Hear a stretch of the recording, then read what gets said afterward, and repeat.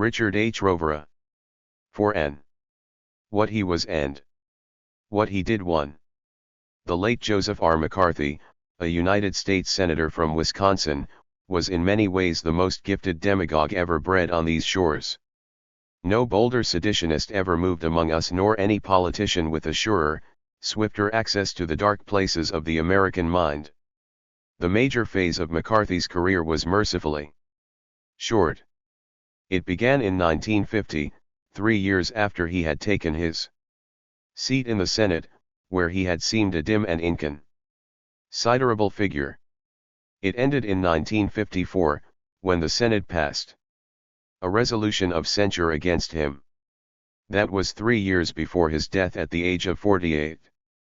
Both his rise and his fall were accomplished with breathtaking speed. At the start of 1950, he was a jackstraw in Washington. Then he discovered communism almost by inadvertence, as Columbus discovered America, as James Marshall discovered California gold.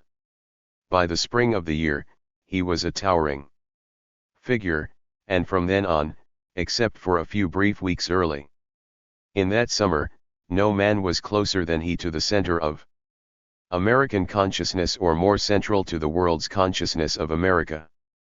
He filled, almost to the letter, the classic role of the corsair of democracy, described 2,400 years ago by Aristophanes, who in the Knights had demos thence described the future of an incredulous sage seller, in whose very coarseness and vulgarity the great connoisseur of both irony and integrity discerned a promise and an inward consciousness of greatness. Now mean and unregarded, but tomorrow the mightiest of the mighty, Lord of Athens, the sovereign and ruler of them all, of the assemblies and tribunals, fleets and armies, you shall trample down the Senate underfoot, confound and crush the generals and commanders. Through the first part of the decade, McCarthy was all of these things, and then he found the Senate and the generals and commanders rising up against him, and he collapsed. His decline was more difficult to account for than his ascent. He suffered defeats but not destruction. Nothing of a really fatal consequence had happened. He was in a long and sweaty rumble before television cameras in the spring. In the late summer, a Senate committee recommended that he be sent for shured, and in the winter he was censured, or, in the language of the resolution, condemned for conduct that tended to bring the Senate into dishonor and disrepute.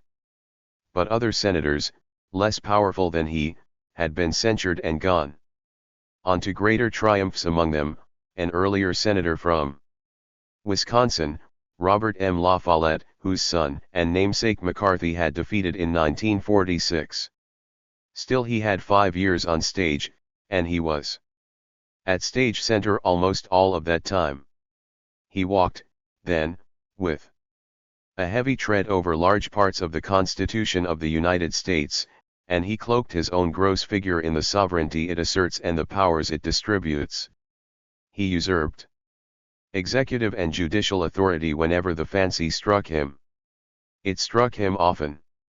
He held 2 presidents captive, or as nearly captive as any presidents of the United States have ever been held, in their conduct of the nation's affairs, Harry S. Truman and Dwight D. Eisenhower, from early 1950 through late 1954, could never act without weighing the effect of their plans upon McCarthy and the forces he led, and in consequence there were times when, because of this man, they could not act at all.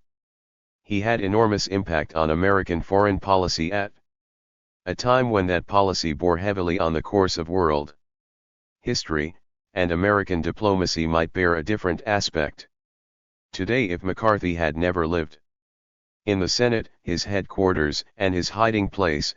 He assumed the functions of the Committee of the Whole. He lived in thoroughgoing contempt of the Congress of which he was a member, of the rules it had made for itself, and whenever they ran contrary to his purposes, of the laws it had enacted for the general welfare. At the start of 1950, McCarthy was an empty vessel to the general public outside Wisconsin. There he was known as a cheap politician of vulgar, flamboyant ways and a casual approach to the public interest. It is unlikely that 1 in 100 Americans knew of his existence. He was a voice making no sound in the wilderness. Then, on February 9, 1950, he made a speech in Wheeling, West Virginia, in the course of which he said that the Department of State was full of communists and that he and the Secretary of State knew their names. Later there was some dispute as to whether he had stated that there were 205, 81, 57, or a lot of communists, but the number was of slight importance alongside what he insisted was the fact that communists known to the Secretary of State were still working and making policy. A Senate committee was immediately appointed to look into his startling assertions. It was the first of 5 investigations, held by 4 different committees, to be concerned exclusively with the problem of whether Senator McCarthy was telling the truth about others or, mutatis mutandis, others were telling the truth about Senator McCarthy. In the spring of 1950, only the first question was considered. Through March and April and May, when communist power in the Far East was being mobilized for the war in Korea, life in Washington, political life in the United States, seemed largely a matter of determining whether American diplomacy was in the hands of traitors. Little of importance was learned except that McCarthy had little of importance to say. He had been talking through his hat. If there were communists in the State Department, he did not know who they were. Nevertheless, he had cued himself in. The lights played over him. Eyes were upon him. The show was his. Within a matter of weeks, his name was known and heard everywhere, and his heavy, menacing countenance was familiar to newspaper readers, to moviegoers, to television viewers everywhere. Henceforth it would be hard to find anyone who was aware of him. And he became, quickly, an eponym. Barely a month after Wheeling, McCarthyism was coined by Herbert Bloch, the cartoonist who signs himself Her Bloch in the Washington Post. The word was an oath, at first a synonym for the hatefulness of baseless defamation, or mudslinging.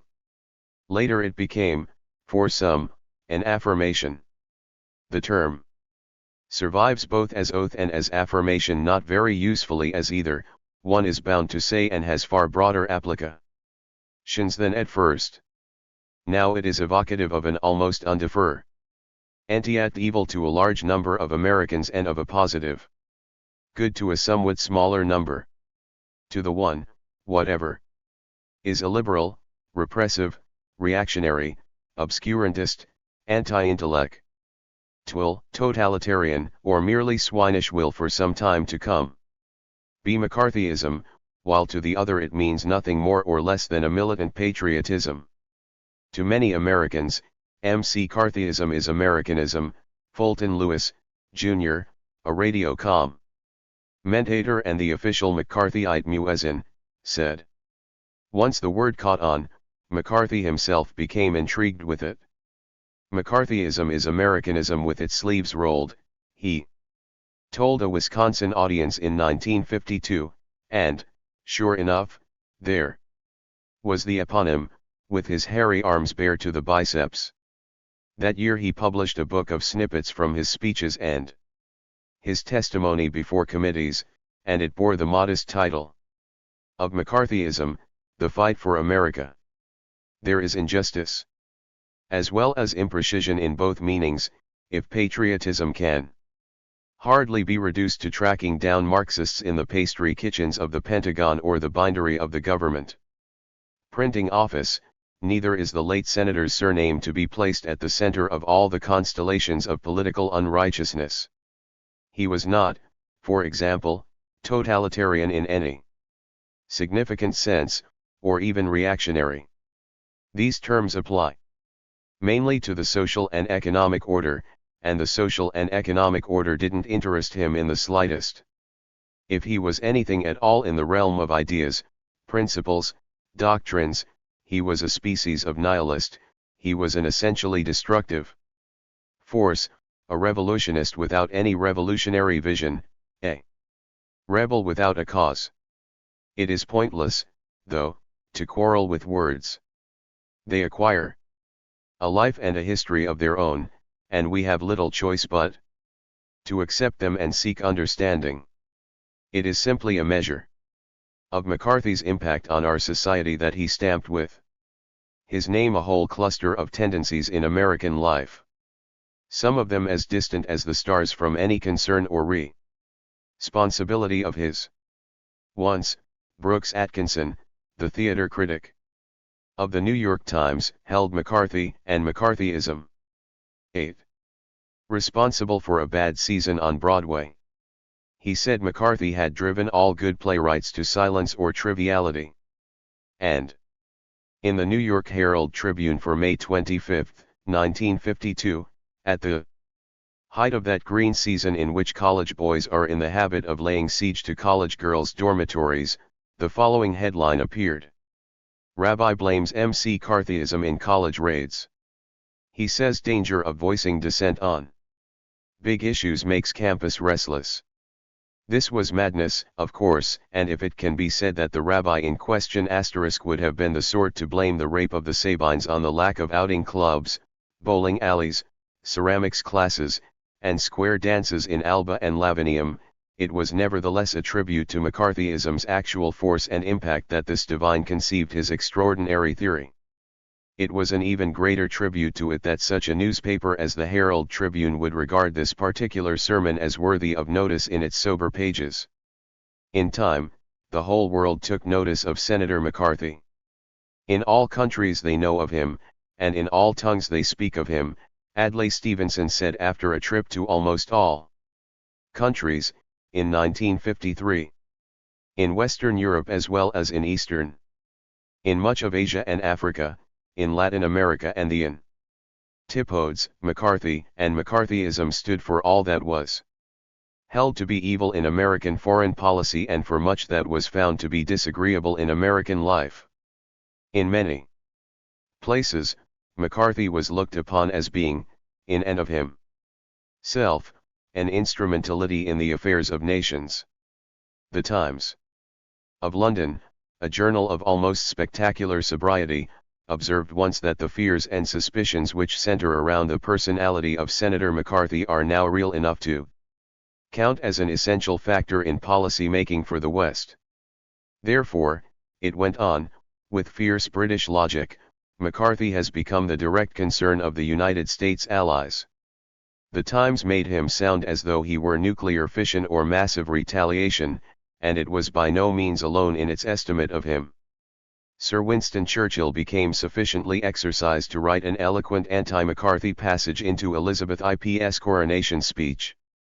From a distance, McCarthy may have looked, by some odd reversal of optical principles, larger than life and of greater consequence than he ever really was. But he was large and consequential enough in those years, and he was, in any case, the first American ever to be discussed and described as being himself a menace to the comity of nations and the strength of alliances.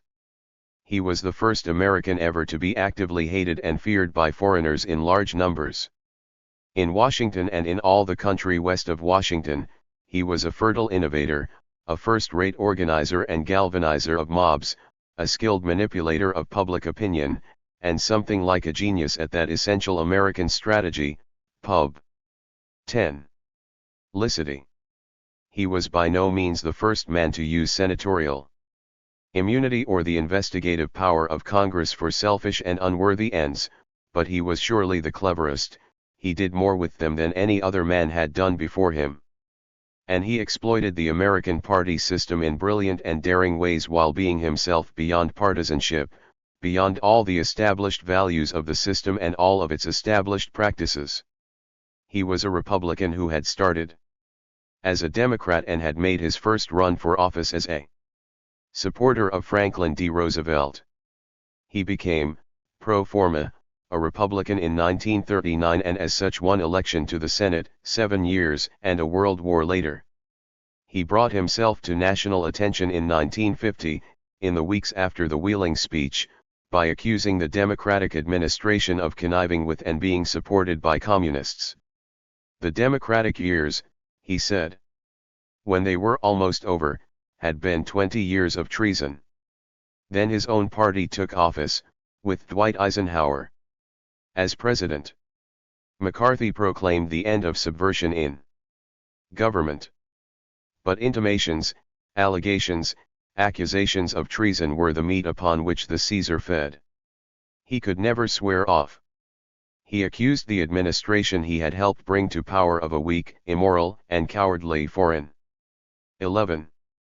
policy, of appeasement, retreat, and surrender before communism, and of having perpetrated a fraud on the American people. By early 1954, he had extended treason's reign to 21 years. It tends now to be forgotten that McCarthy was almost as successful in immobilizing the Truman administration as he later was in demoralizing the successor government. Truman denounced McCarthy, though more frequently and more boldly after he had left the White House than before, but he could never ignore him or disregard his large presence on Capitol Hill. McCarthy's attacks on Truman and on the executive branch under Truman forced the administration into a series of defensive actions that used up vast stores of time, energy, and credit with the public. Dean Acheson, Truman's Secretary of State, spent a large part of 1950 and the ensuing years explaining to Elks, Moose, women voters, legionnaires, steel workers, and the rest that he was not corrupt, that he was opposed to communism, and that he did not hire traitors. To prove its virtue, the State Department hired John Foster Dulles and fired a number of career officers McCarthy had been attacking.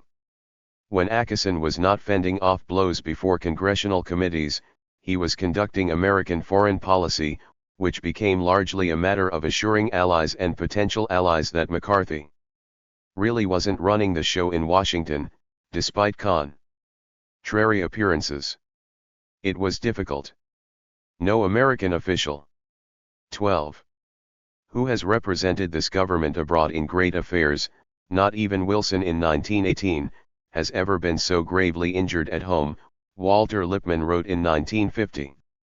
The Truman administration had to be defensive and cautious, for it knew, as the Republicans at first did not, that McCarthyism was a bipartisan doctrine.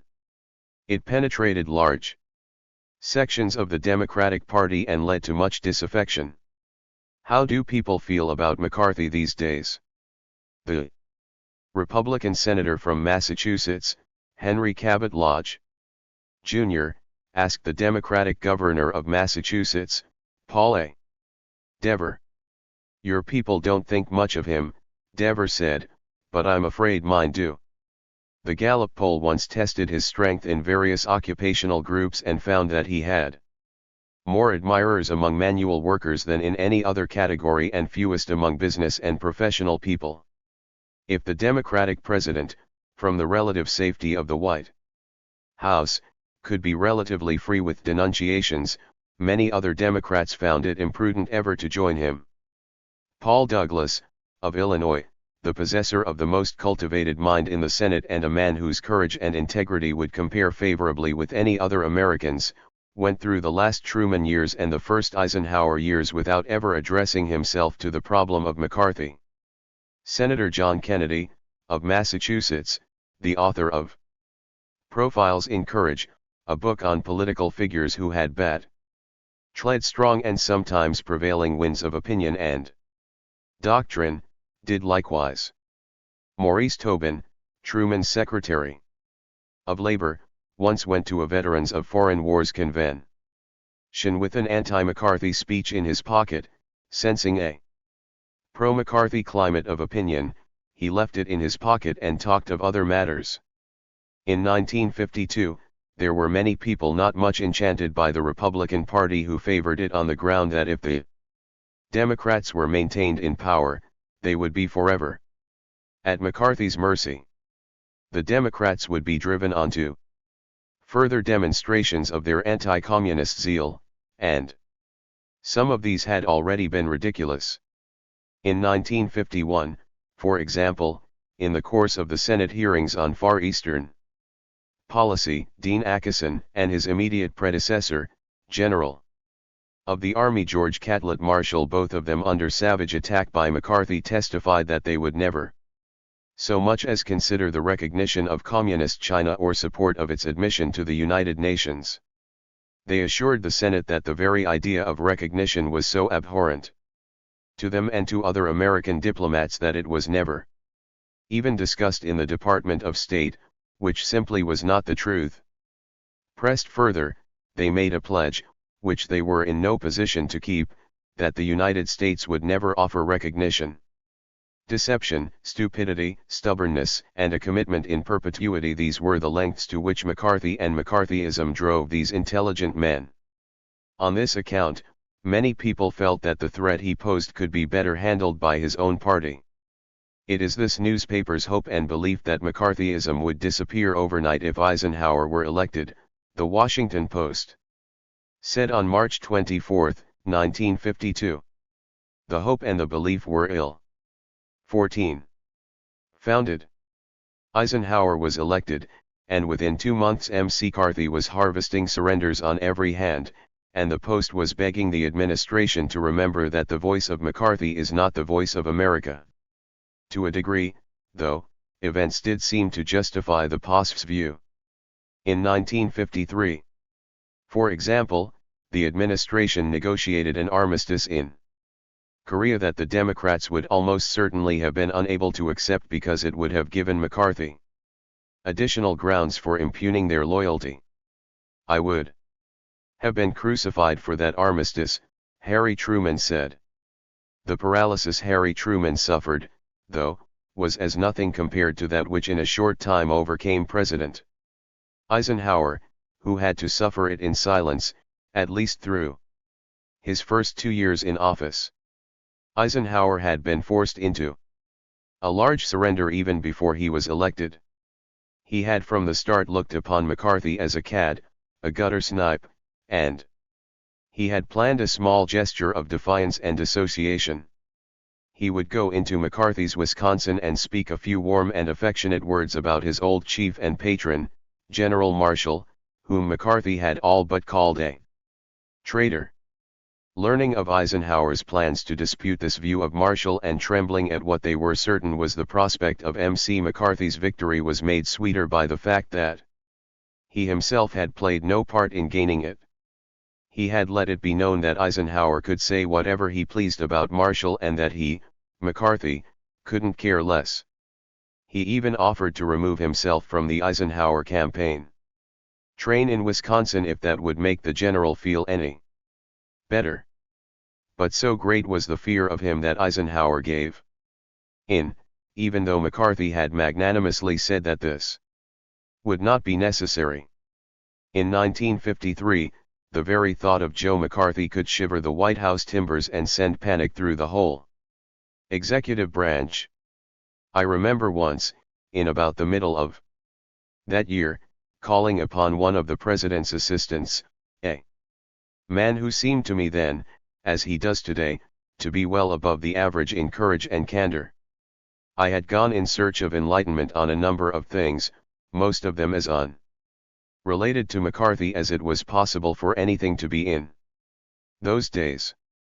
We had a friendly enough talk, and toward the end of it I brought up topic A and of course offered the customary assurances that I would not make use of anything he said in such a way as to embarrass him or make his life more difficult than it already was. At the mention of McCarthy, his whole manner and expression changed, though he did not move from his chair or put his palms together, her assumed, figuratively, and on his face quite literally, a sup. 16. Placating mien. I have no record of the exact words he used, but I have a painfully vivid memory of them. "Don't ask me," he said. "For God's sake, please don't ask me to discuss this. Not now. I'll help you as much as I possibly can, I'll Talk about anything else you want. Anything. Just don't press me on this. Don't even ask me why I don't want to talk about it. Maybe someday we can talk it all over, but not now. AC. Accept my word that my reasons are good. I have not before or since seen a grown man in a responsible position behave in such a fashion. I had the feeling that if I had made an issue of it, I might have persuaded him to see what he could do. In exchange for my promise not again to say McCarthy in his presence to get me an ambassadorship or even to declassify the recipe for the hydrogen bomb. The mere mention of the senator from Wisconsin, the mere possibility of being compelled to discuss him, had reduced this sturdy man to jelly. McCarthyism rampant managed, for a time, to make politics in America seem almost entirely a matter of idiotic chatter about loyalty risks and security risks.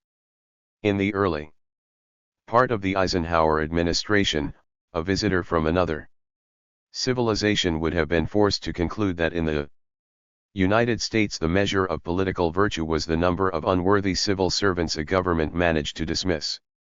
The proudest boast the administration's apologists could make was that in the first 4 months 1,456 federal workers had been dropped under the Eisenhower security program. Reporting on his first year's stewardship, in his 1954 State of the Union message, the president announced a grander 17. Total 2,200. And the Democrats, instead of raising a standard to which people of elementary common sense and decency might repair, boasted that they had done just as well or better when they were in power. The parties seldom argued over the number of gifted people brought into the government. The test was how many rotten apples each had been able to find. We're kicking the communists and fellow travelers and security risks out of the government, by the thousands. The Vice President of the United States said. It happened to be a fact that not one certifiable communist had been disclosed as working for the government, though quite possibly there were a few. But this was not the worst of it. The worst was that McCarthy and McCarthyism had led us to think that the health of the state was war against clerks of dubious patriotism. Back in those melancholy days, many people not easily given to alarm feared that a day might come when McCarthy would not be breaking the laws but proclaiming them. World War II was not far in the past, and comparisons with Adolf Hitler came readily to mind. When I think of McCarthy, I automatically think of Hitler, President Eisenhower's banker brother, Arthur, once said, to the consternation of the White House. McCarthy's methods, to me, look like Hitler's, Eleanor Roosevelt wrote.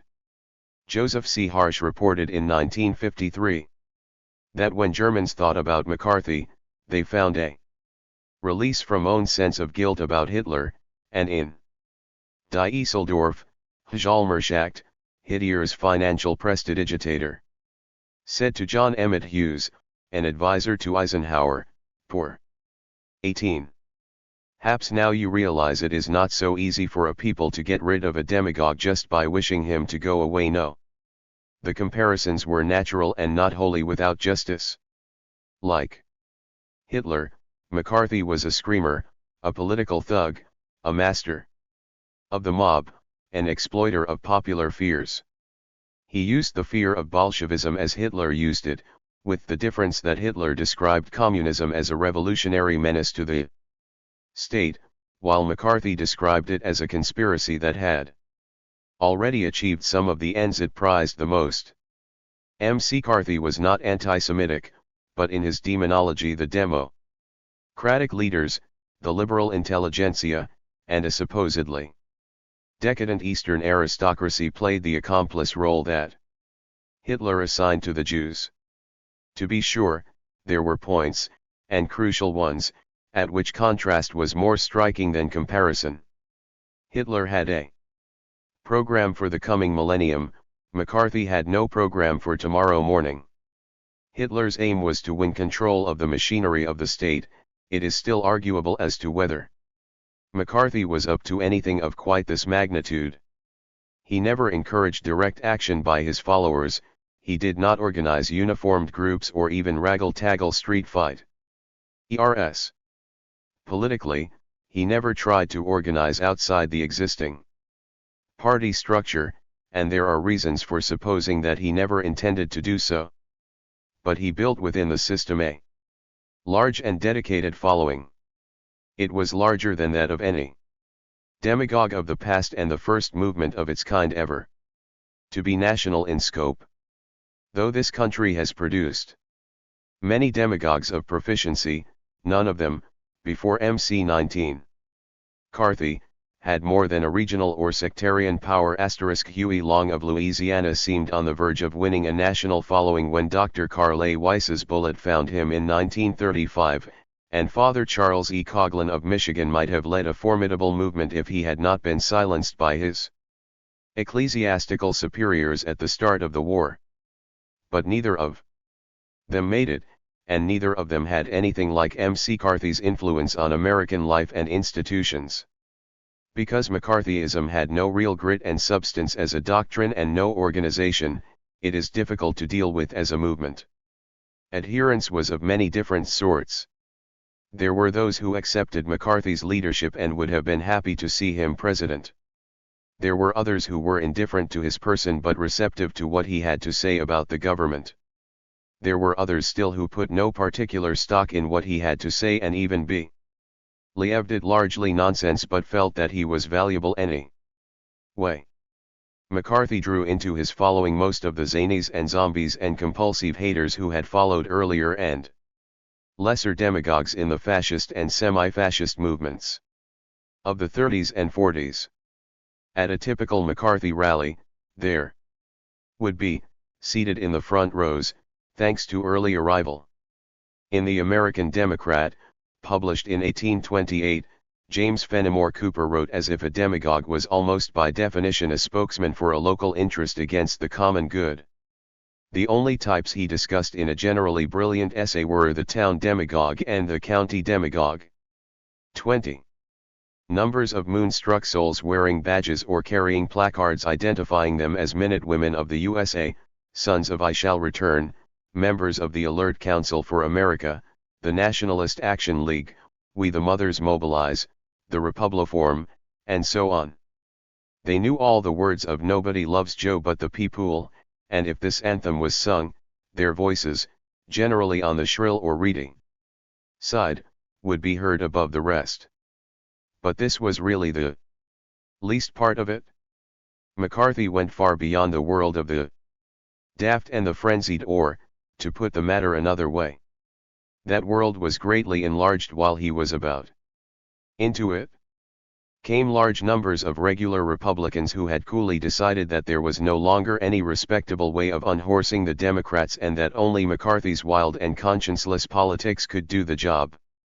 He built, as Samuel Lubell pointed out in Revolt of the Moderates, a coalition of the aggrieved of men and women not deranged but deeply affronted by various tendencies over the preceding 2 or 3 decades, toward internationalism, and, in particular, toward closer ties with the British, toward classlessness, toward the welfare state. There were Roman Catholics, particularly those of Irish descent, who saw in this aggressive Hibernian the flaming avenger of their own humiliations of the past and who could not believe that the criticism he provoked was based on anything but hatred of his church and his name. To these and many others he was a symbol of rebellion. And beyond all this, he simply persuaded a number of people that he was speaking the essential truth. He sent 21. Up such vast and billowing clouds of smoke that many men and women who were not abnormally gullible became convinced that there must be a fire beneath it all. In his following, there were many people who counted for quite a bit in American life, some because of wealth and power, some because of intelligence and political sophistication. He was an immediate hit among the Texas oil men, many of whom were figures as bizarre and adventurous in the world of commerce and finance as he was in the world of politics. They liked his wildcatting style, and they liked him, and they hurried to contribute up to the legal limit to any campaign he approved, to shower him with Cadillacs and other baubles, and to compete for his presence at their parties, their hunts, for white-winged doves, and other exotic entertainments favored by people whose income for a week may exceed that of many men for a lifetime. And there were intellectuals and intellectuals monk whose notions of realpolitik had room for just such a man of action as McCarthy. Some of them, like James Burnham, John Chamberlain, Max Eastman, and William F. Buckley, Jr., were far from being fools. At any rate, the fools and the non-fools contributed mightily to his following, which was mighty, and there was a time when just about 22. Everyone who depended upon the favor of the people lived in fear of him because they believed that a hostile word from him would be a marching order to millions. In January 1954, when the record was pretty well all in and the worst as well as the best was known, the researches of the Gallup poll indicated that 50% of the American people had a generally favorable opinion of him and felt that he was serving the country in useful ways. 21% drew a blank no opinion. The conscious, though not necessarily active, opposition those with an unfavorable opinion was 29%. A favorable opinion did not make a man a McCarthyite, and millions were shortly to revise their view to his disadvantage. But an opposition of only 29% is not much to count on, and it was small wonder that his contemporaries feared him. It was a melancholy time, and the Chief Justice of the United States was probably right when he said that if the Bill of Rights were put to a vote, it would lose 9-GR for 3 of his 5 great years. McCarthy was a first-term senator on the minority side of the aisle. He had no committee assignments of any importance. His seniority was negligible. He had no special rank or position within his party. He was not known to have any unusual mandate from the voters of Wisconsin, and in any case Wisconsin, though an ornament of the Republic, is not quite a first-rate power. In politics, these facts seem to go a long way toward settling the question of whether he was a man of really first-class abilities or just a mediocrity who chanced to be thrust upward. 23. By a current of the times. What power he had in those first 3 years, he generated, it seems to me, almost wholly within himself.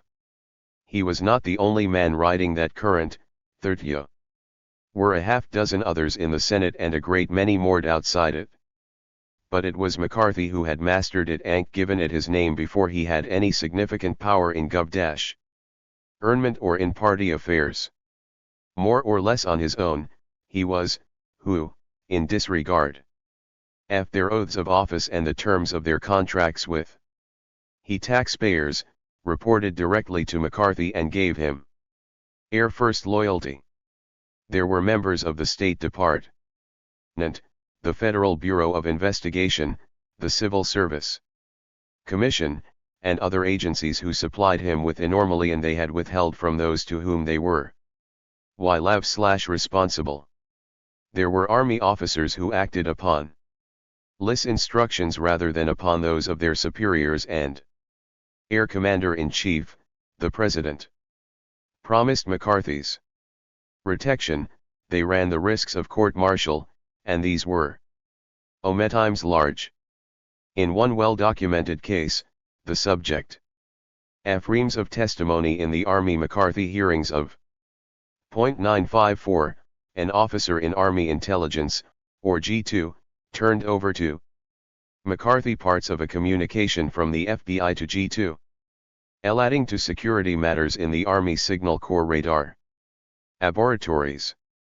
On the face of it, this was a violation of the espionage laws, which make it a crime to deliver such information to unauthorized persons and a crime, too, for unauthorized persons deliberately to receive such information.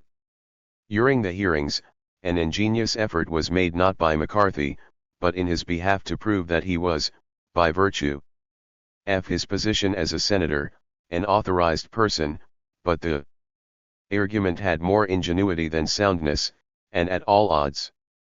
He had turned the material over to members of his staff, too, members of which had sought and been refused clearance to examine classified material. McCarthy himself was unconcerned with the question of 25. Whether he or his informant had violated the laws.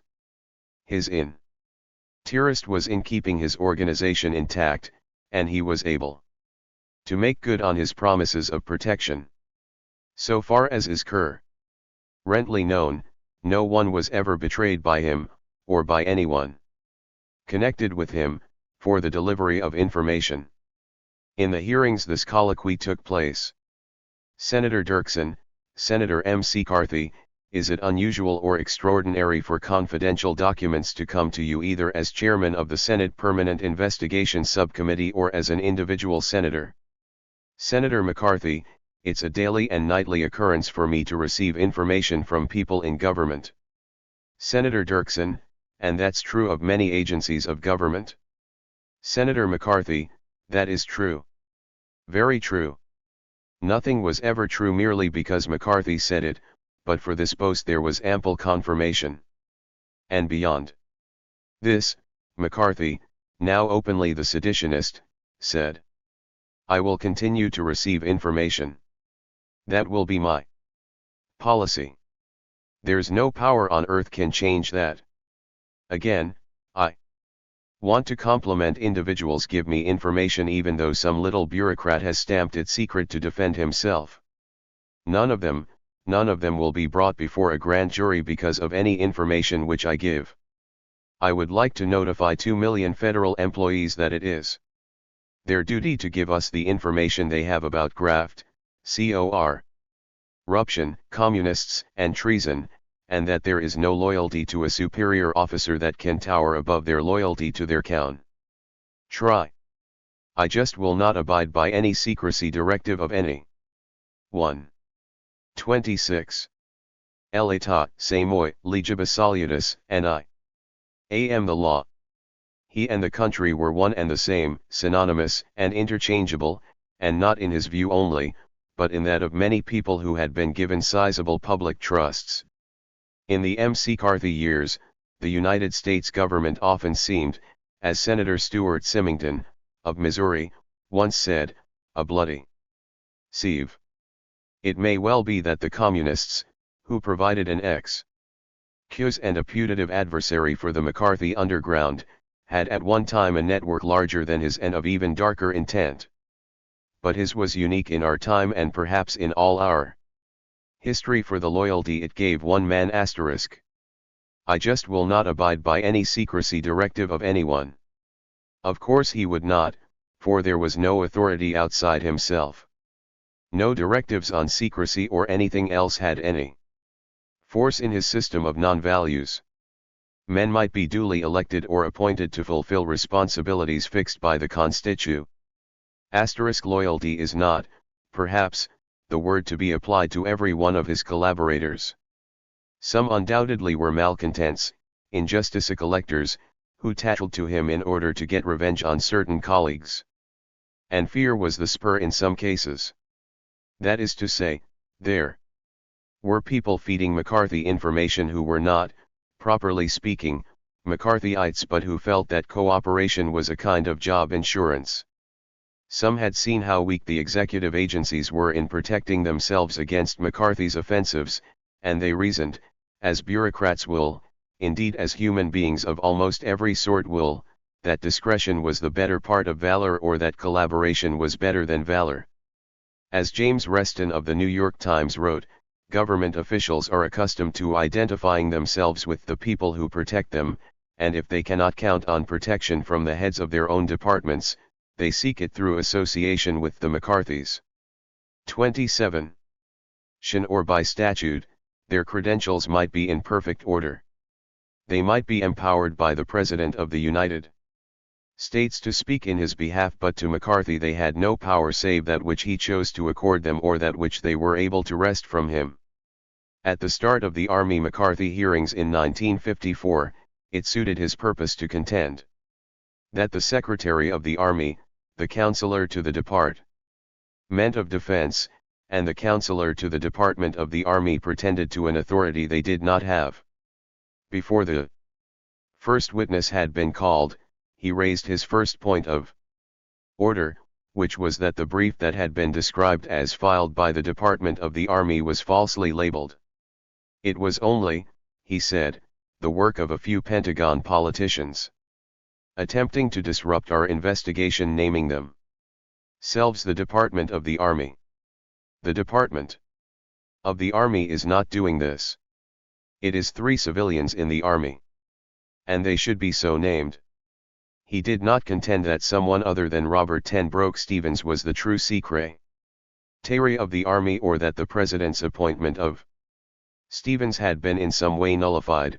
He simply stated that the fact that a man holds his position by the designation of the Chief Magistrate, with the concurrence of the Senate, which is the way it is prescribed in the Basic Charter of American Liberties, was a matter of no concern to him. He said, "I maintain it is a disgrace and a reflection upon every one of the million outstanding men in the Army to let a few civilians who are trying to hold up an investigation of communists label themselves as the Department of the Army." 28.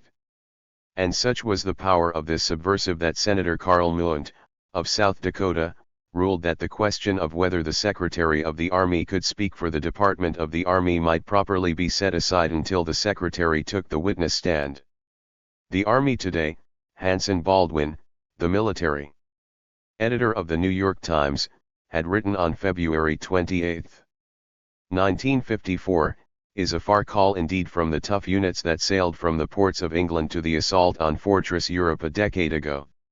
Its morale is depressed, discipline and efficiency leave much to be desired. And he went on, whether President Eisenhower realizes it or not, Senator McCarthy is now sharing with him command of the Army. This was hyperbole. The President could have ordered the Army into combat, and McCarthy could not have done so. There was more truth than poetry in it, though.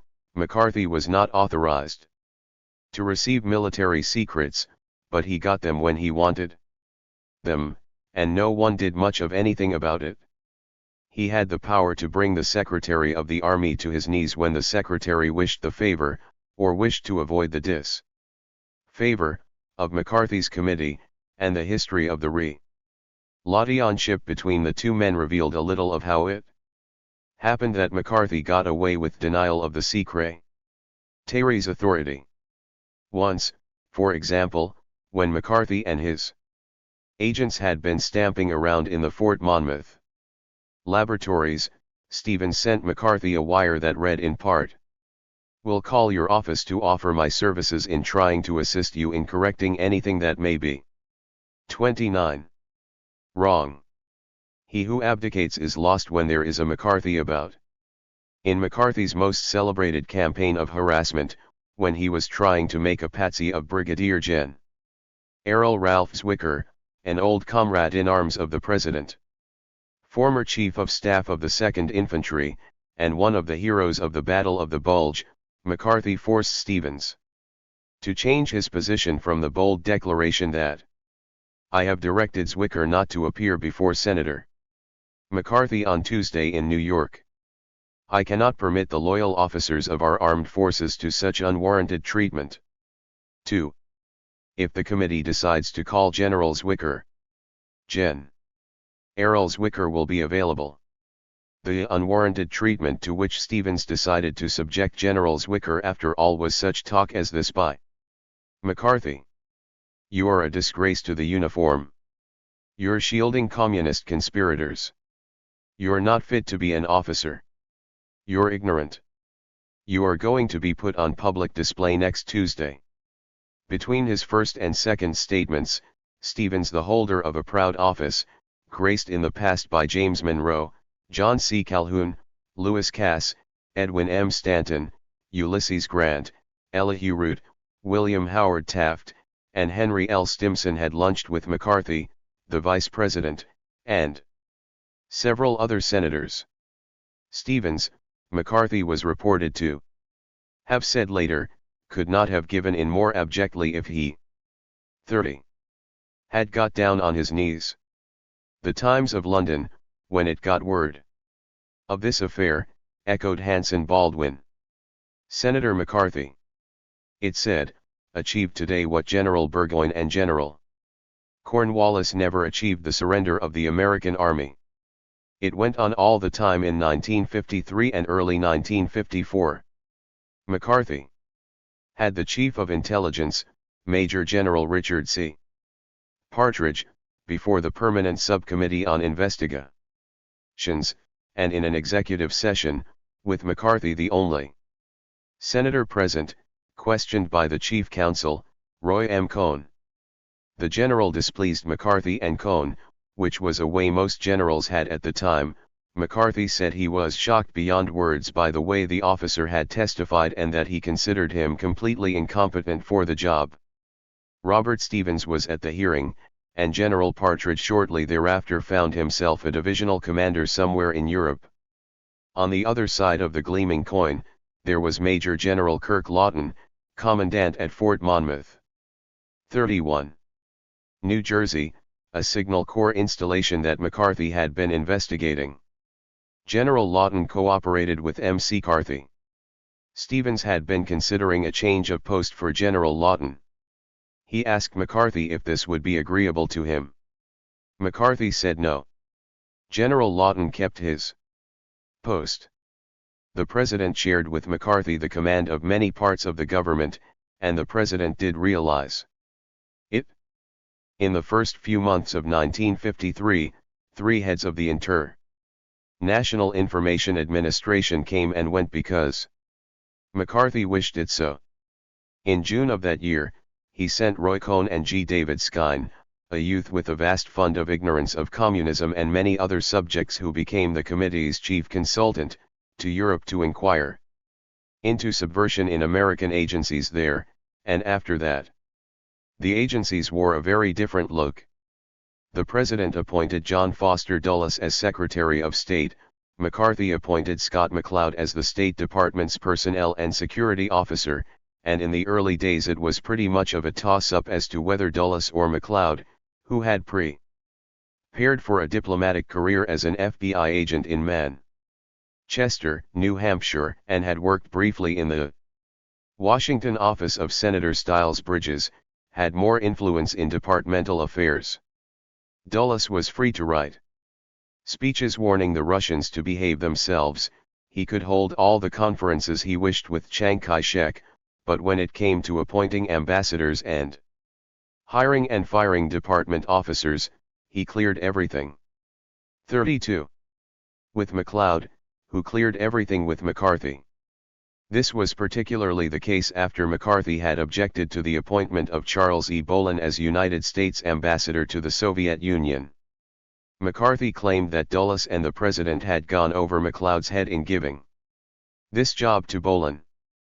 The President and the Secretary very much wanted Bolin's confirmation by the Senate, so Robert A. Taft, of Ohio, still at that time the most influential Republican on Capitol Hill, got the confirmation through for them, but only after arriving at an understanding that there would be no more appointments offensive to McCarthy. When McCarthy had a mind to, he constituted himself an agency for the conduct of foreign relations.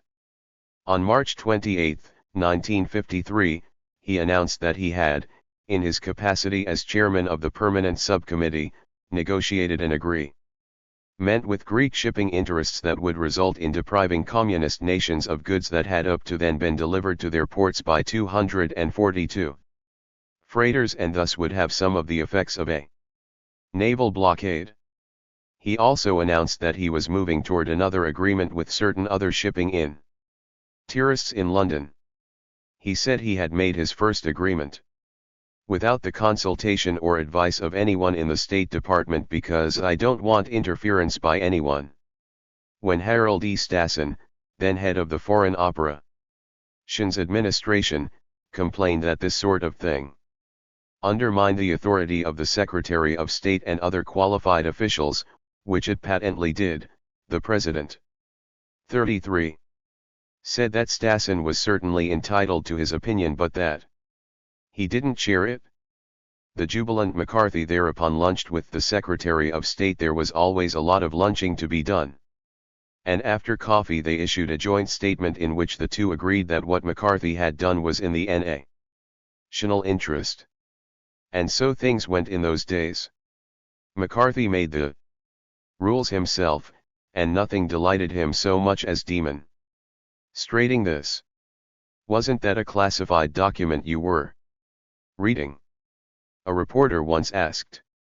"It was," McCarthy said. "I declassified it."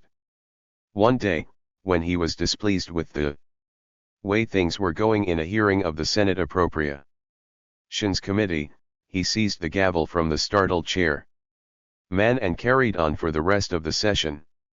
The chairman did not protest. In the Senate in the early 50s, hardly anyone ever protested against anything McCarthy did. Hardly anyone dared refuse approbation. In February 1954, there was exactly one man in the Senate, William Fulbright, of Arkansas, who found it possible to cast a vote against an appropriation of $214,000 for the permanent subcom. 34. Committee *. Everyone then knew that the subcommittee had destroyed much and accomplished nothing of value.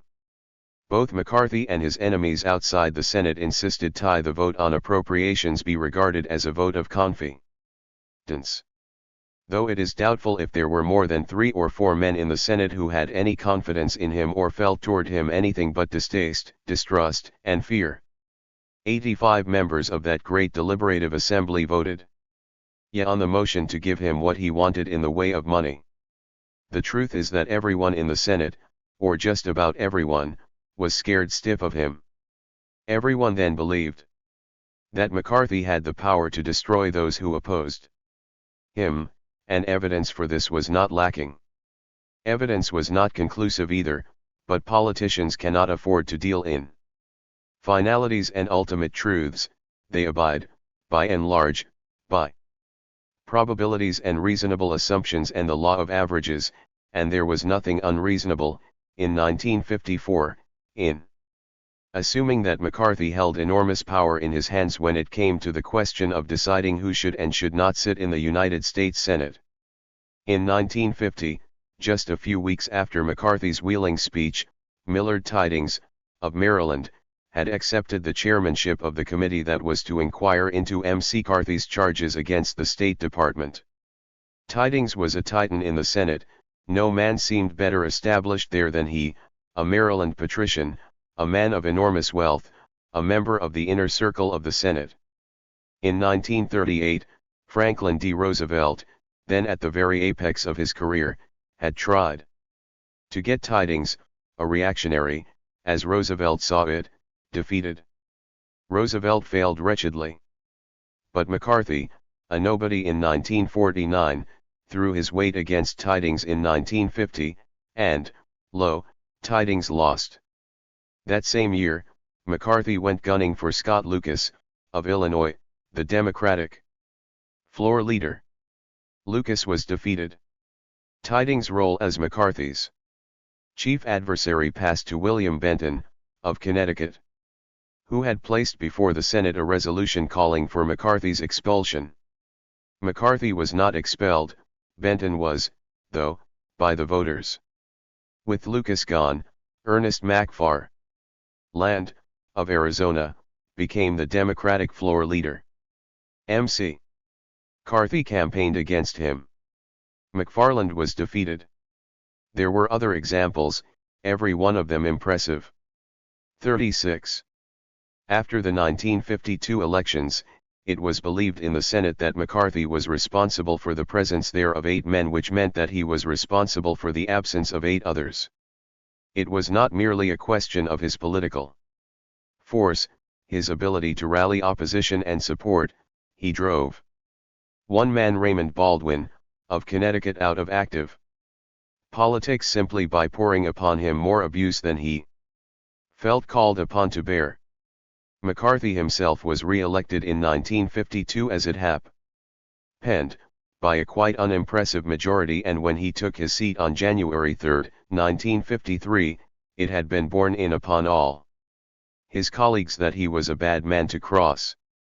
The Senate on that day might have saved itself a good deal of grief, or it might have caused itself a good deal more, by refusing to seat him or by questioning his right to be seated. For either course, there were ample grounds. In 1952, the Rules Committee's Subcommittee on Privileges and Elections, in pursuance of the resolution Senator Benton had submitted, had looked into certain aspects of McCarthy's private and political conduct and had come up with data which created an almost overpowering presumption that he was a crook as well as a rascal. Substantial sums of money he had collected for the fight for America had gone into a personal checking account and had gone out again without ever purchasing any sinews for the struggle against communist subversion. Some of it was traced to an Appleton brokerage firm which had bought soybean futures for McCarthy, and some of it was traced to the account of an assistant to McCarthy, Ray Kiermaz, who refused to say where. 37. It had gone after that.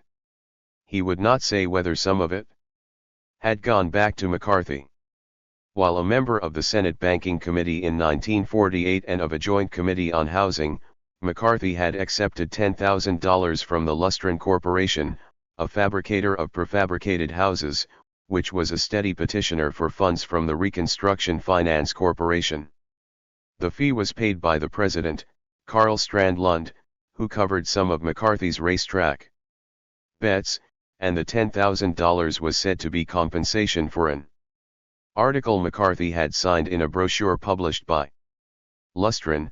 McCarthy wrote parts of the Housing Act, one of the provisions of which gave the RFC additional funds and authority to make a loan of $7 million to Lustron early in 1949. McCarthy invested the $10,000 from Lustron in the common stock of Seaboard Airline Railroad, which was also indebted to the RFC. In time, the RFC disposed of its Seaboard Airline Railroad holdings, and the stock rose sharply, with McCarthy the gainer by $35,000. He was on a sugar subcommittee of the Banking Committee. The Pepsi-Cola Corporation wished extra sugar, which was then being rationed. McCarthy had an unsecured loan of $20,000 from the Washington lobbyist for Pepsi-Cola. The day after he accepted the loan, McCarthy denounced the rationing that prevented the company from going into full production. And there was much more. There seemed fairly clear proof of violations of tax and banking laws and of regulations on commodity trading, and of bribery. Perhaps these matters and several others could have been explained away, but whenever the subcommittee made an AP 38 appointment with McCarthy to come in and explain, he failed to show up. He refused on 5 separate occasions. "I don't answer charges, I make them," he said. He said the subcommittee was a tool of the communists. He insulted 3 successive chairmen of the subcommittee. He was technically as well as morally in contempt of Congress. It was thought by some that on the opening day of Congress in 1953, there might be one man in the Senate willing to come forward with the suggestion that McCarthy just had no right to be there. The decisive moment came. McCarthy entered the chamber with the senior senator from his state. Alexander Wiley, the clerk, announced him. The vice president stood ready to swear him. No voice was raised. He was sworn by the President of the United States. Flanders giggled a little and said that he was glad to see Joe. And McCarthy said with a smile and a trickle in his throat that he'd been looking up Flanders' record.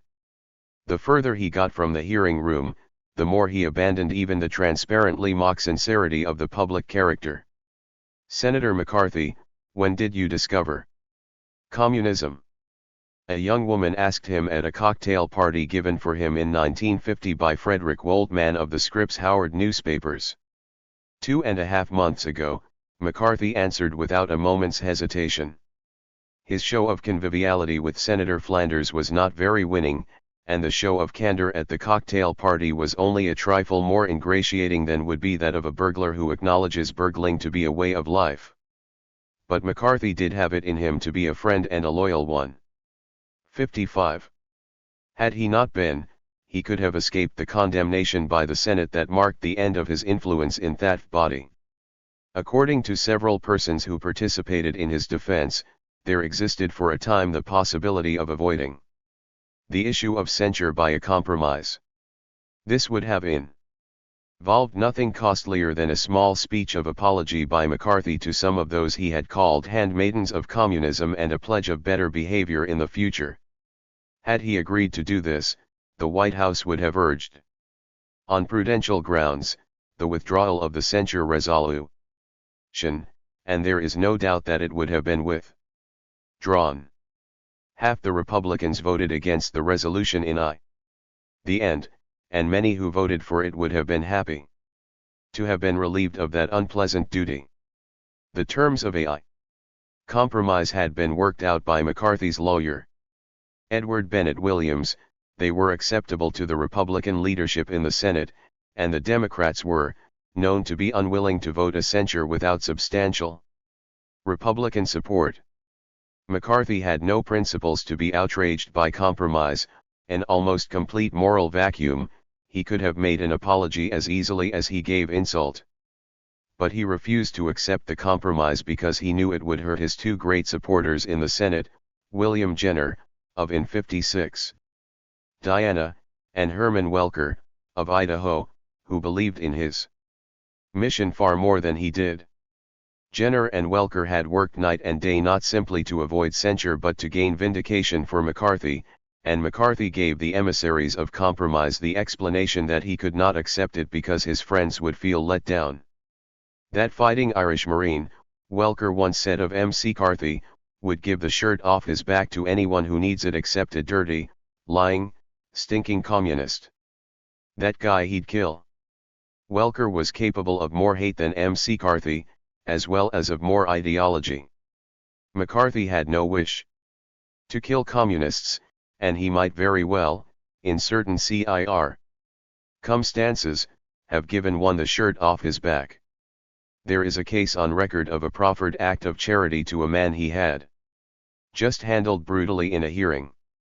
Having learned that his victim not only bled from the wounds he had inflicted but was also desperately in need of money, McCarthy sought the man out and said that he might be able to give him a hand with his financial problems. The man of course refused, no doubt thinking that McCarthy sought to rob him of his pride, as well as of his good name. In fact, McCarthy wanted neither. He wanted only the tumult occasioned by the session on the witness stand, and that he already had. James A. Wexler, the editor of the New York Post, came closer to the truth than Welker when, speaking of his impressions of McCarthy after several days as a witness before the permanent subcommittee, he said that he sensed an element of impatience and disappointment in McCarthy's 57 furies. I had the feeling, Wexler said, that he really wanted me to understand his point of view. He seemed to be saying, look, bud, you've got your racket, and I've got mine. And this is it. There's no need for you to be such a wet blanket. The world took McCarthy seriously, as indeed it should have, but he never really took himself seriously. He was the leader of a fanatical movement, and he gave his name to a fanatical doctrine, but he was no kind of fanatic himself. It is conceivable that in his later days he began to believe what he was saying and to imagine himself truly persecuted by his enemies. At times, during the Army McCarthy hearings, he would fly into fits of what appeared genuine hysteria. He may by then have cast his spell over himself. But even this is doubtful. Mostly, his hysteria was for the birds. He was capable of going into a tantrum before the television, cameras and screaming Mr. Chairman, point of order, and then making a beeline for the gents' room, the objective he had had in mind when he began his diversion. Why not put nature into politics? He would tear passion to tatters, saying he could bear no more of this farce, which made him sick way down inside, and stage a walkout that would take him no farther than a corner of the room outside the sweep of the television cameras, there to observe calmly and be amused by the commotion he had caused. He often timed his walkouts for the newspaper deadlines. He knew when all of them were, and if the serious business of ferreting out communists was pro. 58. Doing little for the reporters to report, he would throw some kind of scene that would bring the hearing to an end, or would at least get him out into the corridors, where he would quickly dish up something, generally something outrageous. If he came to believe his own lies and to hate and fear his detractors as they hated and feared him, he did so only spo radically. If he fell under his own spell, the spell quickly passed. He was, to be sure, a prince of hatred. The haters rallied round him, at a word from him, their hate glands would puff and swell, fresh supplies of venom would flow lento their venom sacs. But this most successful and menacing of all our apostles of hatred was himself as incapable of true rancor, spite, and animosity as a eunuch is of marriage. He just did not have the equipment for it. He faked it all and could not understand anyone who didn't. When he ran into Dean Acheson in a Senate elevator, he thought it cold and unfriendly of Acheson to respond to his "Hello, Dean," with clenched teeth and a crimson forehead. When, in the course of the Army McCarthy hearings, he sank to what even Roy Cohn knew to be the very bottom of the pit of moral degradation by trying to meet a powerful attack by Joseph Welch with a counter-attack that was a wholly gratuitous smear on a young friend and associate of Welch's who had nothing whatever to do with the case. He was baffled by the way everyone shrank from him and cleared the path before him as before a leper as he left the caucus room. They had all been on Welch's side when he addressed McCarthy. 59. Until this moment, Senator, I think I had never gauged your cruelty or your recklessness. If it were in my power to forgive you for your reckless cruelty, I would do so.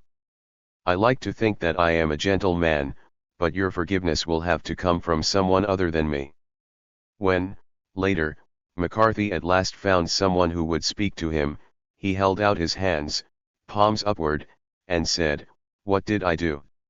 He knew what he had said, of course, but I genuinely believe that he did not know what he had done.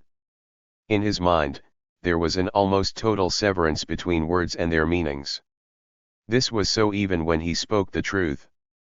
A year or so before he died, he met at a Washington party a former drinking companion, a government servant he had publicly betrayed and ruined. He went up to this man and within the hearing of the astonished guests asked why they had not seen each other in months. "Jeannie was talking about you the other night," he said. "How come we never see you? What the hell are you trying to do? Avoid us?" The man was speechless. "I am trying to suggest it is a perilous as well as a difficult undertaking, that there was to this ogreish creature a kind of innocence that may be one of the clues to his triumphs and his failures. Basically, of course, he was a great sophisticate in human relationships, as every demagogue must be. He knew a good deal about people's fears and anxieties, and he was a superb juggler of them. But he was himself numb to the sensations he produced in others. He could not comprehend true outrage, true indignation, true anything. There was the legendary case of a celebrated English journalist *, a man who had convinced himself at his desk in London that McCarthy was a great beast at large in the world, a monster that had to be destroyed, and right away, in the name of human decency. He appointed himself a St. George, grabbed up his typewriter, and boarded the first transatlantic plane he could make. He was to write a series of articles so powerful that McCarthy, exposed at last, would immediately be crushed. Naturally, he had to see the dragon. In Washington, he phoned McCarthy's office and asked for an appointment. To his surprise, for one expects to have trouble getting an audience with the most terrible man in the world, he got one right away. Bracing himself, reminding himself that violence never solves anything and that a McCarthy hurled from a Senate office building window might be a martyr stronger in death than in life, he went up to Capitol Hill. He was shown in immediately, and the conversation began something like this. "McCarthy, come on in. They tell me you're a hell of a one reporter. Have a drink?" Celebrated English. Journalist, Senator McCarthy. "I think you should know that. I despise you and everything you." This story has gone the rounds at the members' bar of the National Press Club in Washington many times. I recently had a letter from the English journalist about whom it is generally told advising me that it was not an accurate representation of his experience with McCarthy. I accept this and print the story nevertheless.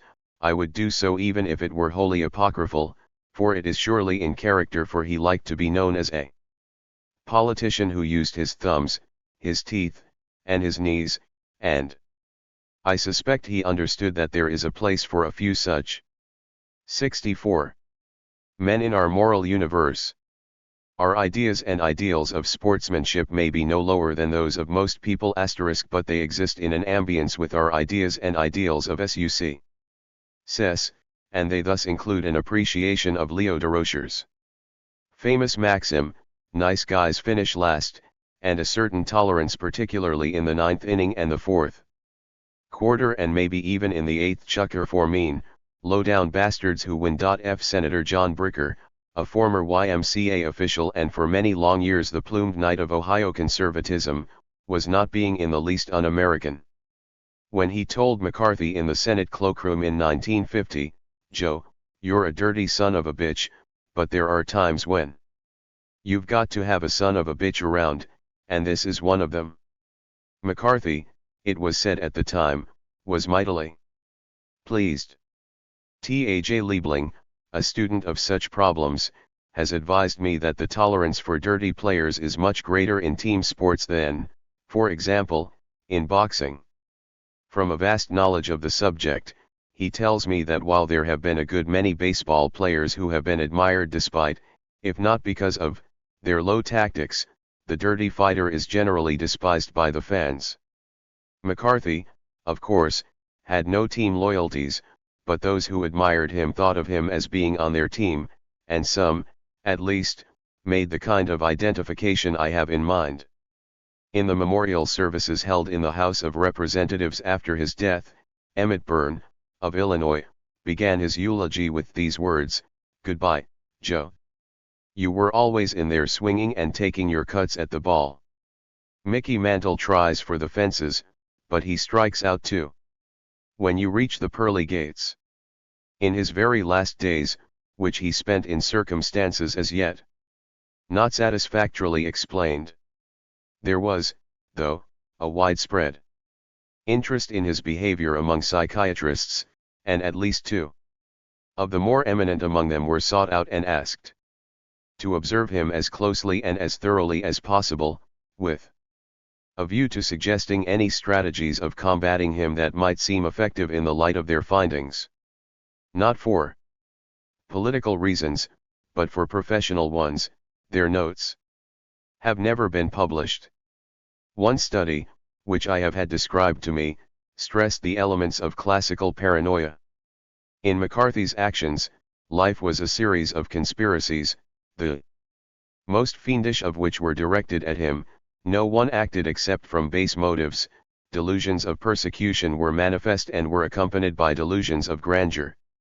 The psychiatrist's recommendation was that McCarthy's adversaries attempt, antitherapeutically, to lay bare the paranoid reaction by prodding, goading, and taunting him cease.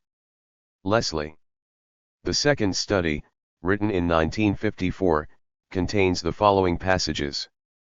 66. The significant thing about McCarthy is the extraordinary intensity of his neurotic drives. The key to understanding is the recognition of his basic insecurity, self-doubt, and self-contempt. Brash, ruthless, and insatiable drive to power is the way he has taken to compensate for underlying feelings of insecurity and unworthiness. He has a shrewd and apparently excellent intellect and, until recently, the asset of extraordinary physical stamina. Has developed a facility for being charming. Highly neurotic individuals are able to turn on a gush of good will, which conceals their inner doubts, hatreds, and feelings of unworthiness. Truth and justice are recognized by him only when they serve his ends. When they do not serve his ends, they are unrecognized or cleverly distorted to make the worse appear the better reason. This seems to be overtly a shrewd opportunistic maneuver, but basically is a sinister neurotic trait. Although at times, McCarthy seems to have gone beyond the borders of sanity, he has a remarkable resilience. His power to protect himself against emotional breakdown very striking. Out of his insecurity and need to be right, he has developed ideas of greatness. McCarthy has seen and portrayed himself as the savior of his country. When intellectual devices rationalizations fail, McCarthy is able to fall back on physical illness. This may be real or exaggerated in his mind. Illness gives him a chance to temporarily withdraw, if the going is rough. Fatigue is his enemy. McCarthy is now on a downgrade course. With the resilience of his mental makeup, he is unlikely to become overtly insane. It is more likely that he will become a prey to physical ailments. Alcohol may be used increasingly to allay anxiety. Secondary toxic effects from any such sedentary measures would tend to reduce efficiency, impair judgment, and might lead to 67. Mental and physical collapse. This form of alcoholism, if it should occur, is the desperate type, to reduce acute feelings of disturbance. One possibility of further real trouble with McCarthy is that if he has, during this interval, recovered sufficiently mentally and rested up physically, he may try a shrewd comeback into public favor. He is capable of trying to do this under certain conditions, namely if his ardent followers can give him sufficient reassurance, or indications of support from one or another. Factions also striving for power. Many people were firmly convinced that he was a homosexual. The evidence was wholly circumstantial, and some of it was not even that. A member of his staff had been picked up as a sodomist in Lafayette Park. A journalist got a story from a Marquette co-ed of his reluctance, as a suitor in his college days, to be anything but verbal. One untried affidavit describing a homosexual encounter with McCarthy in a Wisconsin political meeting some years before McCarthy came to Washington, the apparent compulsiveness and hostility of his pawing of women at parties. Certain of his enemies did their best to get more evidence, but they failed, and in the absence of further data, we are left, in point of fact, with no data at all.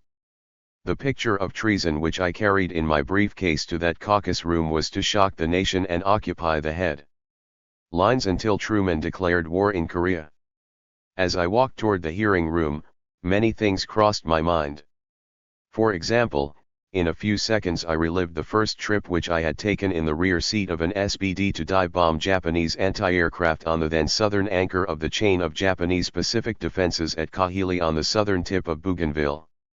As we flew over the Japanese airfield on Balali Island that morning, a few minutes before our break off for the dive through 76.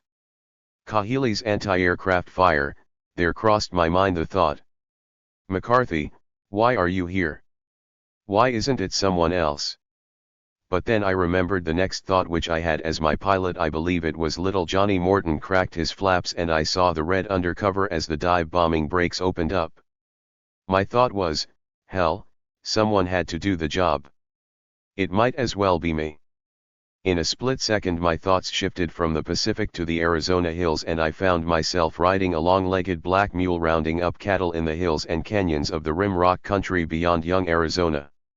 It was on the ranch of Kelly Moore, father of one of the less retiring and modest Marines of my acquaintance. 10 saddle-sore days which I spent on that desolate but friendly cattle ranch, played a most important part in my anti-communist fight.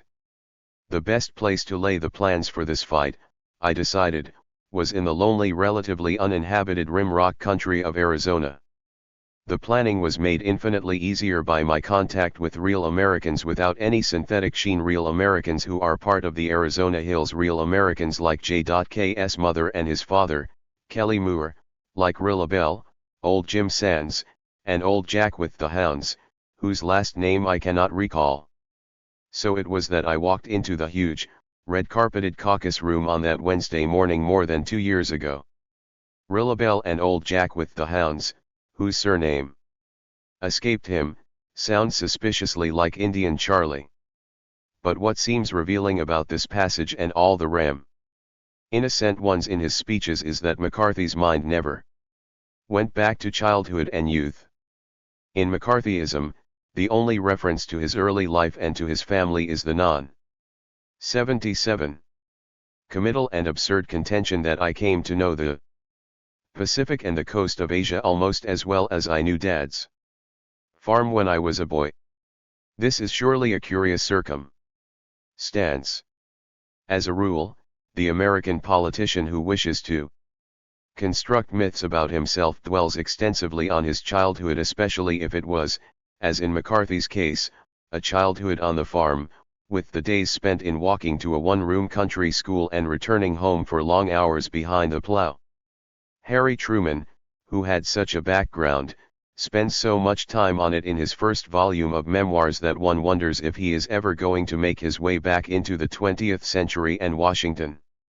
McCarthy mentions his Arizona friend's mother and father, but he never, so far as I have been able to learn, said or wrote anything about his own.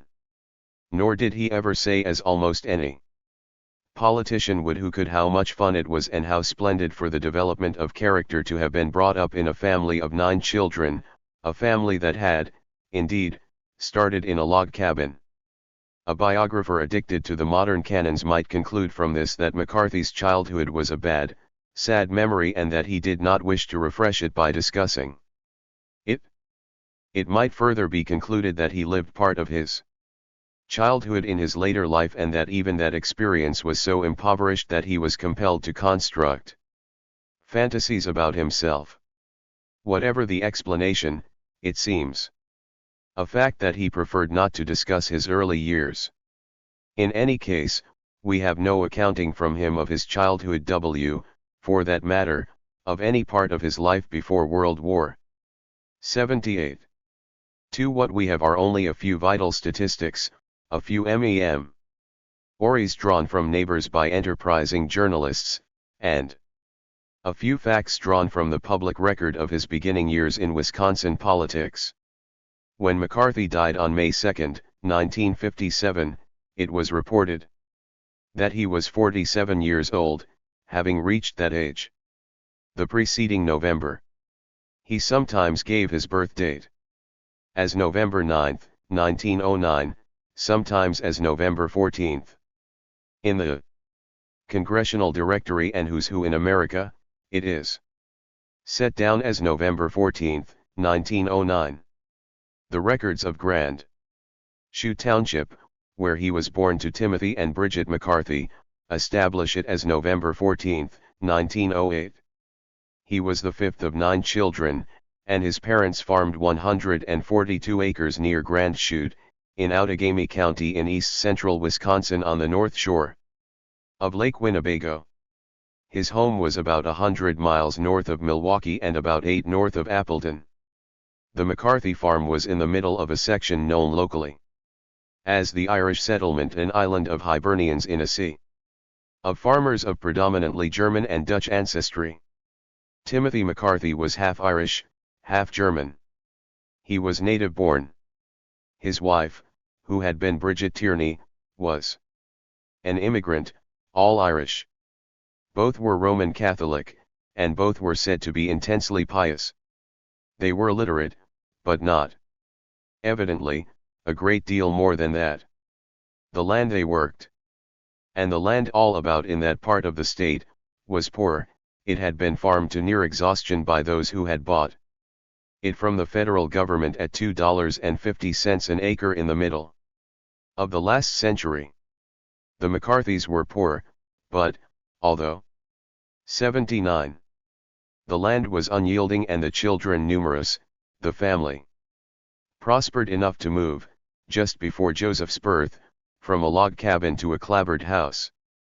It seems to be the testimony of those who knew McCarthy as a child that he was an awkward boy and not very appealing in a conventional way.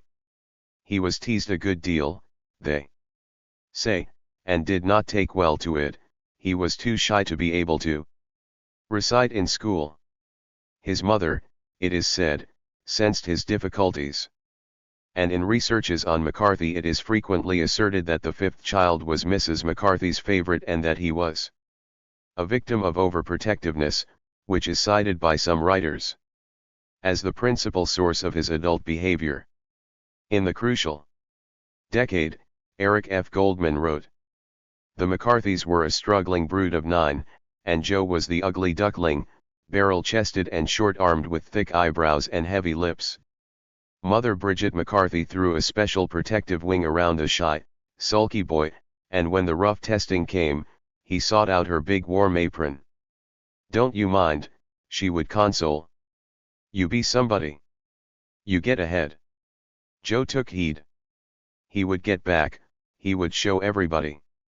The shy sulkiness turned into a no-holds-barred ambition. Perhaps it is all true. But even if it were just as Mr. Goldman sets it down, it would still leave unanswered the large question of how it happened that out of all the millions of boys who sought out big warm aprons and were admonished to be somebody, only one became Senator Joe M. C. McCarthy. It is universally conceded nowadays that the tree inclines the way the twig is bent. The difficulty is that twigs 80 are never straight to begin with and are bent back and forth a good deal and often end up as wavy as a blackthorn. Also, with human beings, the bending is a largely hidden process. Very little of it is done on sunlit days in the presence of witnesses with total recall, with the consequence that very often a skilled psychoanalyst with a patient only a few feet away and eager, at least in his conscious mind, to make the journey back to childhood finds the whole affair hopelessly elusive. In the little that is known of McCarthy's childhood and youth, there is nothing that is singular enough in nature to account for this singular man. We may assume as facts his unattractiveness and his rejection by his peers. Two early biographers, Jack Anderson and Ronald W. May, did scrupulous field work for their book McCarthy, the Man, the Senator, the Ism, and the Grand Chute neighbors they interviewed insisted that these were the facts. We may assume, too, that he felt a certain self-pity because of his limited opportunities. On February 20, 1950, he read this into the Congressional Record ****. The passage was in what he claimed was the text of his maiden speech on communism, the one he delivered in Wheeling on February 9. However, he had earlier said that he had spoken from notes, and by the next morning the notes were gone. It is conceivable. Indeed, it is probable that someone on his staff wrote this between February 9 and February 20 and that he inserted it without ever having said it or even read it. It was quite clear, as I shall show later. 81. The reason why we find ourselves in a position of impotency, is the traitorous actions of those who have been treated so well by this nation. It is not the less fortunate or members of the minority groups who have been selling this nation out, but rather those who have had all the benefits the wealthiest nation on earth has had to offer: the finest homes, the finest college educations, and the finest jobs in the government that we can give. This is glaringly true of the State Department. They're the bright young men who are born with silver spoon in their mouth are the ones who have been worse. There seems, in any case, to be scarcely any doubt that toil was his lot. The life the McCarthys lived called for labor from everyone, and there is no reason why McCarthy's brothers and sisters and their neighbors should remember him as a hard and uncomplaining worker if in fact he had been a laggard in the barns and fields. It would be more difficult for others, particularly brothers and sisters, to be sure that he was his mother's favorite and that she mothered him more than the others. But even if we accept as revealed truth all that had been said and all that may be assumed about his early life, we are still lacking any necessary background for a demagogue of genius. Adversity and rejection may scar the soul or enlarge it or have no identifiable consequences.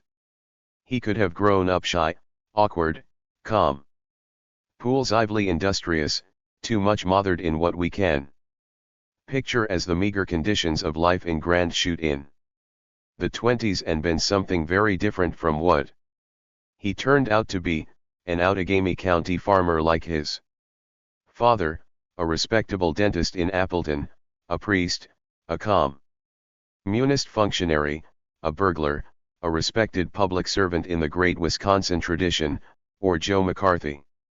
At this point in time, no mysteries can be penetrated by speculations about the early years. Certain facts are more or less beyond dispute. He attended Underhill Country School and did well enough despite a reported inability to recite normally to skip a grade. When he was 14 and had just finished grammar school, he became a full-time chicken farmer. Using some money he had earned at odd jobs, he acquired a flock of 50, which he raised on land rented from his father. Before long, he had 10,000 chickens, a new chicken house, and a truck for trucking the chicks to Chicago. When he was 19 and prospering, a sad thing happened. He fell ill of pneumonia contracted, so the story goes, from too much time spent in moist coops in good weather and bad, and was compelled to hire some local boys, who lacked his dedication to the welfare of the fowl. They were careless. Disease spread. Laying hens and broilers were wiped out. McCarthy faced the choice of starting all over again or quitting the poultry business. He quit. He left Grand Chute for Manawa, a town of some 5,000 about 20 miles distant. There he found employment as the manager of a grocery store, part of a chain named Cashway. Apparently, he, 83, did well and was much liked in Manawa, and he was urged by some leading citizens to resume his schooling so that he might be ready for even larger callings than the local Cashway management. 2 months short of 20, he enrolled in Little Wolf High School, and in 1 year completed the scholastic work of 4. His determination made a large impression on the principal, who devoted much of his own time to tutoring McCarthy, and he made McCarthy's feat of acceleration the subject of his commencement address. The following fall, he enrolled as an engineering student at Marquette University, a Jesuit institution in Milwaukee. After 2 years, he abandoned engineering for law. He supported himself and paid his tuition by working as a dishwasher and pie baker in the Pfister Hotel, a gas station attendant, a pick and shovel man on a road construction gang. His academic record seems to have been average. He was president of his class, though, and a varsity boxer, and when he was in law school, he was the college boxing coach. Upon graduation, he hung a shingle in Waupaca, a potato market town and the seat of Waupaca County, just west of Outagamie. He shared offices with a dentist, but the dentist, according to Anderson and May, did most of the business. The records show only 4 cases for his 9-month stay there. He reported earnings of $777.81 for 1935. He made ends meet, they say, with his poker winnings. He next took a job, at $50 a week, with an attorney named Michael Eberline, whose practice was in Chawano, still another county seat, this one north of Outagamie. Eberline was a Repub. 84. Lincoln, and McCarthy was, by an inheritance he then chose not to reject, a Democrat, and in their bipartisan collaboration they followed an old tradition honored to this day. Probably, in every county seat north of the Mason and Dixon line of law firms working both sides of the street, McCarthy became chairman of the Young Democratic Clubs of Wisconsin's 7th District and ran as a Democrat for district attorney. To no one's surprise, he lost the election. But he did a good deal better than his supporters had expected. It was a three-way election, with the candidate of the La Follette Progressives expected to win, which he did. And with McCarthy expected to come in behind the Republican. McCarthy did better than the Republican. He went back to work for Eberline. It was now the firm of Eberline and McCarthy, and stayed for the next 3 years.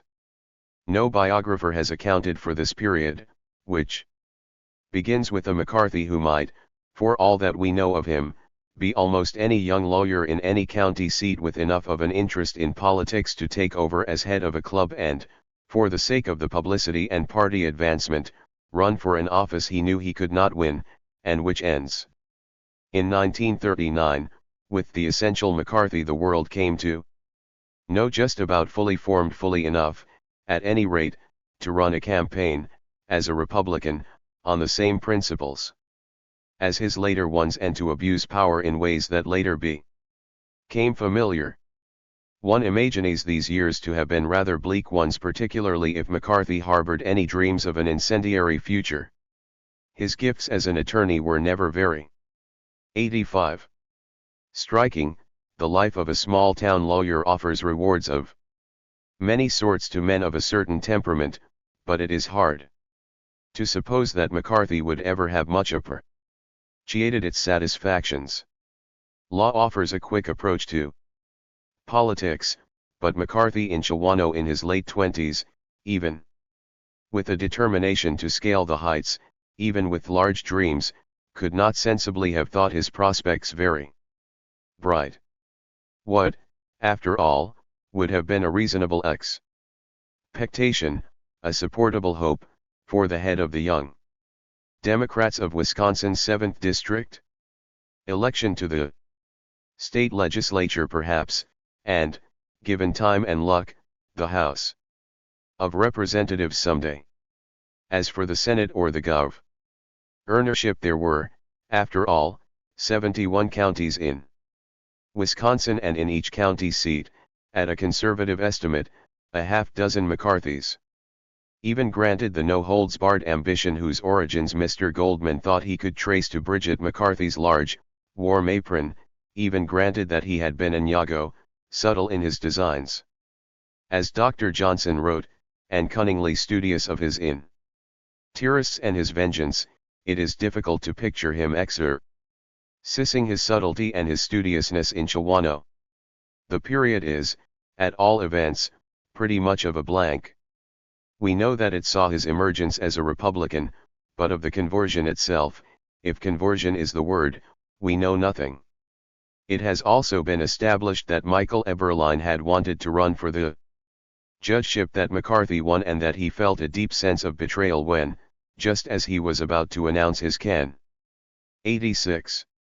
Candidacy, McCarthy announced his. But by the time anyone grew interested enough in McCarthy to inquire into his backcountry days, they were far behind him. The past was irrecoverable, the truth, if it could ever have been known, was hidden. McCarthy was a large figure in the nation and a giant in Wisconsin politics, and there were few people who would discuss him freely. Michael Eberline would not talk about him because he was a prisoner in the judgeship McCarthy had won in 1939 and had left in 1946, upon his election to the Senate. Eberline had got the job with McCarthy's support. Judge Verner's supporters got up a petition to have the election voided on the ground that McCarthy had won it by fraud and deception, and on the further ground that he had violated the state's corrupt practices law by campaign spending in excess of the statutory limit. But McCarthy had won his judgeship, and nothing ever came of the petition. His campaign slogan, incidentally, had been "Justice is Truth in Action." He graced the bench for something over 4 years, but these were divided, almost in the middle, by a little more than 2 years of military service. Taken all in all, his calm, 89. Portment as a judge revealed that emancipation from convention which characterized him in his 1939 campaign and in his behavior as a United States Senator. One of his early cases was to become a classic one for students of judicial misconduct. The State Department of Agriculture sought from Judge McCarthy an injunction against the Quaker Dairy Company of Appleton to force compliance with the marketing law. McCarthy granted a temporary injunction. 3 days later, he suspended his own order, for reasons he never put in the record. Then, when the case came to trial before him, he dismissed the state complaint with the argument that the law the state was trying to enforce would be off the books in 6 months. This was true. The legislature had adjourned without reenacting the marketing law, which had a statutory expiration date. Judge McCarthy simply undertook to advance the expiration date. He also said that he was dismissing the complaint on the ground that enforcement of the law, which is supposed to be no respecter of persons, would work a hardship on the defendant. His opinion was appealed. When the record of the case reached the state Supreme Court, it was found to be incomplete. McCarthy, it was discovered, had ordered his court reporter to take out and destroy parts of the statement he had made from the bench in dismissing the complaint. The content of the missing parts is unknown. Asked why he had destroyed them, he said, because they weren't material. The court's horrified reaction to both the grounds for the dismissal and the destruction of a crucial part of the record is of a piece almost tiresomely of a piece with 90. Many subsequent documents on McCarthy. The court said, in part, "We are cited no authority and we find none which justifies a court in suspending the operation of statute. It must be concluded that the grounds upon which the trial court acted did not constitute a sufficient or legal reason therefore and that this action constituted an abuse of judicial power.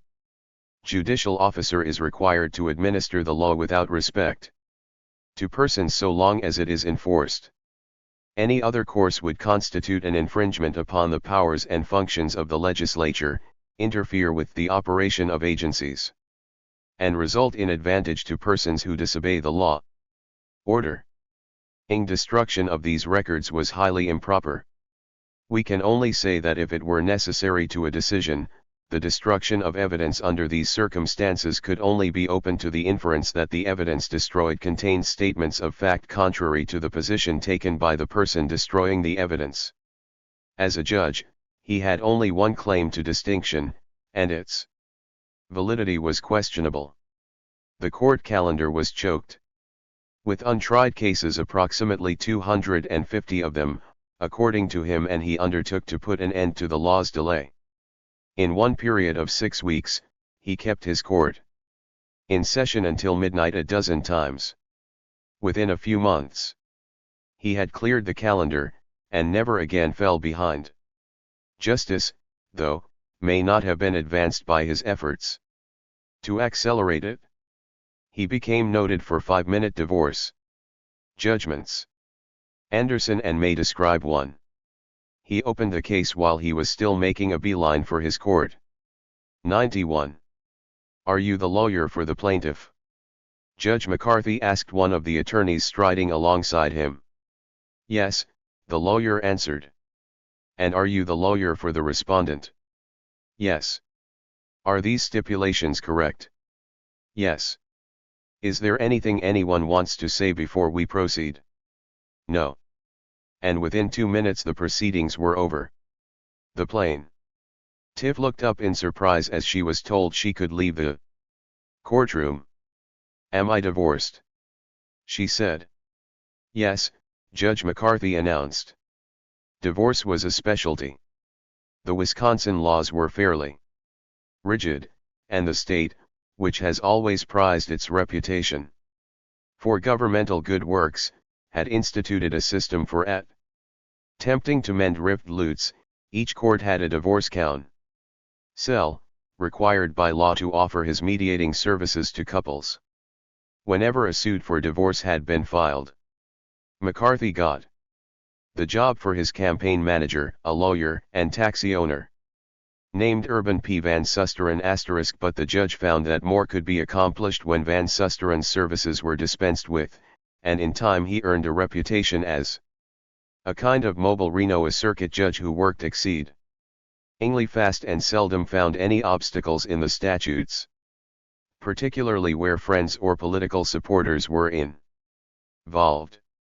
The Milwaukee Journal joined the Supreme Court in anguish over McCarthy.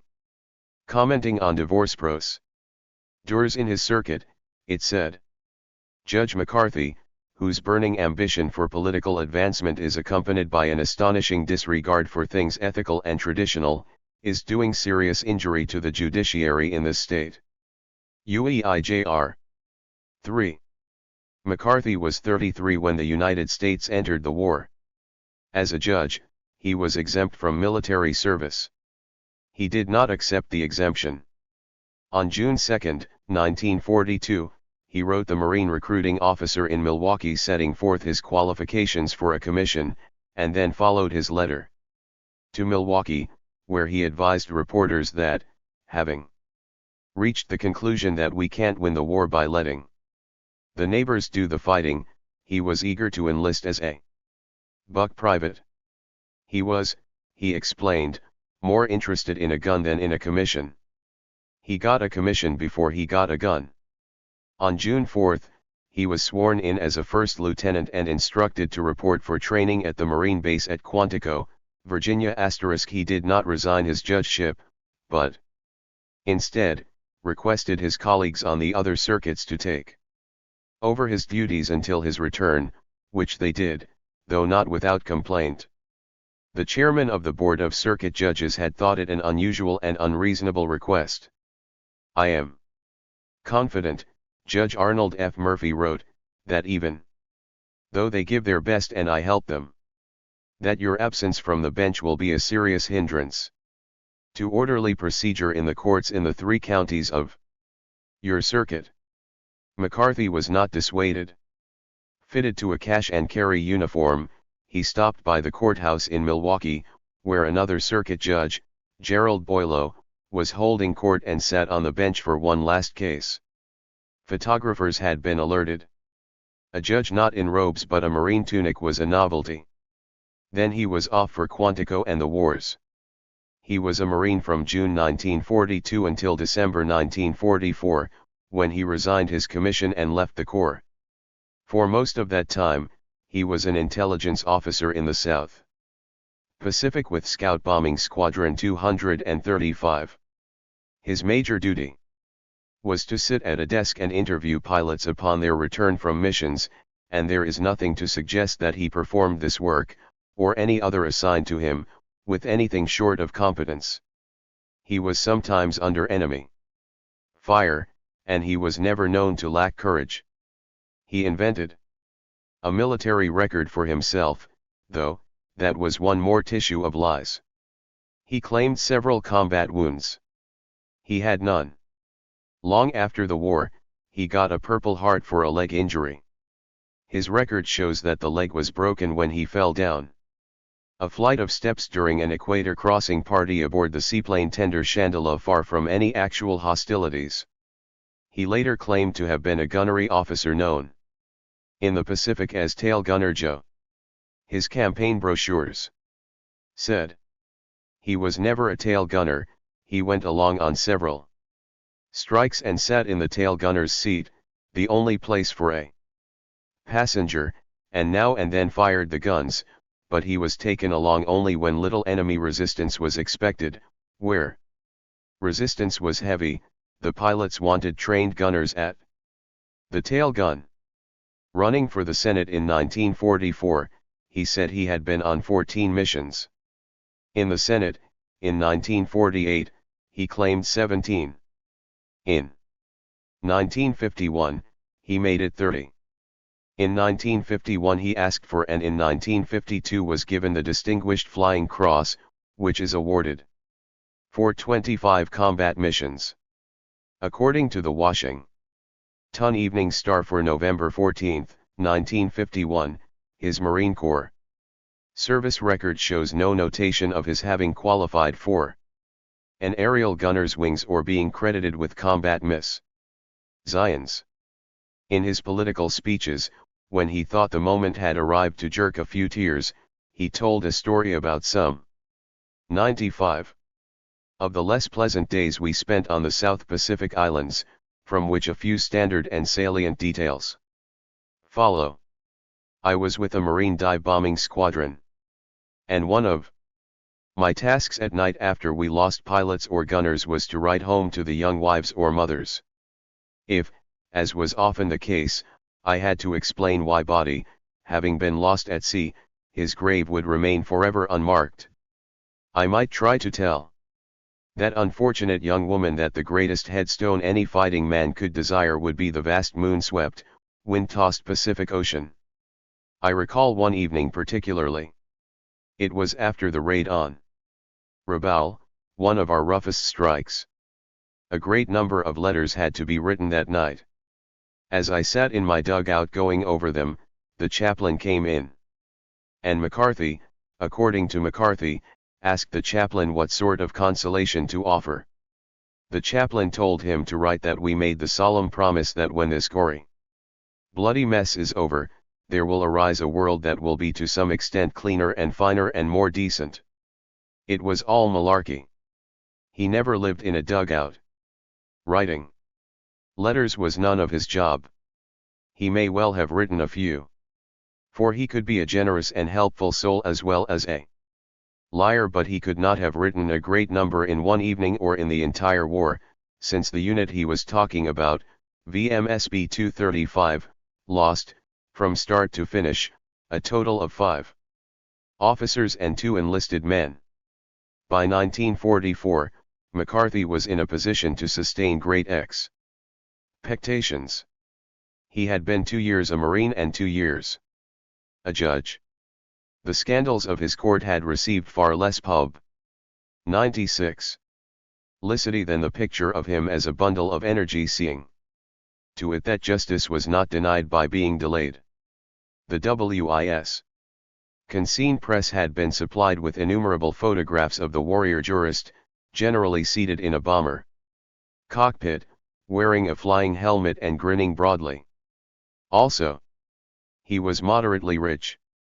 Though his gross income from 1935 up to the time of his enlistment, as reported to the Wisconsin Department of Taxation, came to $24,867.05, he had somehow or other managed to put $50,000 into the stock market, and in 1943 netted a profit of $42,353.92.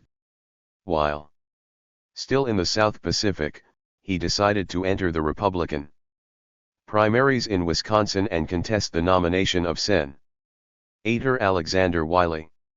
There were 2 obstacles of a legal nature to his candidacy. One was a military ruling that forbade servicemen from speaking on political issues. Another was Article 7, Section 10 of the Wisconsin Constitution, which read, "Each of the judges of the Supreme Circuit Courts shall hold no offices of public trust, except a judicial office, during the term for which they are respectively elected.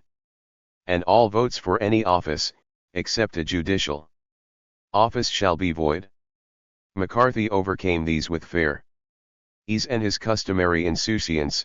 He simply paid no attention to them, or very little.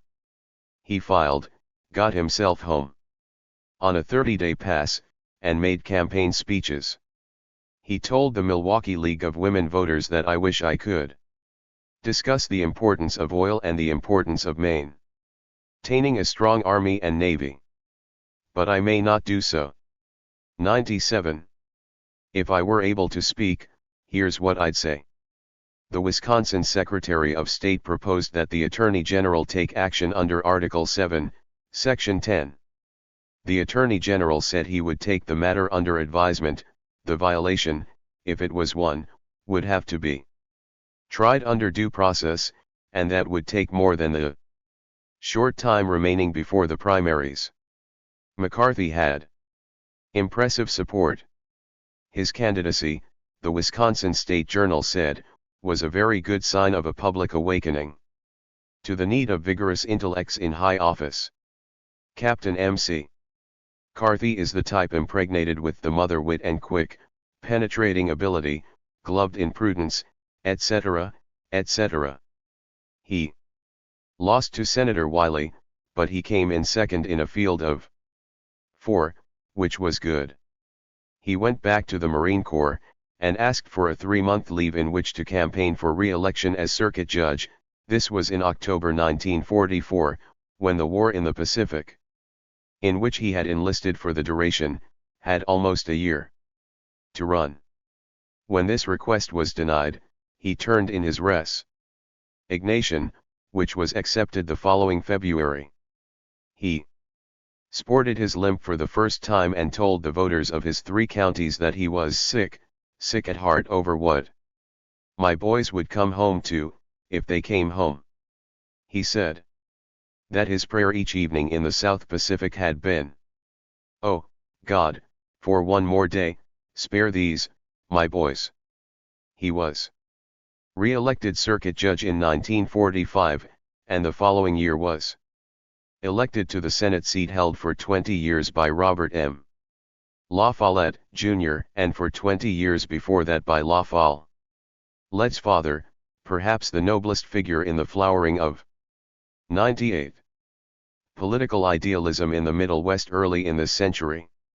Ironies that in retrospect became almost unbearable attended McCarthy's defeat of Robert M. La Follette, Jr.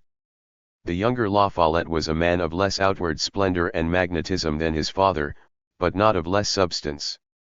The Cataline looks had gone to his brother, Philip, who served several terms as governor of Wisconsin, and the insurgent fire had died with the father. Robert, Jr., was a gentle and inward spirit. He was also a man of fine critical intelligence and high moral purpose. He and his conqueror were antipodal in specific ways. Civil liberties knew no stouter champion than La Follette. In the 30s, he had been chairman of a Senate Civil Liberties Committee and had conducted an investigation of industrial espionage that was everything a McCarthy investigation was not. McCarthy threw the United States Senate into disorder. La Follette, in the 40s, had devoted himself to bringing order into its affairs. Together with Representative A.S. Mike Monroney, of Oklahoma, La Follette had devised most of the structural and procedural reforms under which Congress in McCarthy's time was to function. The Committee on Government Operations, which McCarthy was to chair, was a La Follette invention. The poll of correspondents and political scientists that in the 50s held M.C. McCarthy to be the worst senator had in the 40s held La Follette to be the best. 99. It is unsettling to think that in a free election, in what has often been spoken of as one of the most politically civilized communities in the Western democracies, Robert La Follette, Jr., should have been defeated by a scapegrace whose campaign slogan was "Congress needs a tail gunner." It happens to be a fact, though, that there is something about the United States Senate, something about its role in government and its place in American thinking, that makes tragedies of exactly this sort every few years. The Senate offers great scope to men of intellect and imagination.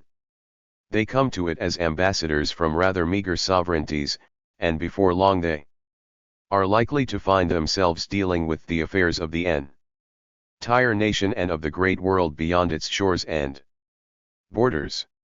If their interests and aptitudes are engaged by their opportunities, they are very likely to alienate and become alienated from the provincial politicians upon whose favor they are dependent. The more time they devote to seeking just solutions to national and international problems, the less time they have for dipping into the pork barrel for the PEO.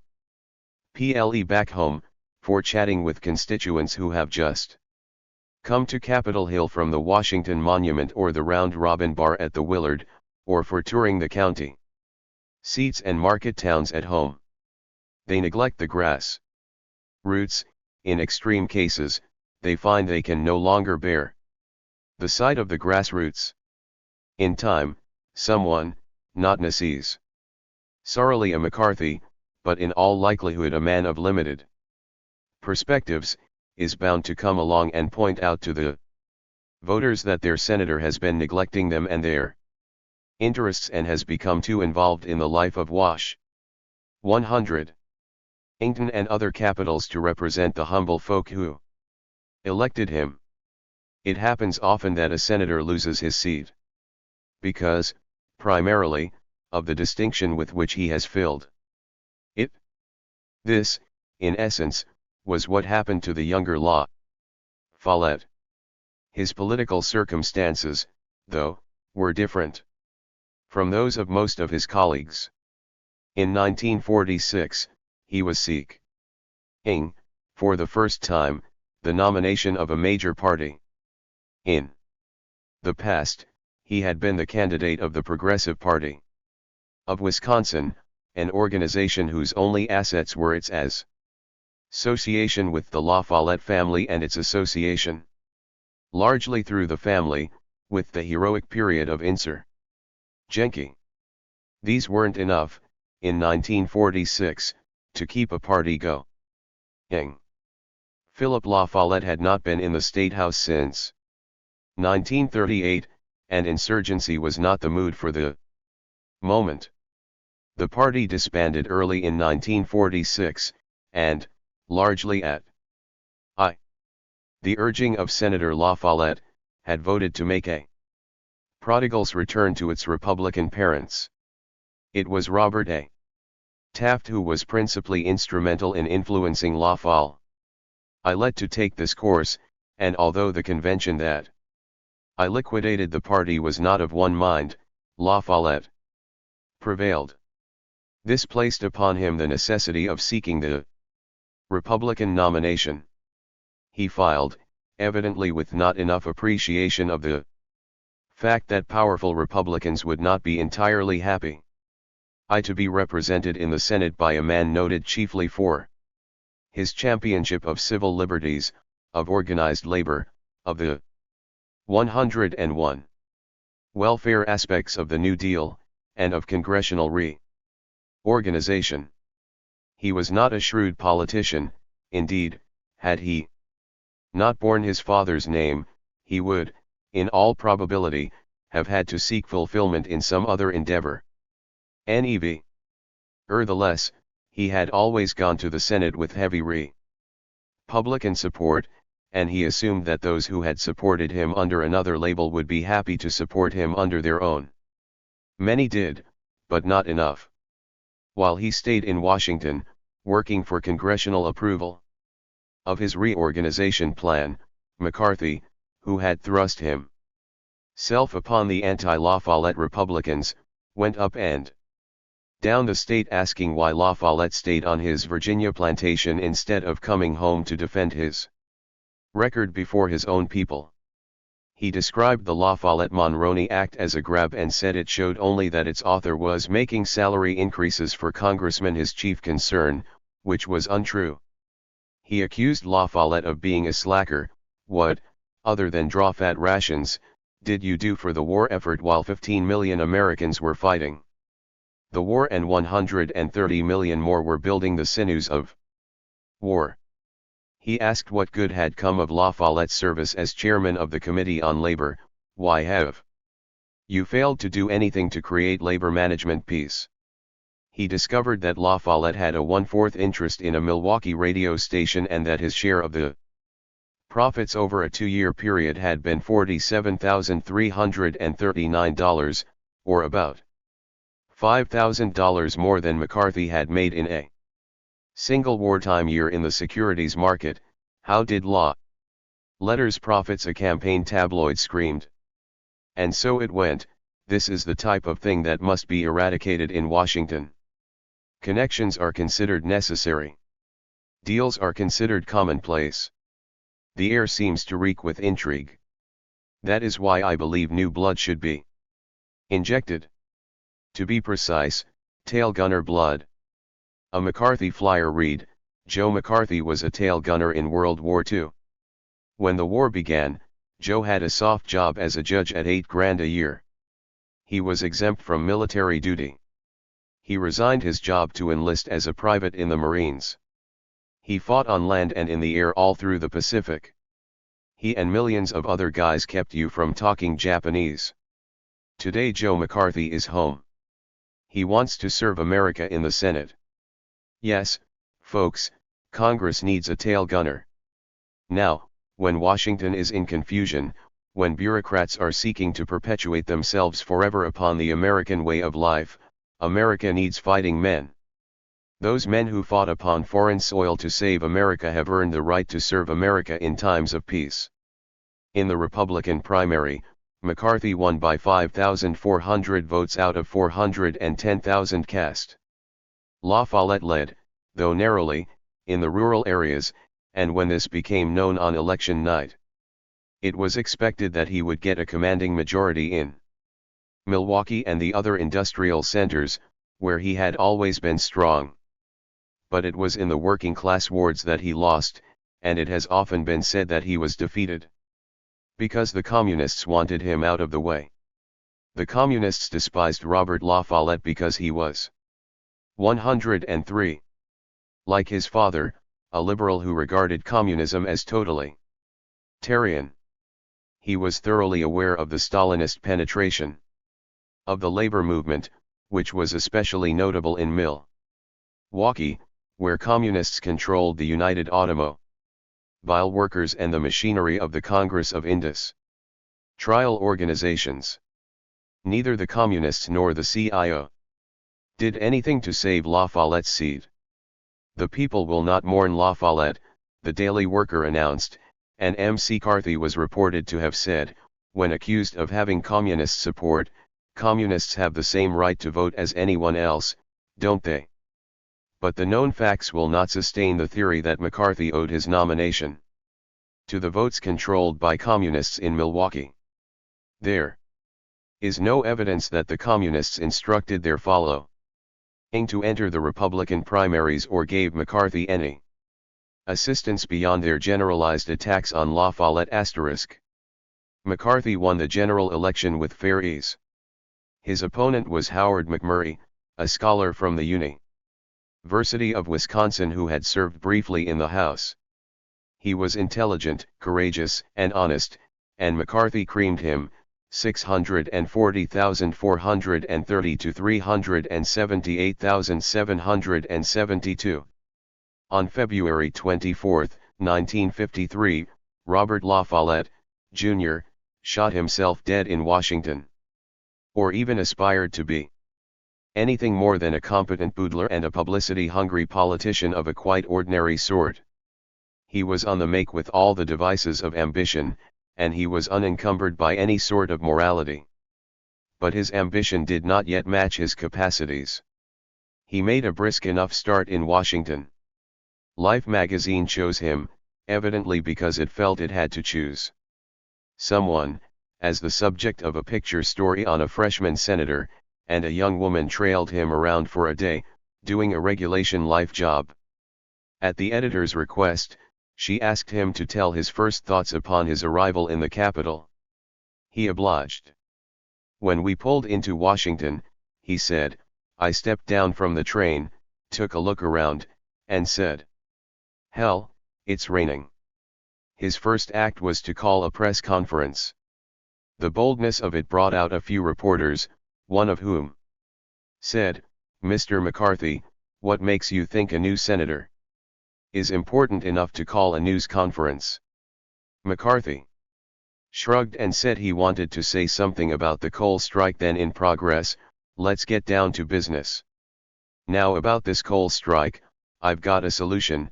The Army should draft the striking coal miners. That would solve the problem.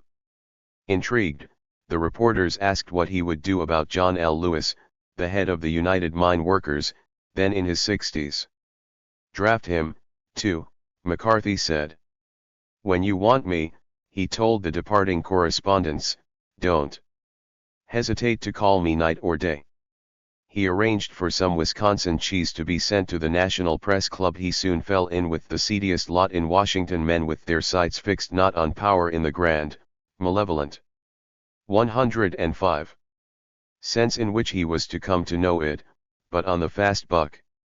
One of his first friends was John Moragan, a diminutive Greek who had once been a Kansas City bootblack and who was working his way toward notoriety as an influence peddler and the penitentiary as a perjurer. Moragan was a lobbyist for a lobbyist who worked for the Allied Molasses Company, a firm in trouble with the Department of Agriculture for having somehow got hold of 1.5 million gallons of sugar cane syrup which it refined and sold to the Pepsi-Cola Company. Under the rationing orders still in effect, Pepsi-Cola was not supposed to have it. Through Mar. Agon, McCarthy came to know the Pepsi-Cola lobbyist, a sport named Russell Arundel, who enjoyed being known as the Prince of Outer Baldonia. In almost no time, McCarthy achieved the distinction of being the Senate spokesman for Pepsi-Cola. The man the Times of London regretted as seriously as any foreigner since Hitler was at one time referred to in Congress as the Pepsi-Cola Kid, and his principal effort for advancing the general welfare in his first days in Congress was a crusade against sugar rationing. Ignoring communists in the State Department, troubled by the fact that the country was in the 14th year of the 20 years of treason, he fought like a tiger for full production of soft drinks, and he succeeded in having sugar controls lifted 6 months earlier than they had been scheduled to end. The speculators are singing a Te Deum in their hearts tonight throughout the country, Charles W. Tobey, of New Hampshire, said on the Senate floor in MC 106. McCarthy's hour of triumph.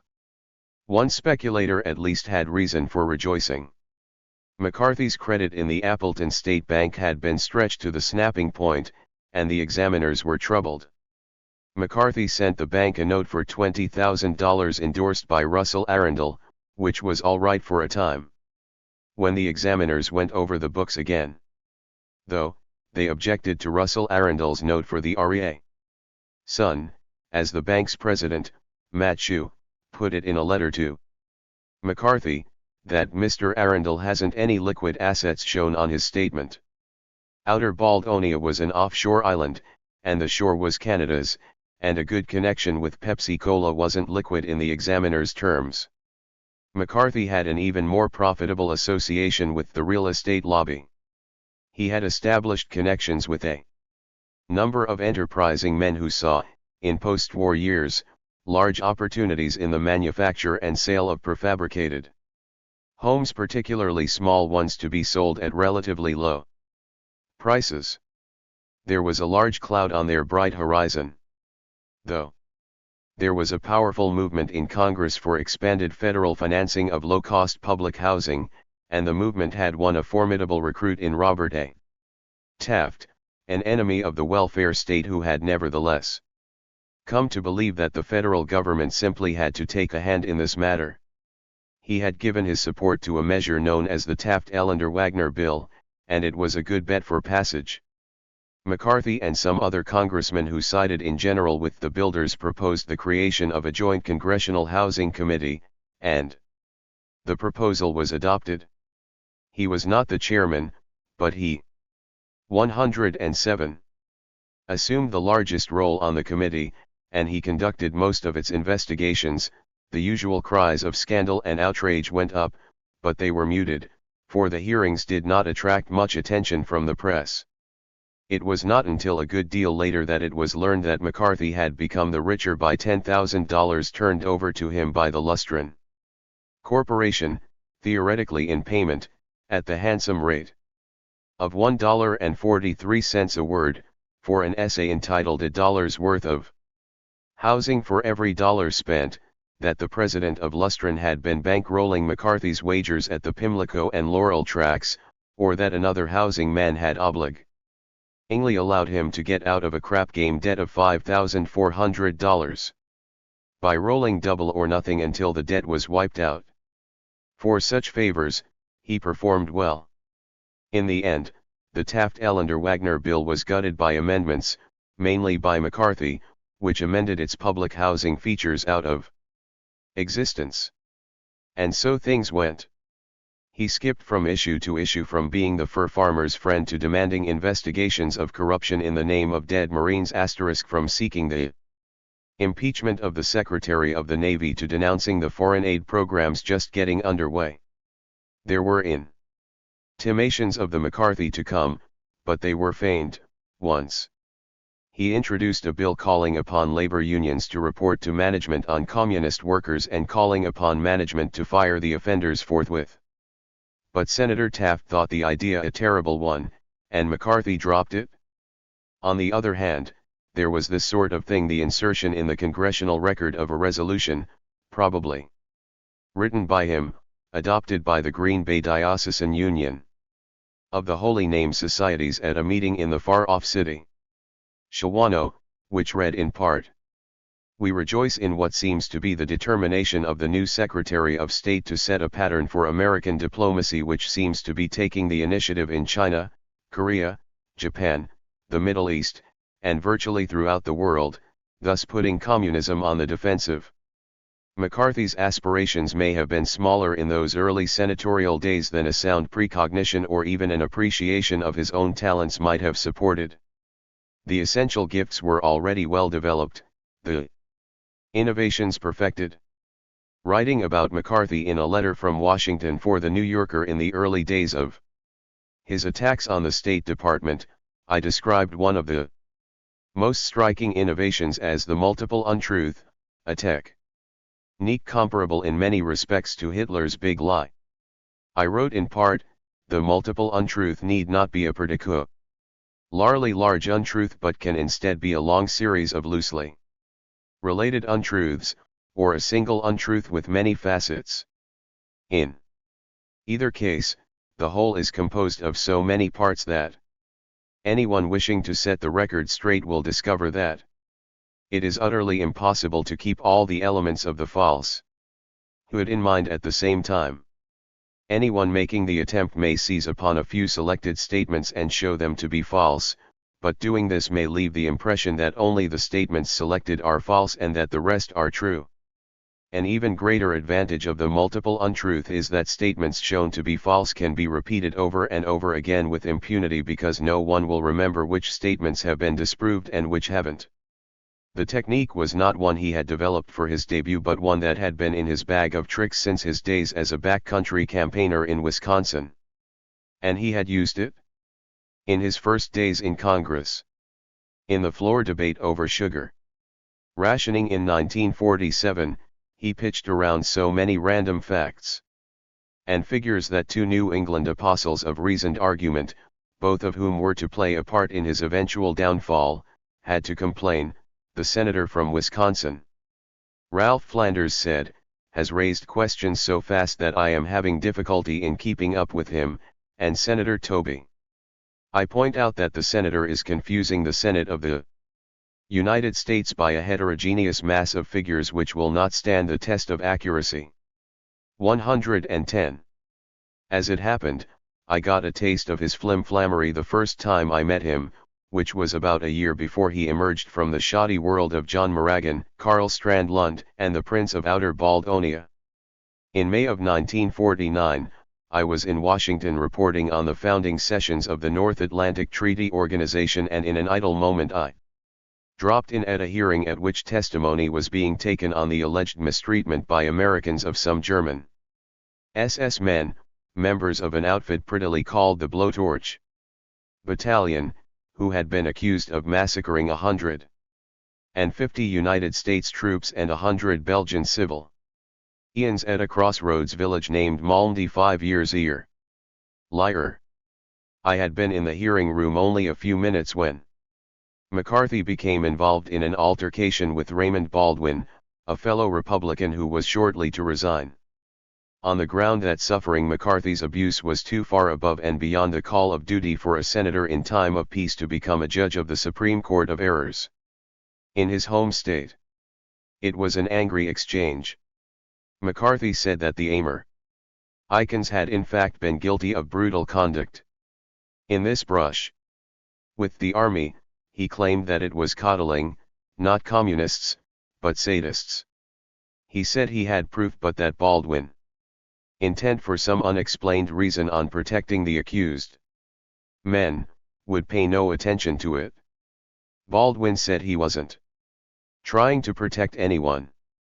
After a while, McCarthy rose from his seat, stuffed a lot of papers into his briefcase, and left the room, saying he would no longer be party to a shameful 111 farce, a deliberate and clever attempt to whitewash the American military, for which, as he later said, Baldwin was criminally responsible.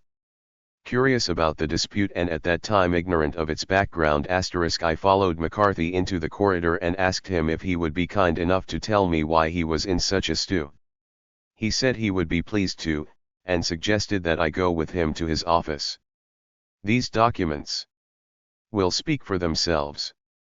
He hefted up the bulging brief case to give me some idea of the sheer bulk of them. When you've looked at a few of my documents, you'll agree with me that this is one of the most outrageous things the country has ever known. I said that if this was the case, I would certainly feel privileged to be allowed to inspect them. You'll see them all right, he said. I'm not holding anything back. I'm through with this lousy investigation.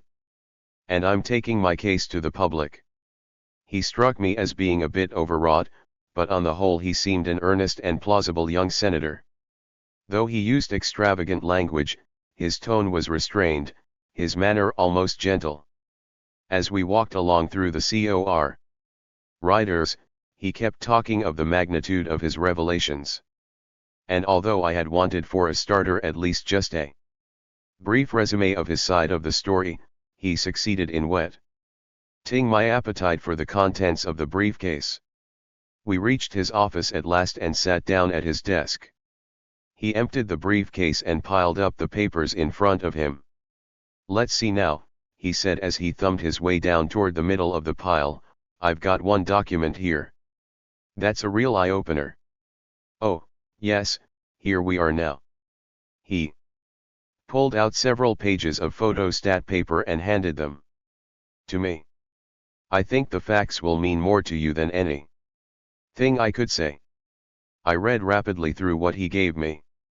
Then I read it a second time, more carefully. When I'd finished the second reading, I was certain that the senator had selected the wrong document.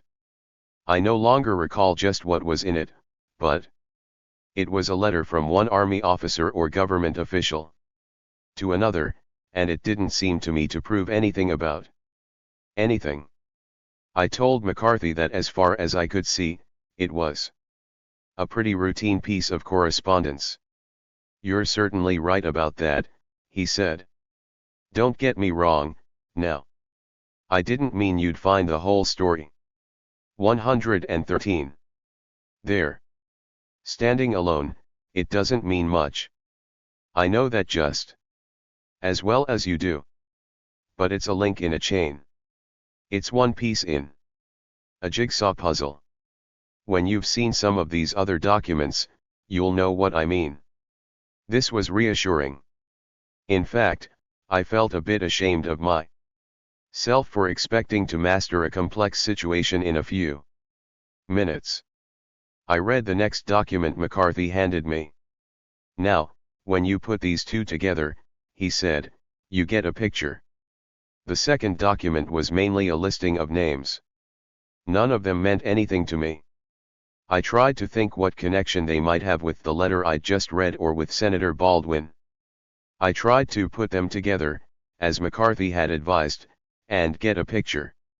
No picture came. I confessed this to McCarthy. Exactly, he said. That's exactly my point. Those names mean nothing to you. They didn't mean anything to me either, when I began to look into this conspiracy. But they're going to mean something to you. I can guarantee you that. I wanted you to have a look at them, because when you've seen some of the other things I've got here, you'll see how this jigsaw puzzle fits together. Now just bear those names in mind. I tried to bear the names in mind. It was impossible. Nothing unsticks faster than names you can't associate with real people. But although it was, I thought, curious that McCarthy hadn't shown me the documents explaining the significance of the names before showing me the names themselves, I continued to be impressed by his manner. And the papers themselves were impressive not by virtue of their 114 contents but by virtue of their existence. Photostats and carbon copies and well-kept newspaper clippings have, I think, an authority of their own for most people. We assume that no one would go to the bother of assembling them if they didn't prove something. As McCarthy sat at his desk sorting out the papers, putting some in a stack to his right and some in a stack to his left and consigning others to a filing cabinet behind him, he seemed knowledgeable and efficient. I'm just trying to put this picture together for you, he kept saying. 2 or 3 times in the course of our interview, he called in a secretary and asked her to fetch him some document that wasn't among those he had taken to the hearing. I wondered as I watched him what had become of the promise to provide a blinding illumination with a single document, but for quite a while I assumed it was my fault, not his, that I wasn't grasping the details very well. He kept handing papers across the desk to me. Here are a few more links in the chain, he would say as he handed me more correspondence, more lists, and many pictures of the Germans who had accused the Americans of brutality. Of the accused Americans, of Malmedy farmhouses, of army barracks in occupied Germany. None of them seemed to advance his argument by very much, but then he was no longer claiming very much for them. At one point he handed me a rather thick document. I don't want you to leave without seeing this, he said. Here. We have the facts in the Army's own records. This is a transcript of the first hearing on this affair. This is what Baldwin 115 and the administration are trying to cover up. Remember, now, this is from the Army files, its own records. I read here and there in the Army files, and told McCarthy that, perhaps because of my ignorance, I was unable to see any holes in the Army's case. Of course you don't, he said. Naturally, they're going to make out the best case they can for themselves. I wouldn't expect them to spill the beans in their own records. Would you? The whole thing is a pack of lies. I was beginning to get impatient, though I tried not to show it. I said that as I understood the situation, he, McCarthy, was persuaded that the Malmedy massacre was a fiction of our own military authorities, that Germans had been tortured into confessing acts that had never been committed, and that a Republican senator, a man with a considerable reputation for probity, was trying to protect the torturers. I was about to go on to say that thus far nothing he had shown me established the truth of all this. But McCarthy interrupted me. That's right, he said, in a manner that suggested appreciation of my insight and my gift of summation. You're beginning to get the picture now. Now I'll show you some of the affidavits we've gathered on this case. He handed me a stack of affidavits. They were the sworn statements of the SS men held as war criminals, and they alleged the most hideous mistreatment by the Americans. It was because these statements were being published in newspapers throughout Germany and, the government had been advised, were being believed by large numbers of Germans. 116. Had the Senate Armed Services Committee had decided to conduct its own hearings, under Senator Baldwin. Although McCarthy had given the impression of resigning from this. Rope, the fact, as I later learned, was that he couldn't resign. Because he hadn't been a member to begin with. He had nearly exercised the senatorial privilege of sitting with the committee during the hearings, at which he had done most of the talking. He was able to do this, incidentally, only after he had won a long fight to get from Senator Baldwin the right. Vihich isn't normally regarded as part of the privilege, to cross-examine all the witnesses. After scanning some of the affidavits, I said that while it was entirely conceivable that a Nazi under sentence of death or imprisonment could be telling the truth about his own past behavior, it was at least equally conceivable that he would falsify. I wondered, I said, what McCarthy had in the way of evidence that it was not the convicted Nazis but the Americans who were lying. "You put your finger on it," he said. "Those are precisely the facts that Baldwin and the adminis ration don't want me to bring out. That's why I walked out of that hearing. They're concealing all the evidence. I've found you some of the pieces in this jigsaw puzzle, and believe me, when I take this story before the American people, the truth will be forced to come out." I asked McCarthy if he had anything else he wanted to how me. "Well, I've got the affidavits of the army people. Lear," he said. "But I guess you can imagine what's in them. Yes, from start to finish. Naturally, they're trying to protect themselves. I've got them here if you want to see what's in 117. Them." I said I thought I'd skip them. I thanked the senator for his courtesy and left. I was not aware then of having been switched, conned, and double shuffled by one of the masters. 118.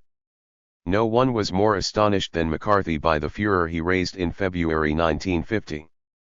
He was a stranger to the Kant Rovere cease in which he found himself taking part and to the peculiar world of the controversialists.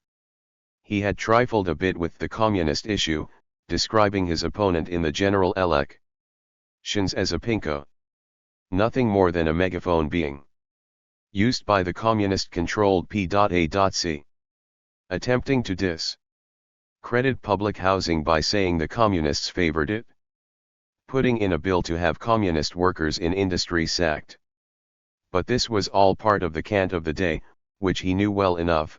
In the late 40s, politicians of a certain 119 kind were using pinko and communistically inclined in much the way that, in an earlier time, others had used the interests and Wall Street and others anarchism 01.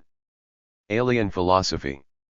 But beyond this playing with nonce words, he had had nothing to say about communism, and his voting record on the Cold War was that of a man who had not yet conceded its existence. McCarthy took up the communist menace in 1950 not with any expectation that it would make him a sovereign of the assemblies, but with the simple hope that it would help him hold his job in 1952. He could not take re-election for granted. In 1946, he had performed a notable feat in bringing an end to the La Follette dynasty in the Senate, but luck as well as good management had played its part. It was a great Republican year. The party had gained 13 seats in the Senate and 57 in the House of Representatives. The 80th Congress was the first since the Hoover administration to come under Republican control. However, 1948 had brought a strong reaction to 1946. Harry Truman won his stunning victory over Thomas E. Dewey after a campaign in which he had done little but denounce the first Congress in which McCarthy had served as that do-nothing, good-for-nothing 80th Congress. The country gave Truman a democratic legislature, and in retrospect, the 1946 elections took on a rather freakish look. It was only prudent for a man like 120 McCarthy, who was capable of prudence in matters affecting his own welfare, to reason that his second run might be harder than his first. He had made some good connections in Washington and had doubtless bettered his own lot, but he had not done much to commend himself to his constituents. They would not be much impressed with his services to Pepsi-Cola or Lustron. His defense of the German principles in the Malmedy affair may have been pleasing to some of the German Americans in his state, but those people alone weren't of much help. Taking one consideration with another, he had been a rotten senator, as the correspondents who were soon to vote him the worst were even then aware. Moreover, word of his malpractices and of his chiseling was beginning to circulate in Wisconsin. The Milwaukee Journal and the Madison Capital Times dug up the stories of divorce scandals in his court. He had filed no returns with the state Department of Taxation on his stock market killings in 1943. The department called this to his attention, and he claimed that he had not been a resident of Wisconsin but a tail gunner in the South Pacific that year. The department ruled that this was nonsense and forced him to pony up $2,677. In 1949, the Board of Bar Commissioners censured him for violating the state constitution and its own code of ethics by running for the Senate while holding a judgeship.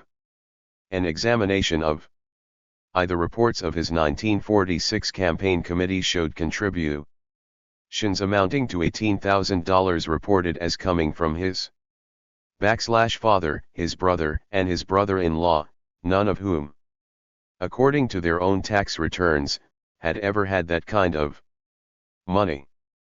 In general, he did not add luster to the Wisconsin tradition of public service. On January 7, 1950, at the Colony Restaurant in Washington, McCarthy confided to 3 dinner companions that he stood in need of a dramatic issue for the 1952 campaign. The 3 were the late Father Edmund A. Walsh, regent of the School of Foreign Service at Georgetown University, Charles H. Krause, a professor of political science at Georgetown, and William A. Roberts, then a Washington attorney and businessman. None was a close friend of McCarthy's or a close political associate. Roberts was a Democrat and a liberal. The other 2 had no party affiliations, but it is safe to assume that neither had much in common with McCarthy's kind of politics. What all 4 had in common was Roman Catholicism, and Krause had arranged the gathering in order to encourage in a young Catholic senator a serious approach to serious matters. He had been urging McCarthy to read Father Walsh's recent books, which dealt with the problems of resistance to world communism, and he was having McCarthy meet the distinguished priest, educator, and publicist for the first time. McCarthy brought up the question of his pressing need of an issue. Roberts suggested that McCarthy come forward as a champion of the St. Lawrence Seaway. McCarthy said he didn't think that would do.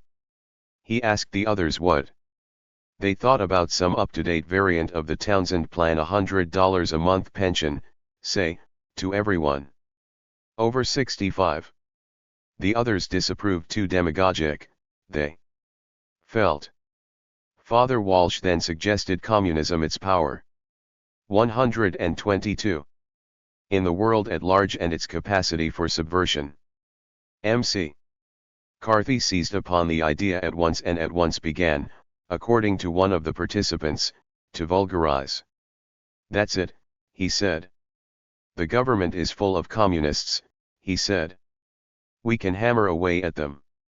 The group adjourned to Roberts' office in the DeSales building, adjoining the Colony, and continued the discussion. McCarthy was warned of the dangers of an irresponsible approach to these matters. He left saying that he wouldn't think of making an irresponsible approach. Within a matter of months, All three of his companions felt called upon to repudiate him. Sometime after the dinner at the colony, McCarthy asked the Senate Republican Campaign Committee to assign him to speak on communists in government and to get him some bookings for the Lincoln's birthday weekend, a time as important to Republican members of Congress as the pre-Christmas selling days are to owners of department stores. The bookings he got were not of the best. He was to open at Wheeling, West Virginia, on February 9 before the Ohio County Women's Republican Club and then go on to Salt Lake City and Reno for other meetings. One of the large advantages enjoyed by a man adept in the use of the multiple untruth is that of appearing to have done 123. A great deal of research when in fact none or very little has been done. The Wheeling ladies who on February 9 heard McCarthy say that he had the names of 205 communists in the State Department must have felt that a man who had made such a precise compilation had surely gone to some lengths to get hold of the facts. After all, Madam Chairman had never come up with such exact and important information, nor had Westbrook Pegler or George Sokolsky. There is no reason to believe, however, that between the colony dinner on January 7 and the Wheeling speech on February 9 McCarthy undertook anything more strenuous than reaching for the telephone a couple of times and scribbling down a few notes. It is known that he called Willard Edwards, a member of the Washington bureau of the Chicago Tribune, and asked for assistance on a speech about communists in the government. This was something about which Edwards had written extensively, though not, so far as anyone had observed, with anything like an abundance of detail. In any case, Edwards was cooperative, to the extent of drawing McCarthy's attention to some material on State Department loyalty procedures gathered in the 80th Congress by the House Committee on Appropriations and to a letter written on July 26, 1946, by James F. Burns, Truman's Secretary of State. The letter from Burns was in response to an inquiry from Representative Adolph Sabath, of Illinois, and this now historic document reads in part: pursuant to executive order, approximately 4,000 employees have been transferred. Of those 4,000 employees, the case histories of approximately 3,000 have been subjected to a pre-124 preliminary examination, as a result of which a recommendation against permanent employment has been made in 284 cases by the screening committee to which you refer in your letter. Of the 79 actually separated from the service, 26 were aliens and therefore under political disability with respect to employment in the peacetime operations of the department.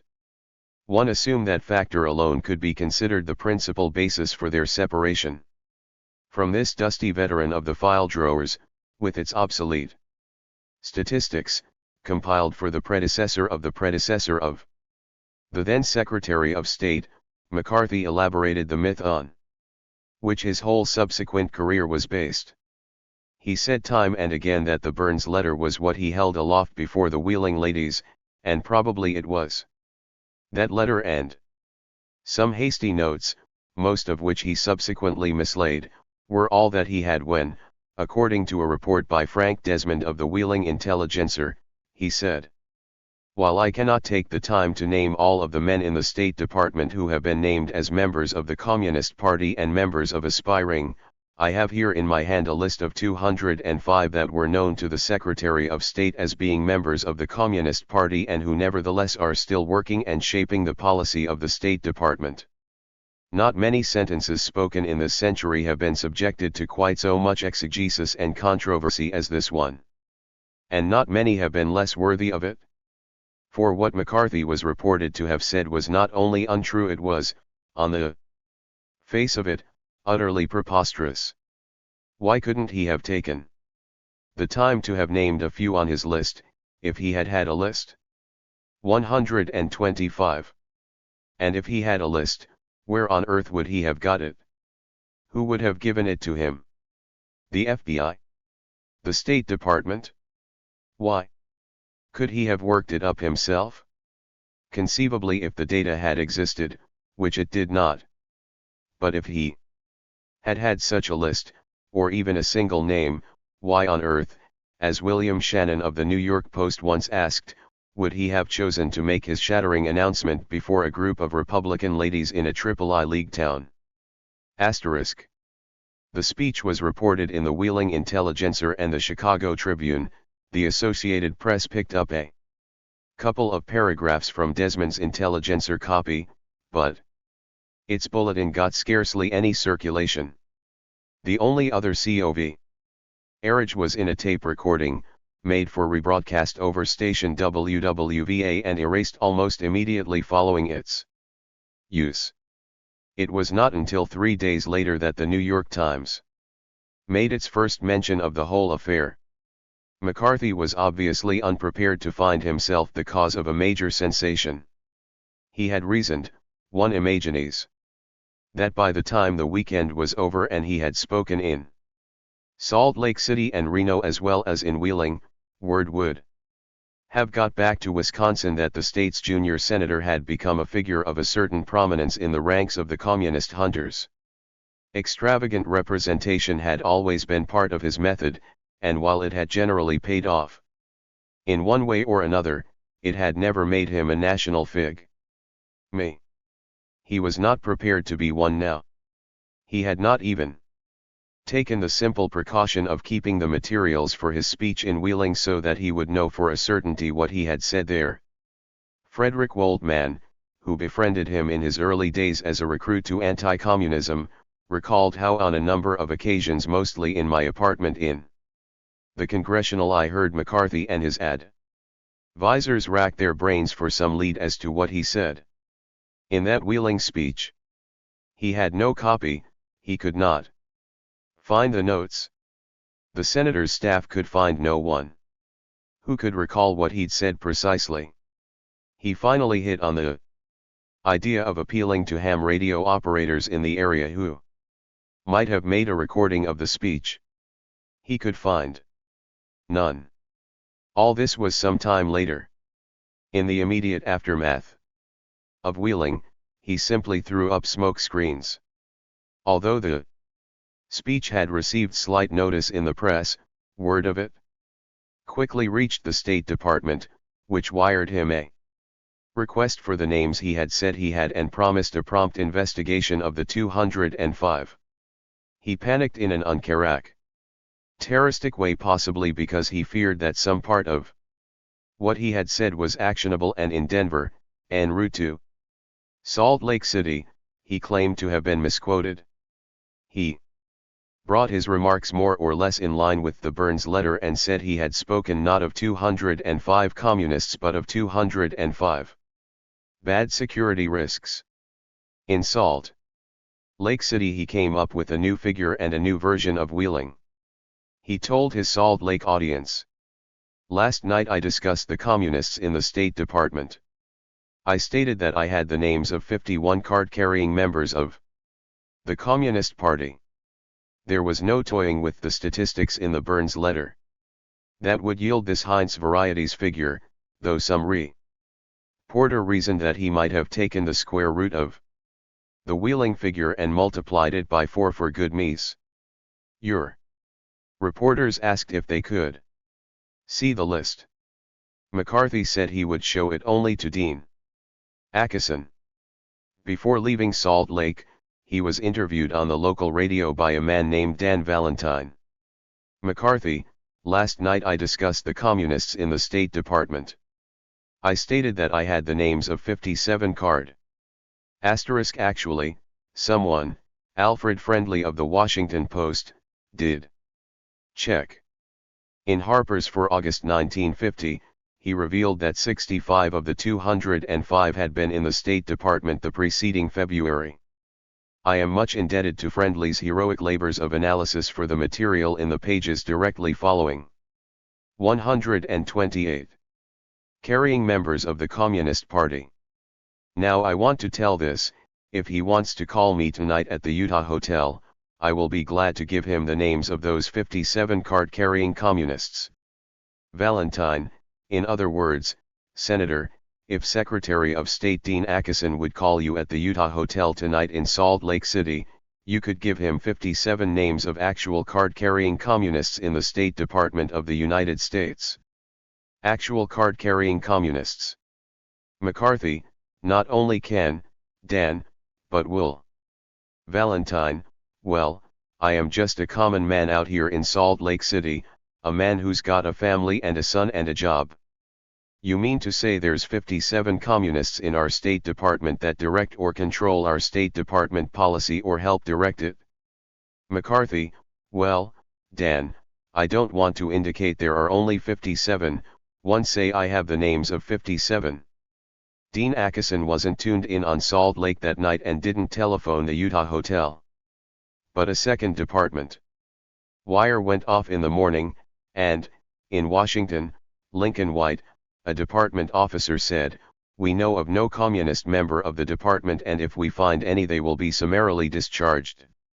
The fuss was beginning to build up. McCarthy told the press that if the president would phone him at the Utah hotel, the president could have the names. But he wired the president something a bit different. "While the records are not available to me, I know absolutely of one group of approximately 300 certified to the secretary for discharge because of communism." He actually only discharged approximately 80. It sounded as if he had mislaid his copy of the 129 Burns letter. The president did not phone. McCarthy went on to Reno and said, "In my opinion, the State Department, which is one of the most important government departments, is thoroughly infested with communists. I have in my hand 57 cases of individuals who would appear to be either card-carrying members or certainly loyal to the Communist Party, but who nevertheless are still helping to shape our foreign policy." He returned from Reno to face a demand, which he was eager to satisfy, that he explain himself before the Senate. He did so, after a fashion, in 6 wild hours on the floor on the night of February 20th, and he kept at it until early summer. Wheeling's 205 gave way to the 57 of Salt Lake and Reno. To the 81 of February 20th, to the 10 of the Open Tidings Committee hearings, to the 116 of the executive sessions, to one when he said he would stand or fall on the single case of Owen Lattimore, to 121 in the closing phases of the investigation. To the 106 of a Senate speech on June 6, of which, he said, at least 3 were still employed by the State Department. And sometimes, for a change of pace, he had nothing. Unfortunately, I cannot get the names of those 205 accused persons, he said on a Meet the Press interview on April 21, while insisting, of course, that the 205 were all still working for the State Department. What he meant was that he could not risk giving out names when he was not cloaked in senatorial immunity. Actually, he was by then trading heavily in names on the floor of the Senate. Moreover, he had twice 130 assured the Senate he would resign if he ever refused to say off the floor what he had said on the floor. BSS carried. 3. The February 20th speech in the Senate made one of the maddest spectacles in the history of representative government. Late in the afternoon, a 3-bell quorum call was sounded, and available members of what is often and with some justice called the world's greatest deliberative body filed into the chamber to deliberate McCarthy's extraordinary and extraordinarily varied assertions. At the appointed hour, McCarthy appeared, clutching the bulging briefcase that was to become his emblem. He began on a note of relative candor.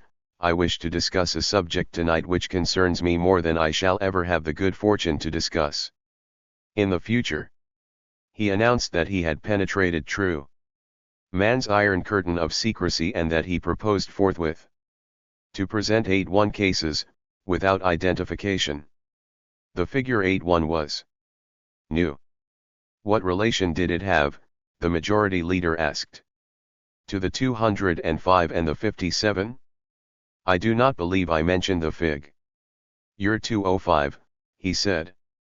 "I believe I said over 200. But the 81 cases. Cases of exactly what? I am only giving the Senate, he said, cases in which it is clear there is a definite communist connection. Persons whom I consider to be communists in the State Department. But soon enough it turned out that he didn't want it thought that all 81 were presently in the State Department. I may say that I know that some of these individuals whose cases I am giving the Senate are no 131 longer in the State Department. A sizable number of them are not. And the Senate would be mistaken if it concluded that every last one was a communist. Some, he said, were not communists. Some, in fact, were not anything. Cases 15, 27, 37, and 59 simply never showed up, he skipped them entirely. Cases 21 through 26 were identified only by the fact that they worked for the Voice of America. Cases 1 and 2 and several others worked for the United Nations. Case 3 was the same as Case 4, Case 9 was the same as Case 77. Case 14 who was Pri. Merrily a morals case turned up in Case 41, of which he was not the principal, and was such a vigorous anti-communist that Dean Acheson had fired him. Cases 13 and 78 were only applicants for State Department jobs or had been in 1948. There was nothing on Case 52 except that he was subordinate to Case 16, who, the State Department files indicate, was one of the most dangerous espionage agents in the department. Case 12 used to be a Department of Commerce employee, but McCarthy had no idea where he is as of today. I frankly do not know. Case 62 was not important insofar as communistic activities are concerned. Of Case 40, he said, I do not have much information on this except the general statement of the agency that there is nothing in the files to disprove his communist connections. One case was notable, McCarthy pointed out, in that it is the direct opposite of the cases I have been reading. I do not confuse this man as being a communist. This individual was very highly recommended by several witnesses as a high type of man, a democratic American who opposed communism. Also, the man had never worked for the State Department. This was Case 72 of those I consider to be communists in the State Department. It was a flabbergasting performance, lasting from late afternoon almost until midnight. Senators drifted in and out of the chamber as McCarthy, growing hoarser, redder, and less coherent, shuffled about the idiotic dossiers that were spread untidily over two desks and that were plainly as foreign to him as they were to the other senators. Scott Lucas interrupted 61 times, mainly in a futile effort to make McCarthy straighten out his mixed-up figures. Brian McMahon of Connecticut, called from a Georgetown party by the Sergeant at Arms, appeared in white tie late in the evening and made 34 vain attempts to have McCarthy submit to a testing of his claims against reason and evidence to conduct the debate within the framework of rationality as rationality is codified in the Senate rules. Other senators tried, too, but it was useless. He would. The source of the dossiers was revealed the next day. He was simply reading, obviously for the first time, the files supplied the House Appropriations Committee by the State Department. He took it 57 cases the department had said were then in its employ and, to thoughtful readers of the thoughtful press, similar conclusions would commend themselves. But the AC counts of that night that reached most people were of necessity foreshortened. Few newspapers could print because few readers would read reports of a length sufficient to give the true gamey flavor of the performance. Even if they had wished to do so, it would have been difficult to get the reports. For McCarthy's presentation had been so disorderly, so jumbled and cluttered and loose-ended, that it was beyond the power of most reporters to organize the mess into a story that would convey to the reader anything beyond the suspicion That the reporter was drunk. There was a bedlam quality to McCarthy's speeches that seldom got through to those who never read them. What did filter through, then, to a moderately conscientious reader of a moderately conscientious newspaper was the news that a United States senator had delivered a long and angry speech giving what he claimed were details on 81 persons who he insisted were communists in the State Department. It would be clear to the reader, of course, that McCarthy's assertions had met with severe criticism, that he had failed to convince many of his peers. It would also be clear that he had revised his figures a good deal over the fortnight that had passed since he first spoke on the subject. But no newspaper could print the truth, because no newspaper could be sure it was the truth that he had failed to identify even one communist in the State Department. The 137. Reader might be advised by a favorite columnist or radio commentator that McCarthy's past record did not inspire much confidence. At the same time, if he sought further enlightenment, he would be reminded that it had been far from impossible for communists to get into the State Department. Alger Hiss had been convicted just a month earlier, and the Hiss trial had produced the name of at least one other communist, Julian Wadley, who had betrayed Department Crits. In the circumstances, there were three possible views for the citizen who brought to a consideration of McCarthy's early speeches no very close knowledge of the materials he was dealing with, and no prejudices that would overpower judgment altogether. In the first, he could be disregarded on the ground that what he was saying was preposterous. If he knew of 205 or 81 or 57 communists, why hadn't he, in 2 weeks, stepped out and named one or two instead of beating around the bush with elastic figures and fishy-sounding case numbers? The man had the look and sound of a four-flusher, and until he produced something, there was no reason to believe he was anything else. In the second view, the evidence could be held to be inconclusive. McCarthy had not yet proved that there were any communists in the State Department, and at the same time no one else had proved there were none. Obviously, the whole matter called for suspended judgment. In the third view, it was reasonable to give him most of the benefit of the doubt. This he merited because his figures were so large. He might be wrong about even the lowest of his figures, but the chances were against a United States Sena. 138. Tor being entirely wrong. Surely he wouldn't dare get up on the Senate floor and make such large claims if he couldn't back up any of them. Holders of this view would not necessarily be upset by the fact that McCarthy had changed his total several times. This was a matter in which accuracy was difficult to achieve. The communists, obviously, wouldn't provide the senator with exact details on their penetration of the government, and naturally an administration embarrassed as this one was would try to deny everything. A man trying to get the facts was up against formidable odds, and he was not to be held to strict account on every detail. Assume that there was a small kernel of truth in what McCarthy had said, and there is generally a kernel of truth in what any man says, and the situation would be quite alarming enough. Thus, the multiple untruth created for McCarthy an audience he would not have had if he had been a simpler or more modest liar.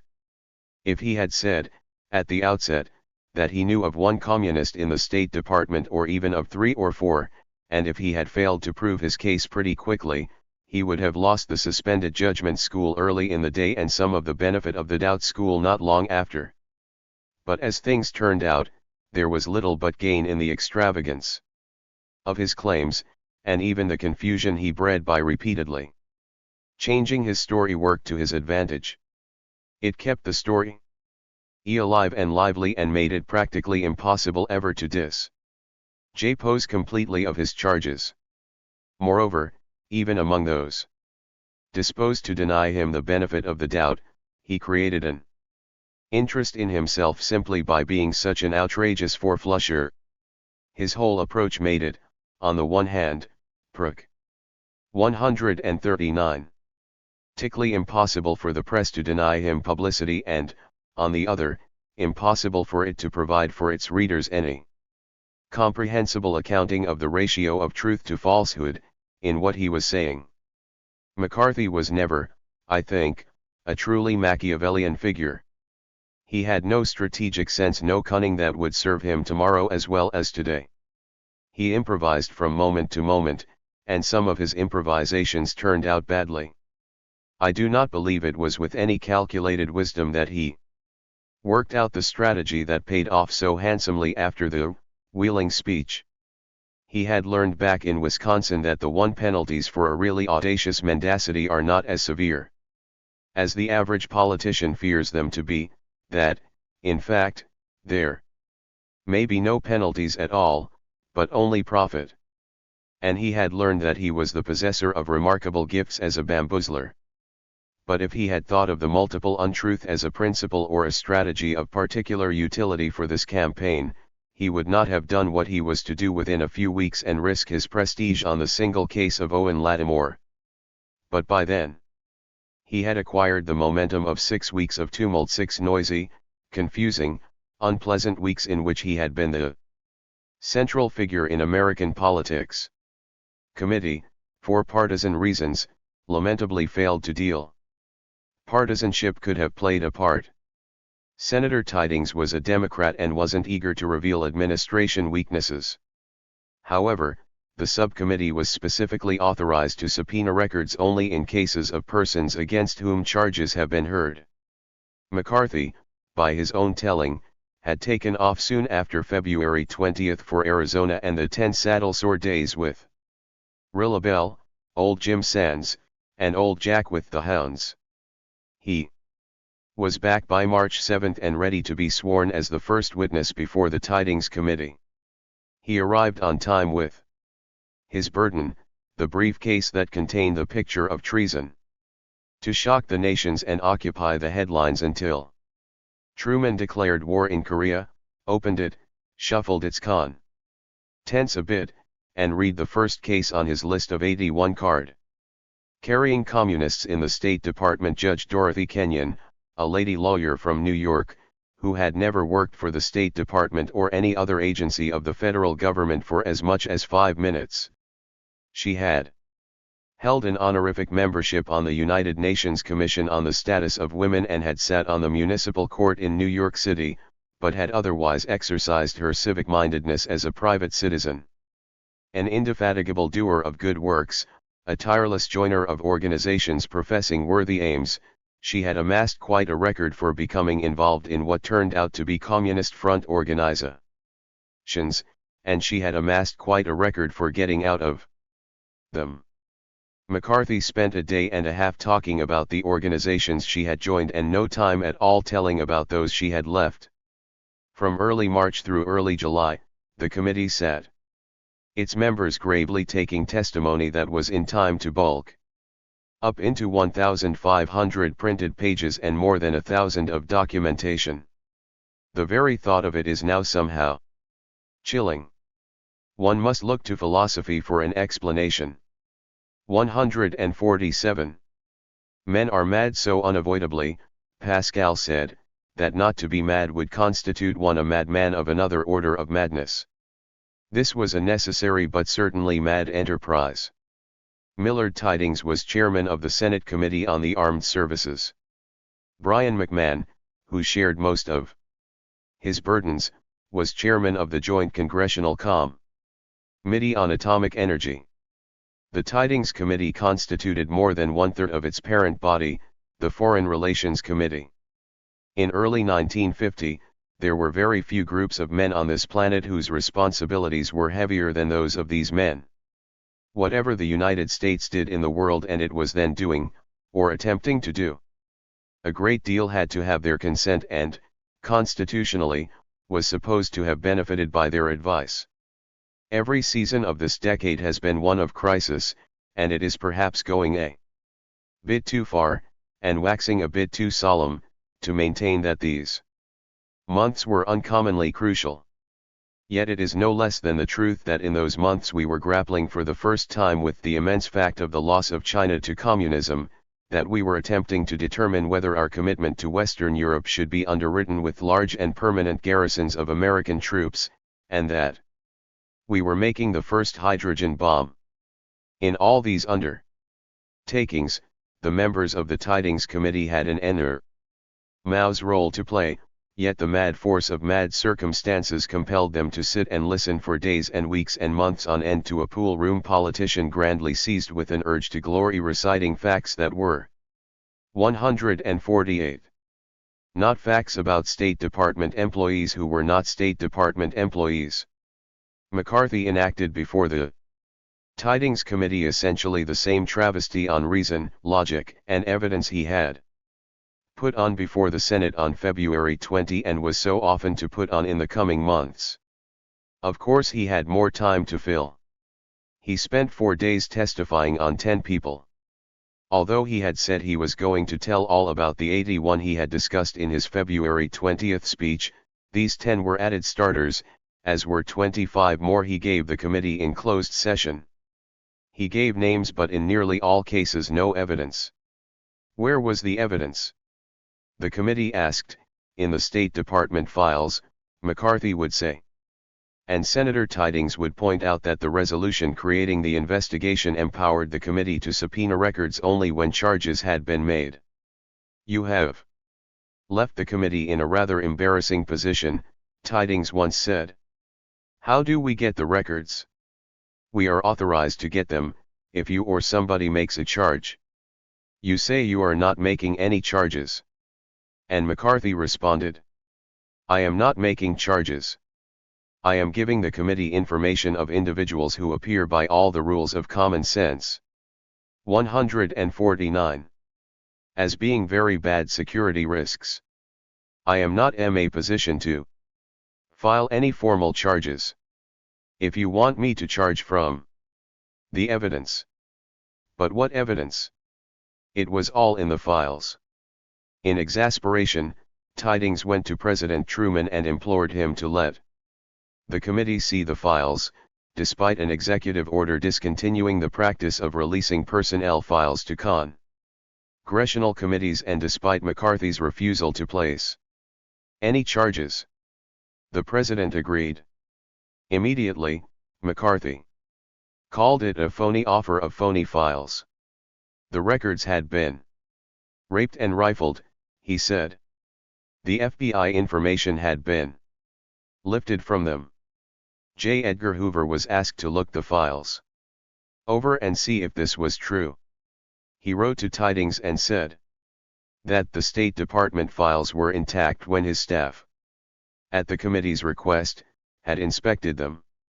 Twice, when McCarthy seemed to have strained the committee's credulity to the point of danger to himself, he announced that he was going to rest everything on one big case. He would be willing, he said, to have the committee call the whole show off and report him as a faker if the committee was unimpressed by the evidence he had on a single person.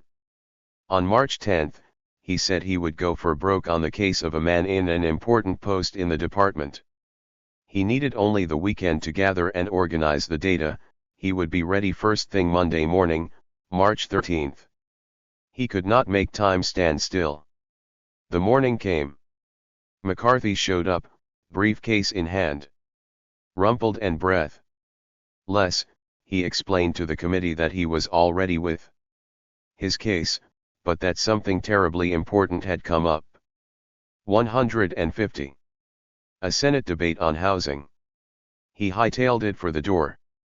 A committeeman hailed him back saying that word had just come up that the housing debate had been postponed. That was good news, McCarthy said, for he had another pressing matter to attend to. Some Wisconsin constituents had just come to town and were waiting in his office. He had to see them right away. But the committee wouldn't let him go. It sat him down and asked for his evidence. He said he would be glad to give evidence and that he had, in fact, 4 cases he wished to present.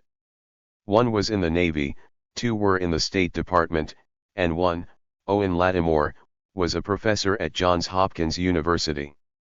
The Lattimore case, the second one on which he was ready to go for broke, unless Lattimore was the first one as well, was probably the most celebrated of all his cases. He did not pursue it that morning of March 13. He merely said Lattimore was an extremely bad security risk. But about a week later, he began telling the press that he was on the verge of naming the top Russian espionage agent in the United States. "I am willing to stand or fall on this one," he said. "If I am wrong on this, I think the subcommittee would be justified in not taking my other cases too seriously. I have always been convinced that when he first talked about his top espionage agent, he hadn't the slightest notion which unfortunate name on his list he would single out for this distinction. I also believe that he sensed almost immediately that he had made a rather foolish mistake in picking Lattimore. For although in the end he managed to create a good deal of doubt about Lattimore, he could hardly, at the time, have chosen worse. Lattimore wasn't a spy, he wasn't a State Department employee, and he wasn't a communist, though at times, in the 30s and 40s, he had been a stout fellow traveler and an eloquent advocate of a view of Asia that accorded with the communist view. He was a kind of academic and journalistic politician, and McCarthy was subsequently to stumble over a half or quarter truth when, having given up on the claim that Lattimore was a spy, he described Lattimore as the chief architect of our Far Eastern policy. A generation of China hands in the State Department had read Lattimore for years and had been greatly influenced by his views. But McCarthy had known nothing of this when he started out. He needed a spy to keep things lively in the Tidings Committee. Owen Lattimore was tapped. He was made the arch-villain Alger Hiss's boss in the espionage ring. In the State Department, McCarthy claimed he had witnesses queued up outside the caucus room to sustain this. A bedraggled collection of apostate communists came in to say lamely that although Lattimore was not their beau ideal of an anti-communist partisan, they lacked any shred of evidence that he was a communist spy or even a communist. Maybe in the case of Lattimore I have placed too much stress on the question of whether or not he has been an espionage agent, McCarthy said. But he was a policy risk and an architect. I believe you can ask almost any school child who the architect of our Far Eastern policy is, and he will say Owen Lattimore. I remember what comic relief the line brought to the press gallery when McCarthy produced it in a floor speech on March 30. But as that spring wore on, the statement acquired a validity. A time did come when, if McCarthy's question had been posed to school children, many would have given McCarthy's answer. In government, an early bulletin from this group told of reports it had 153 of a Russian scheme to lure women employees of the State Department under their control by enticing them into a life of lesbianism. The district police set up a special detail of the Vice Squad to investigate links between homosexuality and communism. Nothing, though, was more embarrassing than the kind of replies McCarthy's victims felt themselves called upon to make. McCarthy accused them of being spies and communists. If he was in error, it was, it seemed, their job simply to inform the Tidings Committee of this fact and to offer such evidence as they may have had that they were not. What many did was to supply wholly gratuitous information intended, apparently, to show McCarthy that they were men in possession of exactly the kind of virtues he should admire. It was not enough, in those days, for anyone to say that he wasn't a card-carrying communist. Many felt impelled to show that they were dues-paying Redmen or Epworth Leaguers or Lions. Haldor Hansen, an official of the State Department's Office of Technical Cooperation and Development, made public this chapter of his biography in his prepared statement before the committee. I was active in the YMCA from the age of 10. I went to YMCA summer camps and was president of the High Y Club during my high school years. From the age of 12, I was a Boy Scout. I became an Eagle Scout, a Boy Scout camp counselor, and served as scoutmaster during my first year of college. I was active in the Presbyterian Church, of which all my immediate family were members. My father was a Sunday school superintendent. During my senior year in high school, I was awarded a summer in Europe as a result of an essay contest sponsored by a boys' magazine. By means of scholarships, a job waiting on table, and loans, I was able to finish my college education. I was elected to Phi Beta Kappa. I was a debater and on the track squad.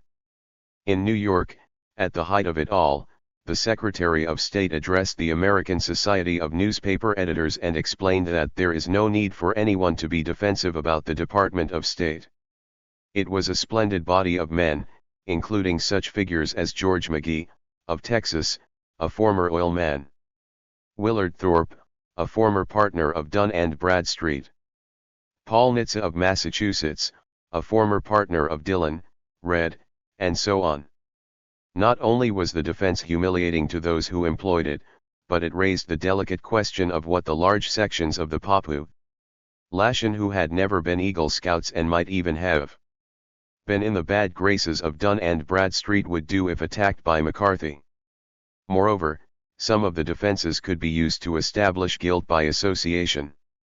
The Communists had always found excellent pickings among Eagle Scouts and college debaters, and they had done tolerably well among persons with impeccable business and family. Con 155. Necked Irons. One of McCarthy's victims who never denied his communist sympathies was Frederick Vanderbilt Field, who could hardly have chosen more felicitous forebears. An Alger. His, a real high sort, had been a debater, a track man, and the best handshaker in his class at Johns Hopkins. JFT:JT*. The Tidings Committee issued an interim report in mid-July. Before he saw it, McCarthy said it would be a disgrace to the Senate. He confirmed his prediction a few days later by calling it a green light for the Reds. The report said that McCarthy had imposed a fraud and a hoax on the Senate. Starting with nothing, Senator McCarthy plunged headlong forward, desperately seeking to develop some information which, colored with distortion and fanned by a blaze of bias, would forestall the day of reckoning. The two Republican members Lodge, of Massachusetts, and Bork-Hickenlooper, of Iowa did not sign the report. They complained that the investigation had not been broad enough to warrant the issuance of a clean bill of health to the State Department, which was, in effect, what the majority report did. There was a time, after the Tidings report, when it looked very much as if McCarthy had shot his bolt. The interlude was short and the appearance was deceiving, but there was a period, it was in the first desperate days of the Korean fighting, when Washington paid very little attention to McCarthy. I have good reason for recalling the time, for in it I had rather an odd and revealing experience with McCarthy. 156. Ism. When McCarthy first got underway with his lists, a friend of mine in the government, a man whose work was delicate in the extreme, confided in me that he knew of one case that, if discovered, would lend a good deal of credence to McCarthy's whole campaign. The case, my friend said, was that of someone, I shall call him, McCarthy fashion, X he had known in the 30s. X had not been in the government then, but he had been a communist. Of this there was no doubt in my friend's mind, for X had tried to recruit him. There was also no doubt in his mind that X was an ex-communist. However, X had not made his defection public, and now he was in the government, and since McCarthy had raised enough hell about people who had never been communists and had never been in the government, there was no telling what he could do with this one. My friend thought it best not to tell me who X was, for he felt it essential to the welfare of his agency to have nothing at all to do with the whole McCarthy affair.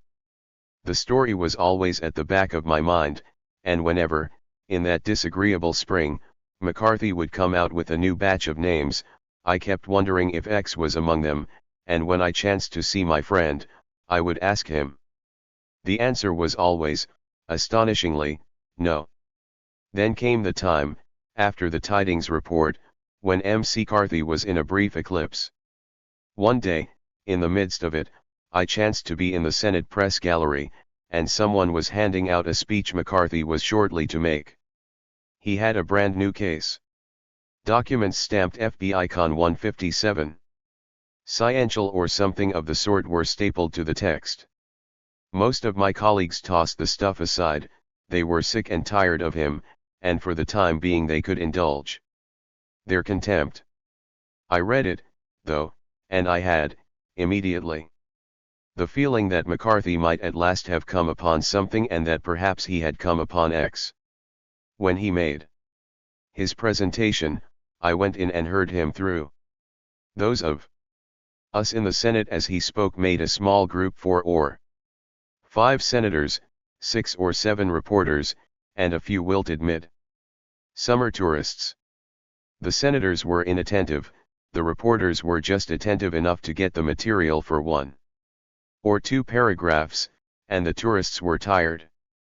But I had the feeling, sitting there and listening to McCarthy harangue a practically non-existent audience, that he might be on the point of enjoying his first real success. As soon as I could, I called my friend and told him I had a strong suspicion that McCarthy had found X. I gave him some of the details. He confirmed my suspicion. In the days that followed, though, McCarthy made nothing further of the case. His speech had attracted almost no interest. The wire services had given him only an inch or so, and the large dailies had either ignored the story or used the wire service accounts. He plainly thought that he had no stronger a case than he had had with Dorothy Kenyon and most of the others, and, having bigger fish to fry, he dropped it. It had occurred to me, however, that he might come back to it, and that if he did, it might be just the thing to rehabilitate him. Reluctantly, for it involved an intervention in politics, which is something that, as a correspondent, I had 158 always sought to avoid. I took it upon myself to go to an official of X's agency and tell him my story, which was that I had good reason to believe that McCarthy's facts about X were essentially sound as to the past. I said I had also been given to understand that X had broken with the communists, but that if the record didn't show this there could be trouble. I made my point. And it turned out that X, in the course of the various security and loyalty checks he had been through, had chosen to conceal his communist past. A choice that might allow of any one of several moral judgments, but one that, to his misfortune, exposed him to charges of perjury. He was advised that it would be necessary to reopen the case. Within a few days, he quit the government. Here, then, was a potential triumph of McCarthy's, and McCarthy did not even know about it. X was about the closest he ever came to turning up a real communist in government, and he died, I am sure, unaware that he had ever really come close. But perhaps he knew, as, I guess, few of the rest of us then did, that he could afford to be profligate. The people who were rallying about him didn't really care whether he was technically right or wrong about X or A or B or Z. In their judgment, it was a mere splitting of hairs to distinguish between a communist, X or otherwise, and a liberal or internationalist in the government service. They were all dogs to be beaten with any stick, and McCarthy was 159. The first really handy man with a stick to have come along. Moreover, he was putting the time of the eclipse to good use, beating far larger dogs than X. He had set himself the formidable task of putting an end to Millard Tydings' long career in the Senate, and he worked at it through the late summer. Tydings lost in the fall to John Marshall Butler, who was the beneficiary of large sums of money raised by McCarthy, of tons of anti-Tydings literature featuring a faked picture of Tydings and Earl Browder tete-a-tete *, prepared by McCarthy's staff, and of the remarkable services of one staff member, Don Surene. Surene, once of the FBI, knew Maryland well, for he had been assigned to a narcotics cum prostitution case in Baltimore and had been so diligent that he had ended up sharing accommodations with one of the lady principals. Cashiered by Mr. Hoover, he found employment as an anti-communist expert with McCarthy, and he figured in the tidings business at least according to sworn testimony before the Rules Committee's subcommittee on Privileges and Elections when he took a hapless Baltimore printer on a ride through the suburbs. The printer, William Feder, had taken a contract for 500,000 postcards recommending a vote for Butler. The trick for the printer was that they were not to be printed but written by hand, presumably by Butler's hand. Feder found a number of Baltimore housewives who knew how to write and were happy to be amanuenses to Butler.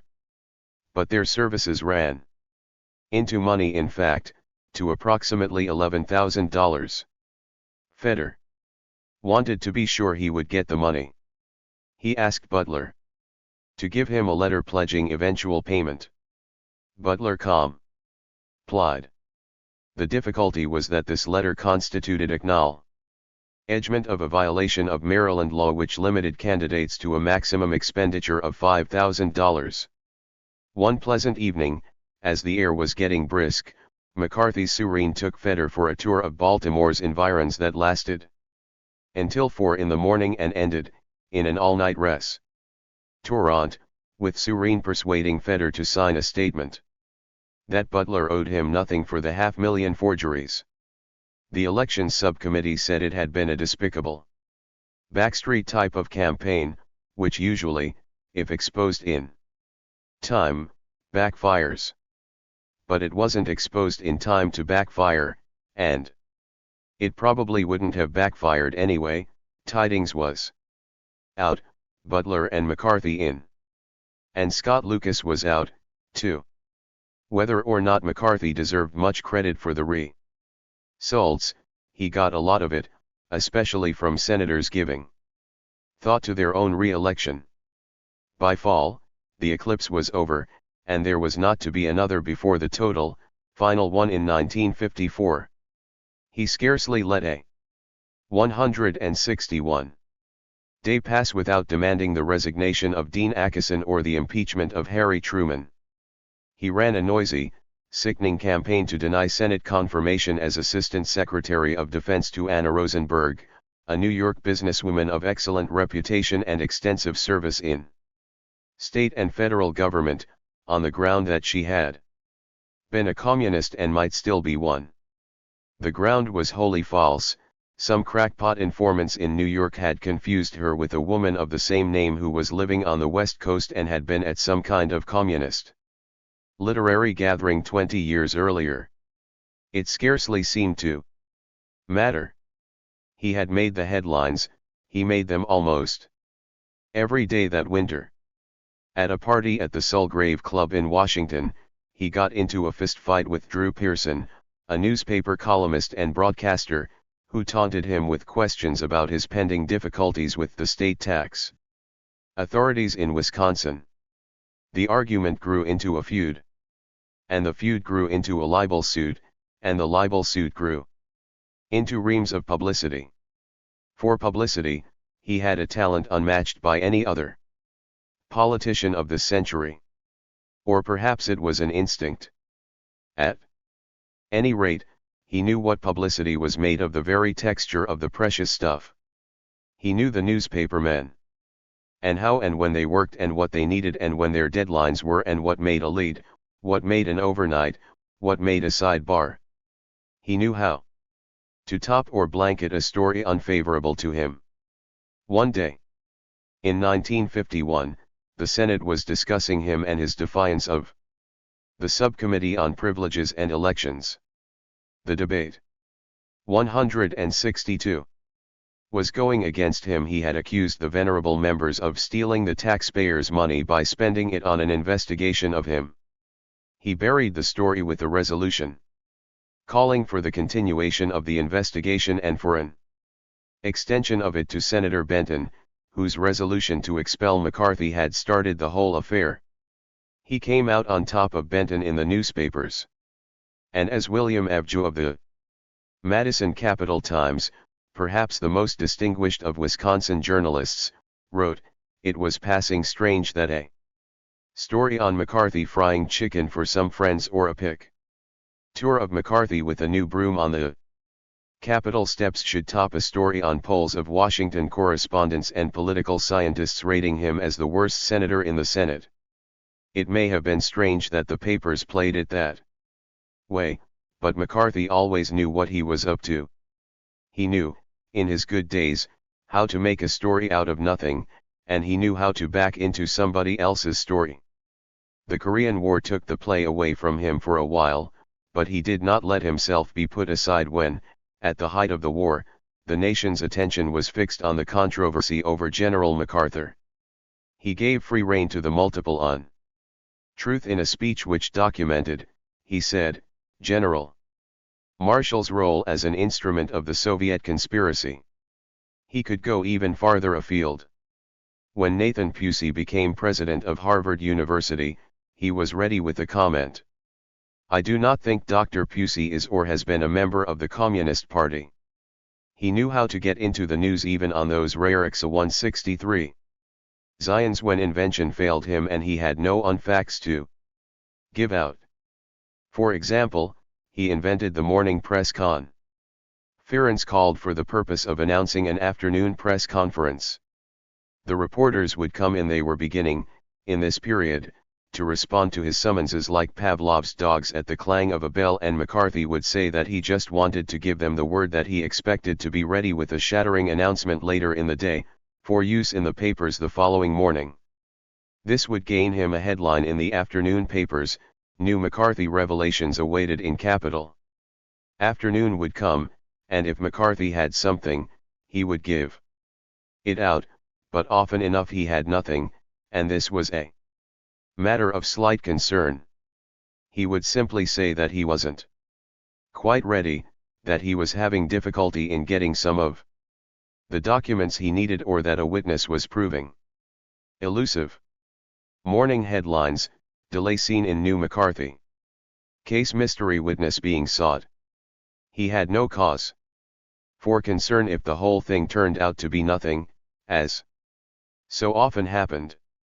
He had the headlines. McCarthy was becoming a more and more familiar arrangement of type and was engraved more and more deeply on the American mind. The very sight of a newspaperman would set his mind going. Once, this was after the change of administrations, he ran into a pair of them idling along in the Senate office building. You two looking for a story? He asked, knowing full well that their answer would be sure. Have you got one? He said, now let's see. The three walked along together, took an elevator to the basement, and boarded the 164 little subway that leads to the Capitol. McCarthy was thinking hard. Suddenly he lighted up. I'll give you something, he said. You can say that I'm going to subpoena Harry Truman. That's what I'm going to do. He reached in his pocket, where he always kept a wad of blank subpoenas, and began then and there making one out for the former president. You're not serious, Joe, you can't be, one of the reporters said. The hell I'm not serious, McCarthy said. I'll have this filled out in a second. What are you going to subpoena him for? He was asked. McCarthy tapped his big skull with his fountain pen. Oh, I'm calling him to testify about Harry Dexter White, that's what I'm calling him for. Of course, it never happened, that is to say, Truman never testified, but the story got into print, even though the reporters to whom it was given were angry about the system that required them to publish news they knew to be fraud. But prohibited them from reporting their knowledge of its fraudulence. In time, what appeared to be the susceptibility of the press to McCarthy was held to be the cause of his lamentable successes. Why did the press publish this lies? McCarthy knew the answer. It was not because publishers in general wished to circulate his mendacities or even because he had achieved a glamour that made him irresistible to readers. It was because he had achieved a high elective office, because what he said counted for something in the affairs of this nation, and because there was always the possibility that there was a mystery witness or that he would force Harry Truman to testify.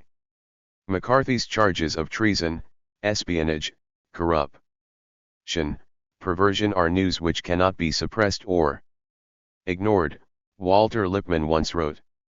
They come from me, a United States Senator and a politician, in good standing at the headquarters of the Republican Party. When he makes such attacks against the State Department and the Defense Department, it is news which has to be published. It was also, of course, news that a United States Senator was lying and defrauding the people and their government. But in large part because McCarthy was a true innovator, because he lied with an unprecedented boldness, because he invented new kinds of lies. Even those newspapers that were willing to expose him found that they lacked the technical resources. If he was to be called a liar, someone had to call him a liar. The American press was simply not set up so that it could feature a McCarthy lies story alongside a McCarthy says story. If his fellow senators had been ready to challenge each mendacity, or if either of the two presidents of his day had been willing and able to denounce him regularly, it would have worked. But that was not to be. One of the many secrets McCarthy seemed to know was that the American press reflects the American mind, and that the American mind, as Dwight MacDonald has said, is affected with fact fetishism. The fact has triumphed. Truths for most of us are only truths when they state conditions of demonstrable materiality. It was not a fact that Dorothy Kenyon worked for the State Department, but it was a fact that McCarthy said that she did, to state the truth about her non-employment by that agency was to state a fact in a negative way, really. To assert that what was alleged to be so wasn't so. He seemed to understand this delicate point superbly, and he was able to see that the American mind could quite easily be bewitched by fraudulent documentation, or demonstration, of fraudulent facts, or factual frauds, and that, once bewitched, it would be very nearly impervious to the truths that happen to be truths, the facts that happen to be facts, though negative in form. And he knew something even more arcane and delicate. That we will take the symbols of the established fact for the fact itself. I had discovered this weakness in myself when talking to him of Malmedy, examining his photostats and his onion skin carbons of official correspondence. I had taken their relevance for granted. Relevance had seemed somehow a 167 condition of their existence, and the fact that they were facts, i.e., they existed, they could be seen with the naked eye, they could be held in the hand, had induced me to follow him quite a distance down his garden path. But of course they were not facts, relevant or otherwise, but only symbols of factuality, and he knew it was characteristic of most Americans to make the mistake I had made. The characteristic is encouraged, if it is not developed, by our education and its emphasis on the acquisitive approach to data. It sometimes seemed to me that he had elaborated an approach, based on this guilty knowledge, that was really a great satire, a gigantic spoof on the kind of scholarship in which the fact enjoys its ultimate triumph. The cream of the jest for this superb faker may have lain in the success he enjoyed in turning the devices of scholarship against scholars. Documents, documents, documents, he was always loaded with them. The bulging briefcase, the scholar's toolbox, became to him what snapping red gall uses and a stream of tobacco juice were to the older Southern demagogues. He saw the possibilities of coming before the people with the dust of the archives clinging to him, and he was right. The true Believers would twitch in ecstasy and skeptics would suffer the first tremors of belief when he held aloft a scrap of paper and announced that it was hot from the riling cabinets. It might be nothing at all, or it might be grossly mislabeled. He positively flaunted all the stigmata of the pedant. In the 101 pages of his McCarthyism, The Fight for America, there are 314 meticulously numbered footnotes. Anyone who employed them to run down sources would have seen for himself how McCarthy butchered truth. He knew, though, that people don't run down sources, but are mightily impressed by being given the opportunity to do so. They take the symbol of the fact as proof of the fact. And with it all, the principle of multiplicity was working for him. I recall an instance in which his documentation was challenged and he successfully invoked the other principle. He was on the Senate floor reading, he said, from a letter written by Owen Lattimore to a former colleague, Joseph Barnes. It was a most revealing document, he maintained, and he said he would be glad to show it to any senator. Several senators thought that his excerpts had a very fishy sound, and the suggestion was made that he might be wrenching the meaning by obscuring the context. Not at all, said McCarthy, and made his offer to permit immediate inspection. To what must have been his astonishment, Sen. Lehman accepted the offer and walked across the floor. 169. Toward McCarthy's desk. I yield no further, McCarthy said. And with excellent reason, for in truth he had not been quoting in context or out of context, he simply had not been quoting at all. He had simply invented, standing there on the Senate floor, lines that served his purpose at the moment and attributed them to Owen Lattimore. This became known only a bit later, when the letter turned up as part of a printed transcript. But by then he had said a good many more things, and there were few who troubled to compare his fictitious text with the actual one. Who can keep track of them all? Elmer Davis once wrote, apropos of McCarthy's lies and contradictions. I have a stack of McCarthy's speeches 2 feet thick on my office shelf, but when he says something that stirs a vague recollection that he once said something very different, I seldom have time to run through his speeches. I can't afford to hire a full-time special is to keep up with what McCarthy has said. JT** on June 14, 1951, in mid-afternoon, McCarthy went to the Senate with a briefcase full of manuscript that would, he explained, be useful to the Senate Armed Services and Foreign Relations Committees, which had jointly undertaken, after President Truman's recall of General MacArthur, an investigation of American policy in the Far East. It dealt not with General MacArthur and not very much with Far Eastern policy, but with the career of the then Secretary of Defense, General of the Army George Catlett Marshall, of whom McCarthy said, this is his plight. 170. I am in blood. Stepped in so far that should I wade no more, returning were as tedious as go o'er. Asterisk. It was, and is, an altogether extraordinary document, and not alone on the ground that it was the most daring and seditious of McCarthy's actions. It stands today as the most famous of his speeches, and yet it is, for reasons I shall attempt to explain, a speech to which no one ever listened and which very few have ever read. Its celebrity came, in the first place, from its subject. In 1951, General Marshall was, as McCarthy correctly said, regarded by many of his countrymen as the greatest living American. President Truman had described him in exactly these words. Those who agreed did not, one ventures to say, feel that General Marshall had accomplished larger or greater things than any other American.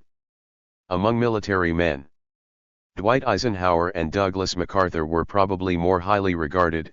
Among contemporary statesmen, Henry L. Stimson, who had died in 1950, had been more admired as a Secretary of State and as a Secretary of War. General Marshall had served with high distinction in military and civilian commands, but it was not so much what he had done as what he was and what he symbolized that made so many stand in awe of him.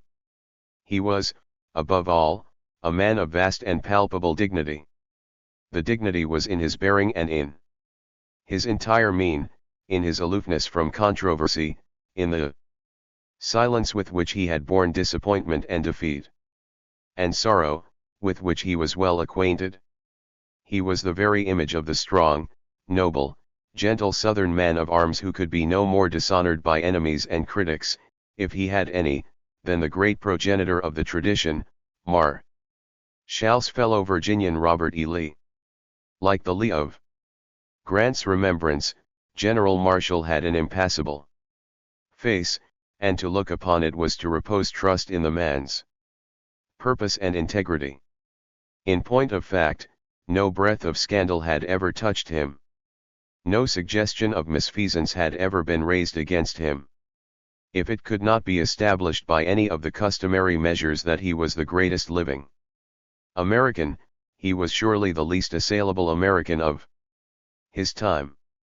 Or so at least it seemed on June 14, 1951, when Alcibiades, the mutilator of the images of gods and heroes, entered the Senate, loaded with documents. The Marshall legend did not, of course, awe McCarthy. He was willing at any time to profane any article of any faith. On two accounts, the Marshall legend invited his attention.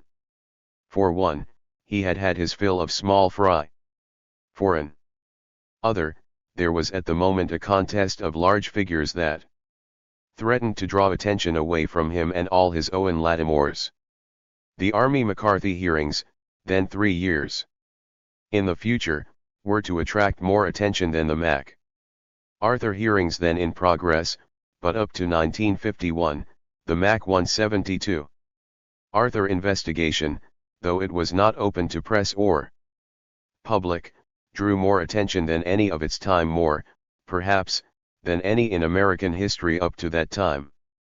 McCarthy had managed to get into the act by attending the hearings and emerging from the Senate caucus room every hour or so to give informal and wholly unauthorized briefings to the press. But this was not enough. A briefing officer, even a volunteer one breaking the security of secret testimony in wartime, is not quite a central figure. Since the logic of his position put him on General MacArthur's side, he undertook the destruction of MacArthur's most formidable adversary. He coolly decided not only to deny the great man his greatness, not merely to emasculate the symbol, but of all things, to befoul the living man as a traitor, even an assassin. And he went about this in a most curious way. Millions of Americans became familiar with the most outrageous of McCarthy's lies about General Marshall, for they were cited time and time again to show that his audacity knew no bounds.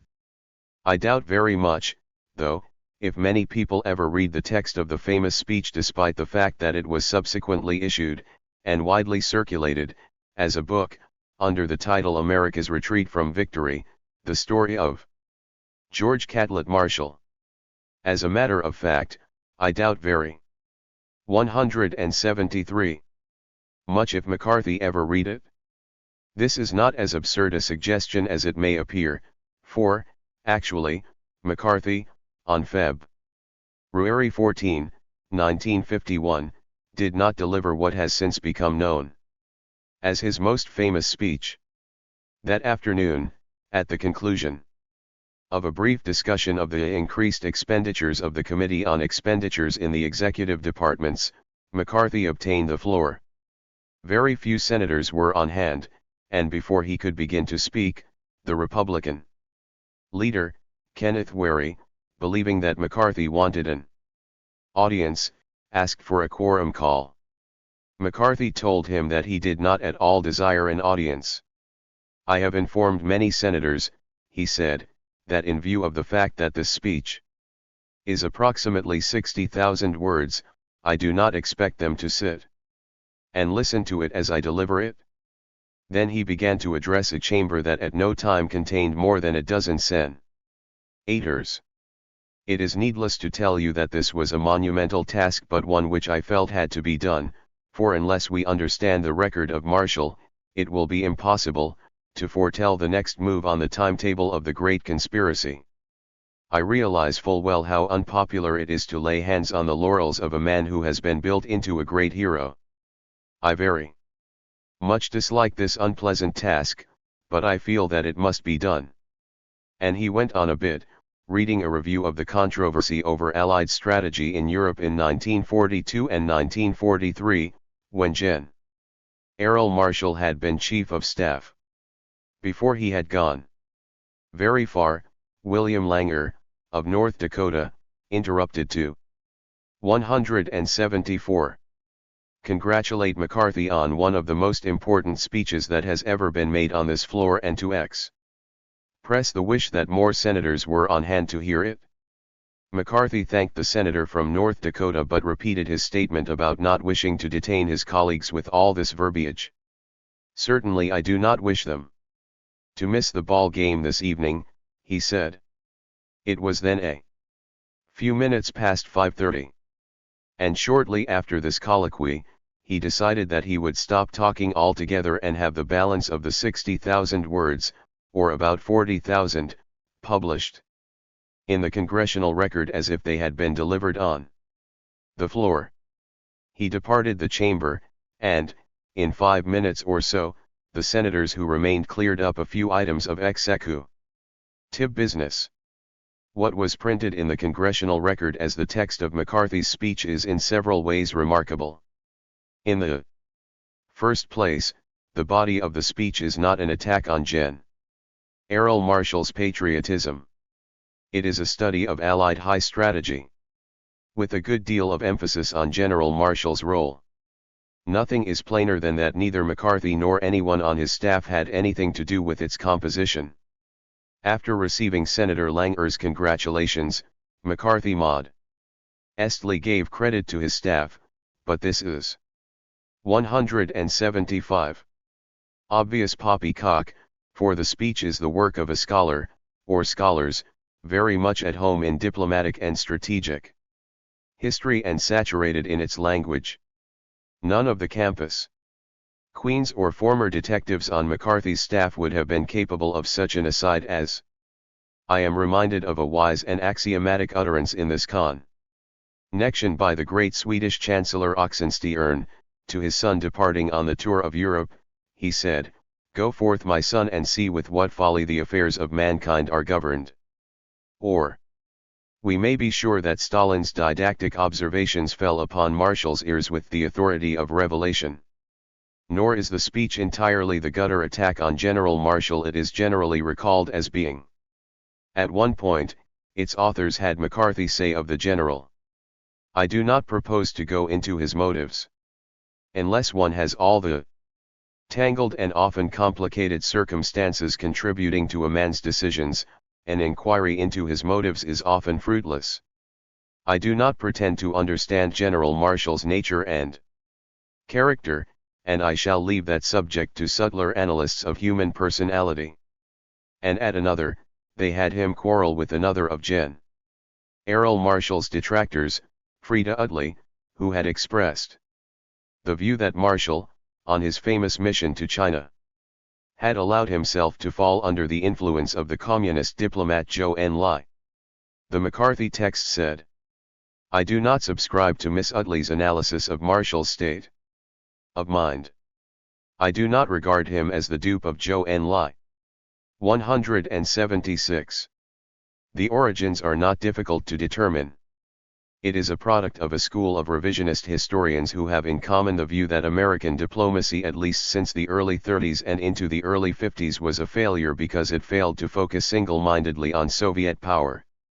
Roosevelt was mistaken in recognizing the Soviet Union in 1933, wrong in aiding the Russians in 1941, wrong in seeking the total destruction of German and Japanese power in 1945, wrong in inviting the Russians into the Pacific War, wrong in insisting that Chiang Kai-shek hold his fire for the Japanese, wrong in very nearly all of his major decisions.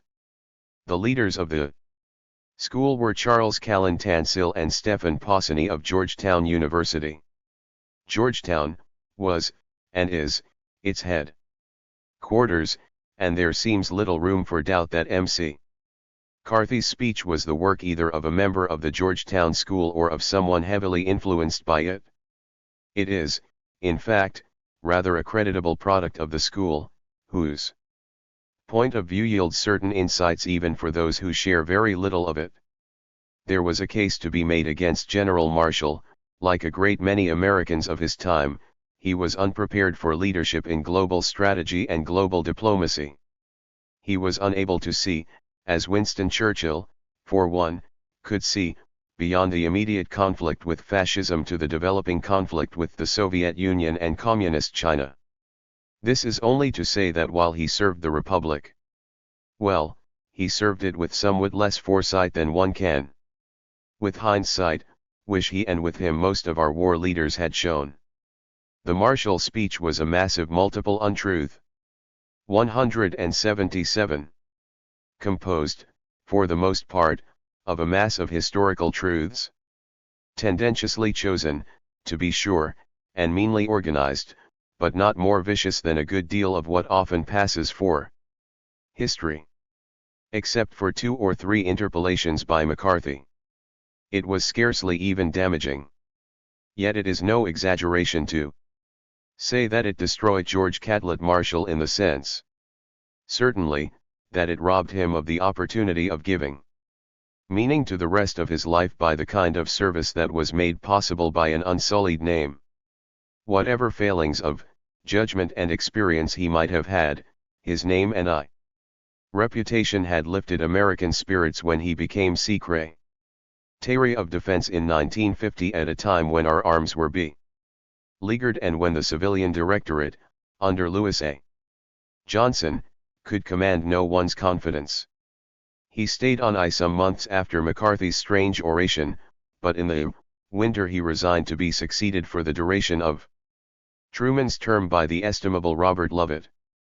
McCarthy had said there was blood on Marshall's hands, which was a lie, but there was mud on his uniform, and no president could ever again advance national unity by bringing George Catlett Marshall out of his melancholy retirement in Leesburg.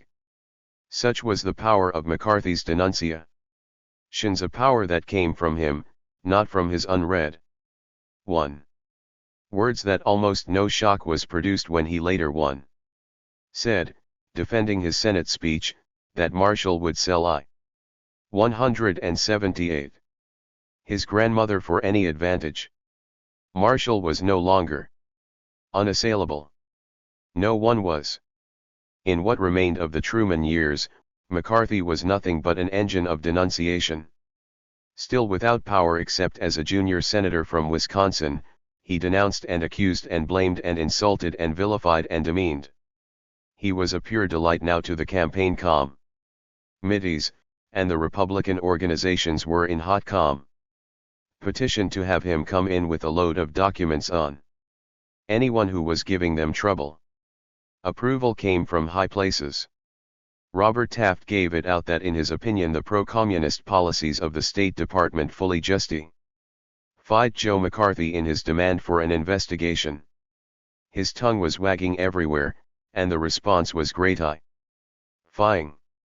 When Joe McCarthy had finished Saturday night, there were few skeptics in the jammed auditorium. We were in a position to witness perhaps 400 of the 700 in the audience. Only 2 remained seated.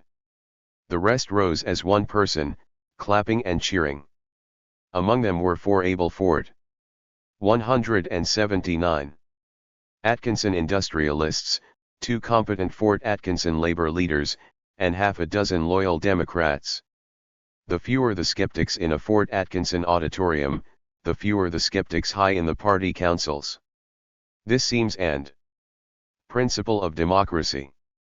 But he still had some critics in the party. Senator Margaret Chase Smith, of Maine, had, in 1950, drawn up an anti-McCarthy manifesto which became known as a Declaration of Conscience. She had as co-signers Edward Thye, of Minnesota, Irving Ives, of New York, George Aiken, of Vermont, Wayne Morse, of Oregon, and Robert Hendrickson, of New Jersey. But the critics thinned out, and all those that remained were ineffective, and by the time the 1952 Republican Convention, McCarthy was in, solid one. And big. He was given a place on the program, a large place. And the chairman, Walter Hallinan, cued a wild and sickening demonstration by saying that he would give the delegates Wisconsin's Fighting Marine, a man much maligned for his courage in exposing the traitors in our government. From the halls of Montezuma blared through the stockyards, and hordes of delegates sprang up with placards let Tiered Atchison, Hiss, and Lattimore. McCarthy. 180. Large enough now to be above the battle between Taft and Eisenhower and above the need to mention any active candidate, said that Douglas MacArthur was the greatest American that was ever born, that it was an awful thing. That American wives and mothers must go so deep into the valley of darkness and despair because of the war Truman started for publicity purposes, and that he had documents to prove that the government was still loaded with communists. He was the hit of the convention. And he came through it without making any commitments. The morning after Eisenhower's nomination, McCarthy was one of his callers at his Blackstone Hotel headquarters. "Are you pleased with the ticket, Senator?" one of us asked as he came from the candidate's suite. "I think Dick Nixon will make a fine vice president," he replied. And he was off for the campaigns, his own and Eisenhower's. A group of Capital Gains Republicans got up a kitty to put him on television to attack Adlai Stevenson, whom at one point McCarthy described as Alger. I mean Adlai. It was a famous speech. "Tonight I shall give you the history of the Democrat candidate who endorses and would continue the suicidal Kremlin-shaped policies of this nation. Keep in mind that each item which I give you taken alone is a small part of jigsaw puzzle." Stevenson's biography states that McLeish was the man who brought him into the State Department. McLeish has been affiliated with communist fronts. The Democrat candidate says, "Judge me by my friends."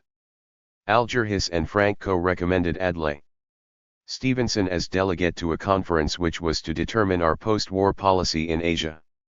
I hold in my hand the official record of the series of lectures.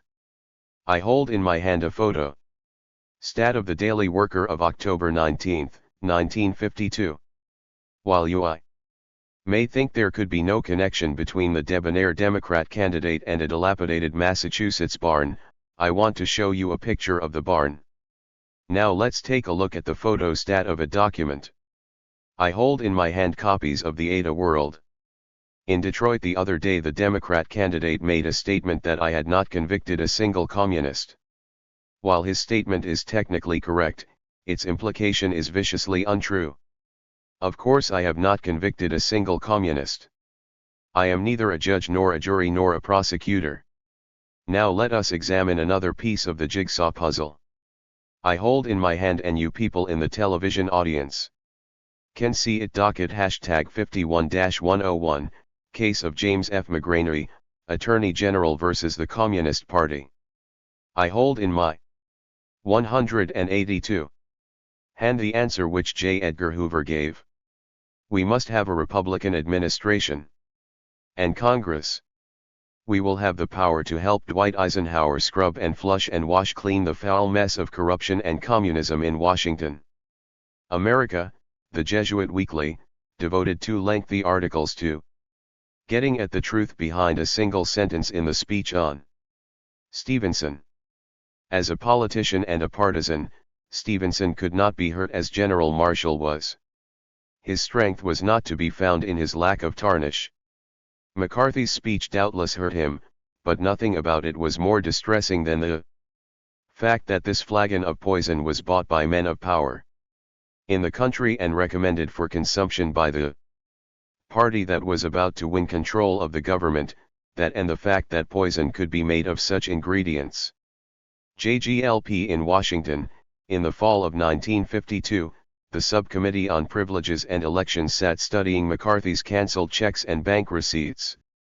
How had he come by deposits amounting to $172,623.18, and how had Ray Kiermaz, his assistant, banked $96,921.18, and what had become of it all?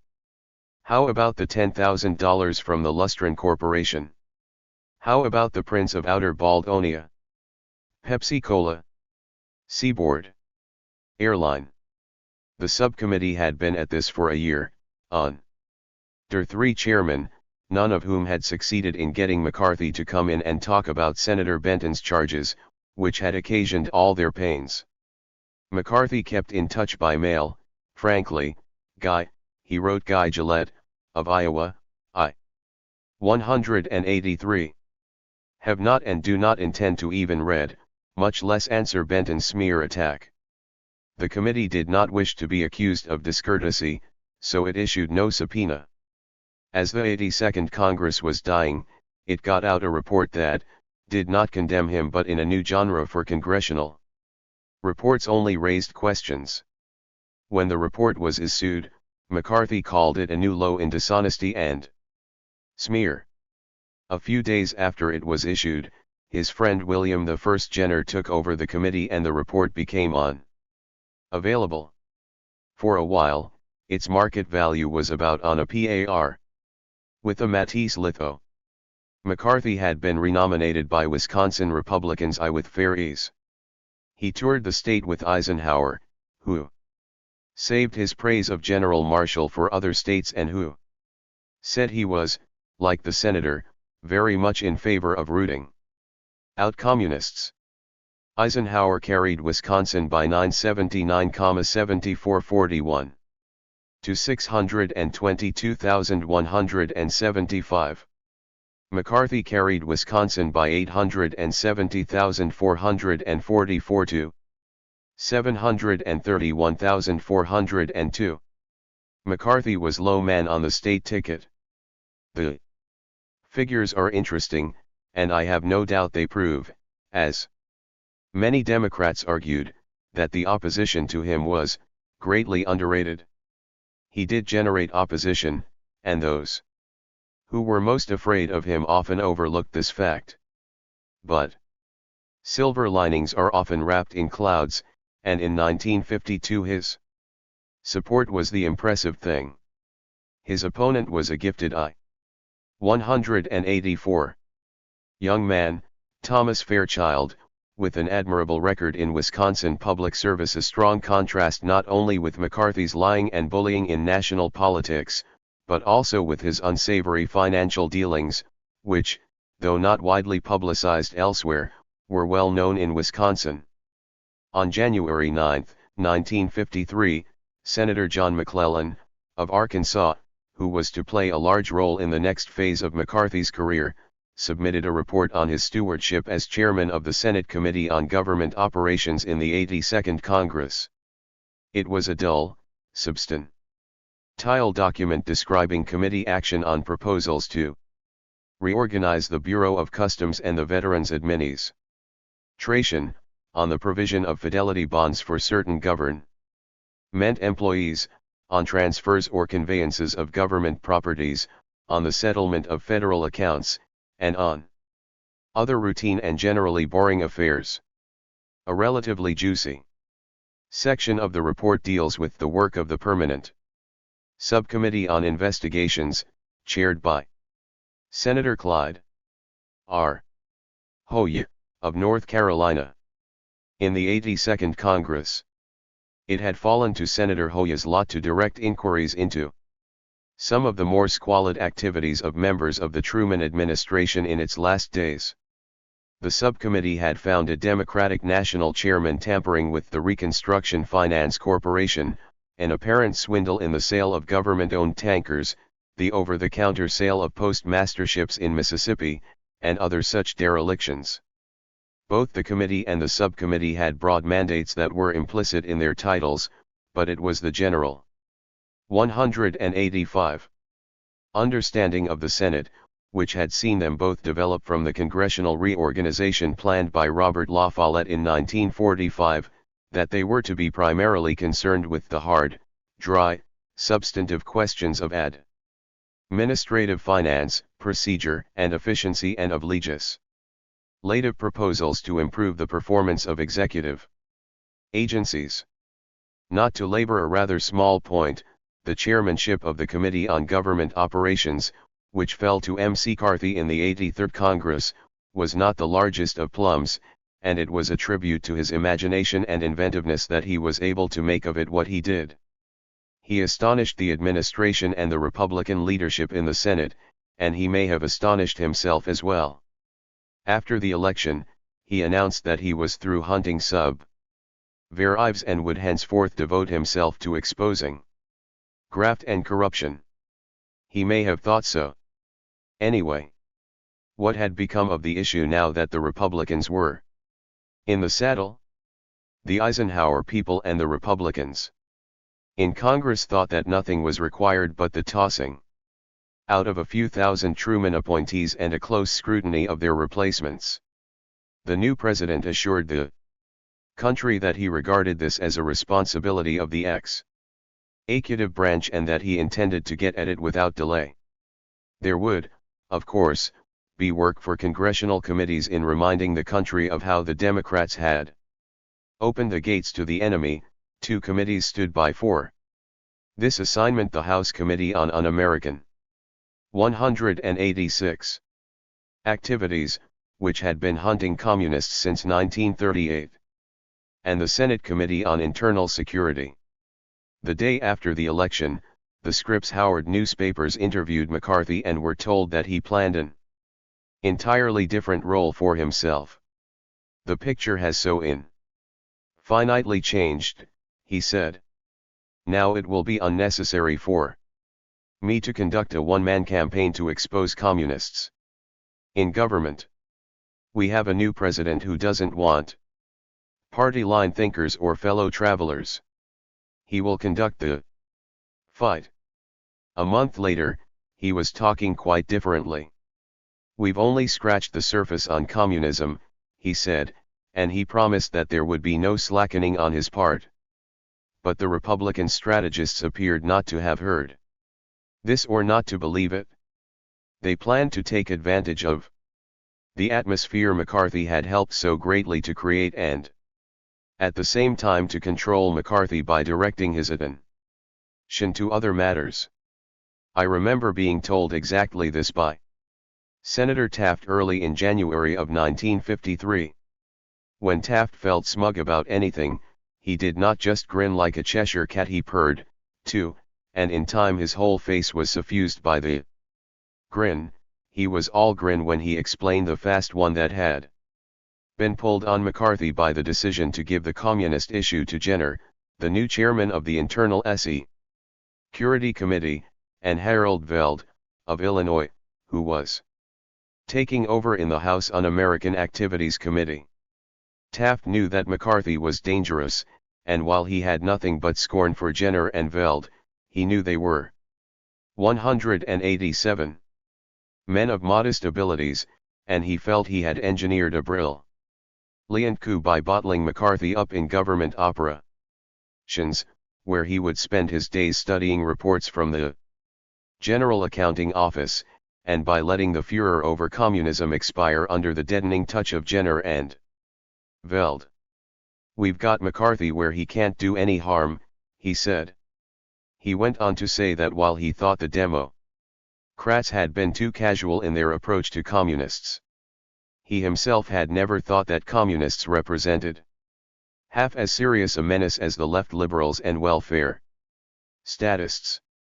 He wished to be able to do battle with them and not have the issue confused by talk about spies and saboteurs. Taft died within 6 months, but he lived and was active long enough to see that he had miscalculated what should always have been obvious to Eisenhower and Taft, that the demagogue cannot survive except as an oppositionist, and the organizer of a flight from reality soon enough became obvious to McCarthy. What nonsense to suppose that this man, known in all countries and spoken of in all tongues, would resign himself to poring over contracts for the sale of warehouses. Had he been the sensation of the Republican National Convention and the most sought-after campaigner merely to have Robert Taft, a three-time loser, relegate him to a committee looking into motor pools and office furnishings? The thought was ludicrous. There are no banner head lines in property conveyances. McCarthy could not function as part of a going concern. McCarthyism could have no future as a doctrine of assent.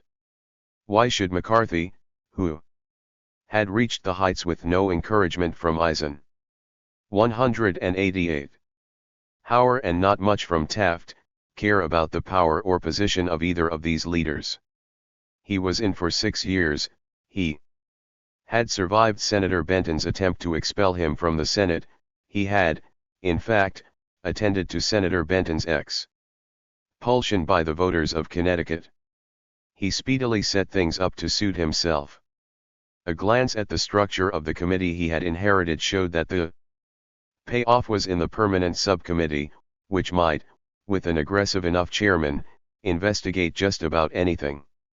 He provided the subcommittee with an aggressive chairman himself and simply ignored the responsibilities of the parent committee. For that matter, he ignored the responsibilities of the subcommittee, too, and of course the warrants of the unfortunate Jenner and Veld had, so far as he was concerned, never been issued. Before the Eisenhower administration and the new Congress were a month old, before John Foster Dulles had had time to hang the pictures on the wall in his Foggy Bottom office, McCarthy was raising his usual kind of hell in the State Department. He had a couple of file clerks come before the subcommittee to testify that departmental records had been rifled of damning evidence of communism and homosexuality. The personnel dossiers were accessible to a large number of personnel, who could tidy up their own records at will.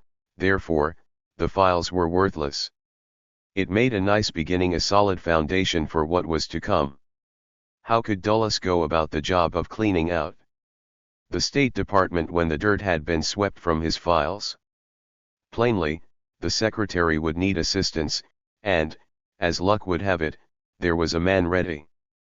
Taft's bottle for 189. McCarthy had never been corked. McCarthy simply poured himself out. Yet, in a manner of speaking, he was at that moment a genie ready for a genie's fate, to be stuffed back into the bottle. Nothing was more certain than that in the end the Eisenhower administration would be forced to confront his challenge. Even the sleepiest of governments must at some point respond to the threat of subversion. It may shelter McCarthy's for a time because there seems more to be gained by doing so than by kicking them out.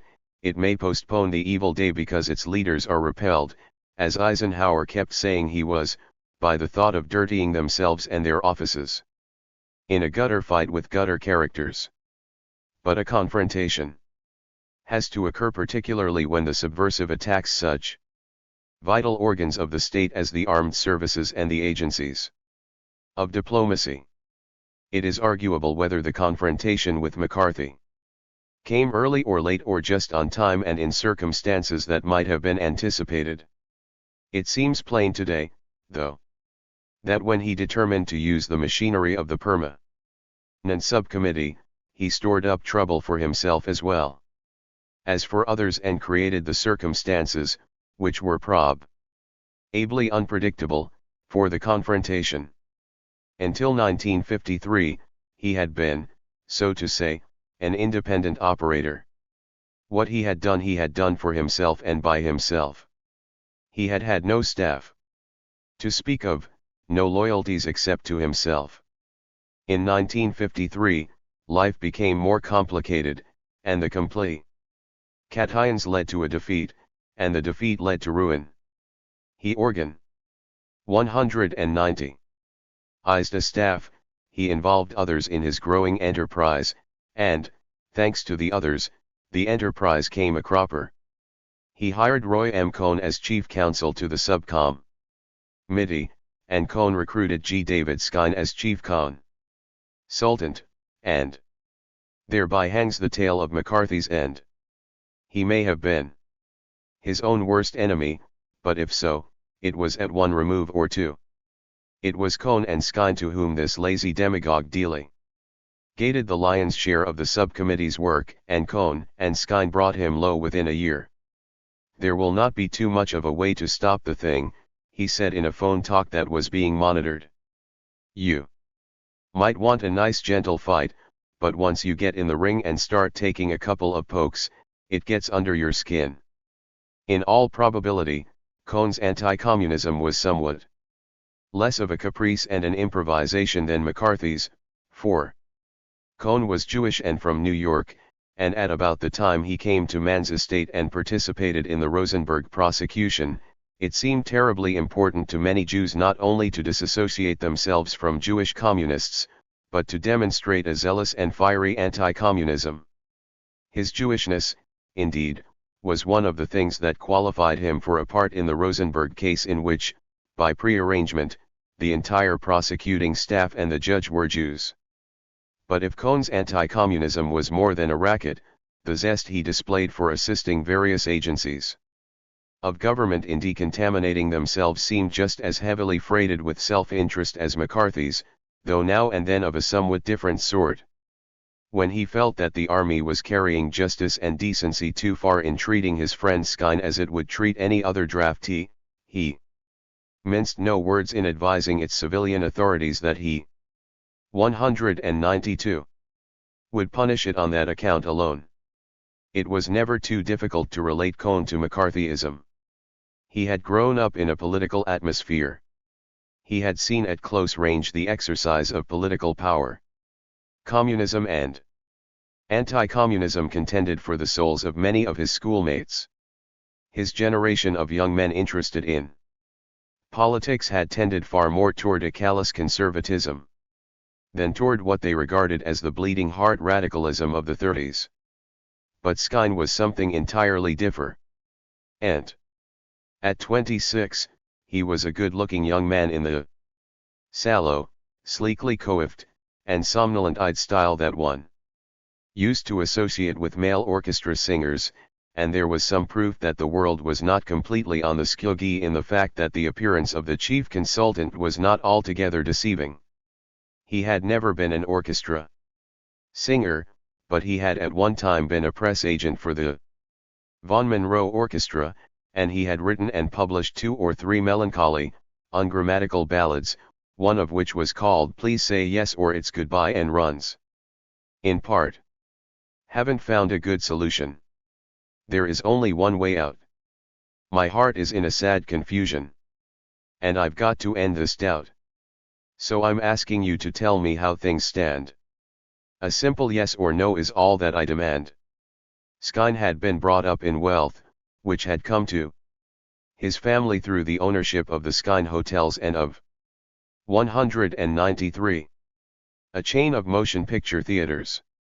He had attended Phillips and Dover and Harvard College, where he had been remarkable as the owner of a Cadillac with a 2-way telephone.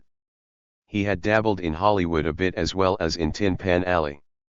He had built up what he claimed, without serious contradiction, was a cigar museum that housed the largest and most varied collection of cigars in the world. In time, by some process almost impossible to imagine, he took up ideology, and even produced a commentary on it. Whenever his patron, McCarthy, or his chum, Roy Cohn, was asked about Skine's qualifications as chief consultant, the respondent would refer, with professions of great admiration, to a work called Definition of Communism, by G. David Skine. This monograph ran to 6 pages and bore the Colorado font of the Skine Hotel's finest under the Sunday. In a couple of thousand deplorably chosen words, Skine managed to put the Russian Revolution, the founding of the Communist Party, and the start of the first 5-year plan. In years when these events did not occur, he gave Lenin the wrong first name, hopelessly confused Stalin with Trotsky, Marx with Lenin, Alexander Kerensky with Prince Lvov, and 15th-century utopianism with 20th-century communism. Copies of this bedside treasury of wrong dates and mistaken identities and misunderstood principles were to be found in Skine hotels, of which David's father had appointed him president and general manager, from Miami to Hollywood. It was said to have been a copy found under a room service menu in a hotel in Coral Gables or some such place that brought Skine and Cohn and McCarthy together. 194. A guest in the hotel read the pamphlet, was struck by its insights, sought out its author, introduced him to George Sokolsky, who introduced him to Roy Cohn, who introduced him to McCarthy, who hired him. At any rate, somehow or other it happened he was hired, and as the whole Western world was soon to know, Cohn and Skine became great companions. P%gr. J. Cohn and Skine, or, at any rate, Cohn, with Skine's encouragement, ran the subcommittee in 1953. They had a sizable staff below them and McCarthy above them, but the strategies were theirs. When they came upon something good, McCarthy would come in for the kill, but as a rule he had to be told by them what to kill. Once, I recall, there was an announcement of an investigation of federal scholarship and academic exchange programs.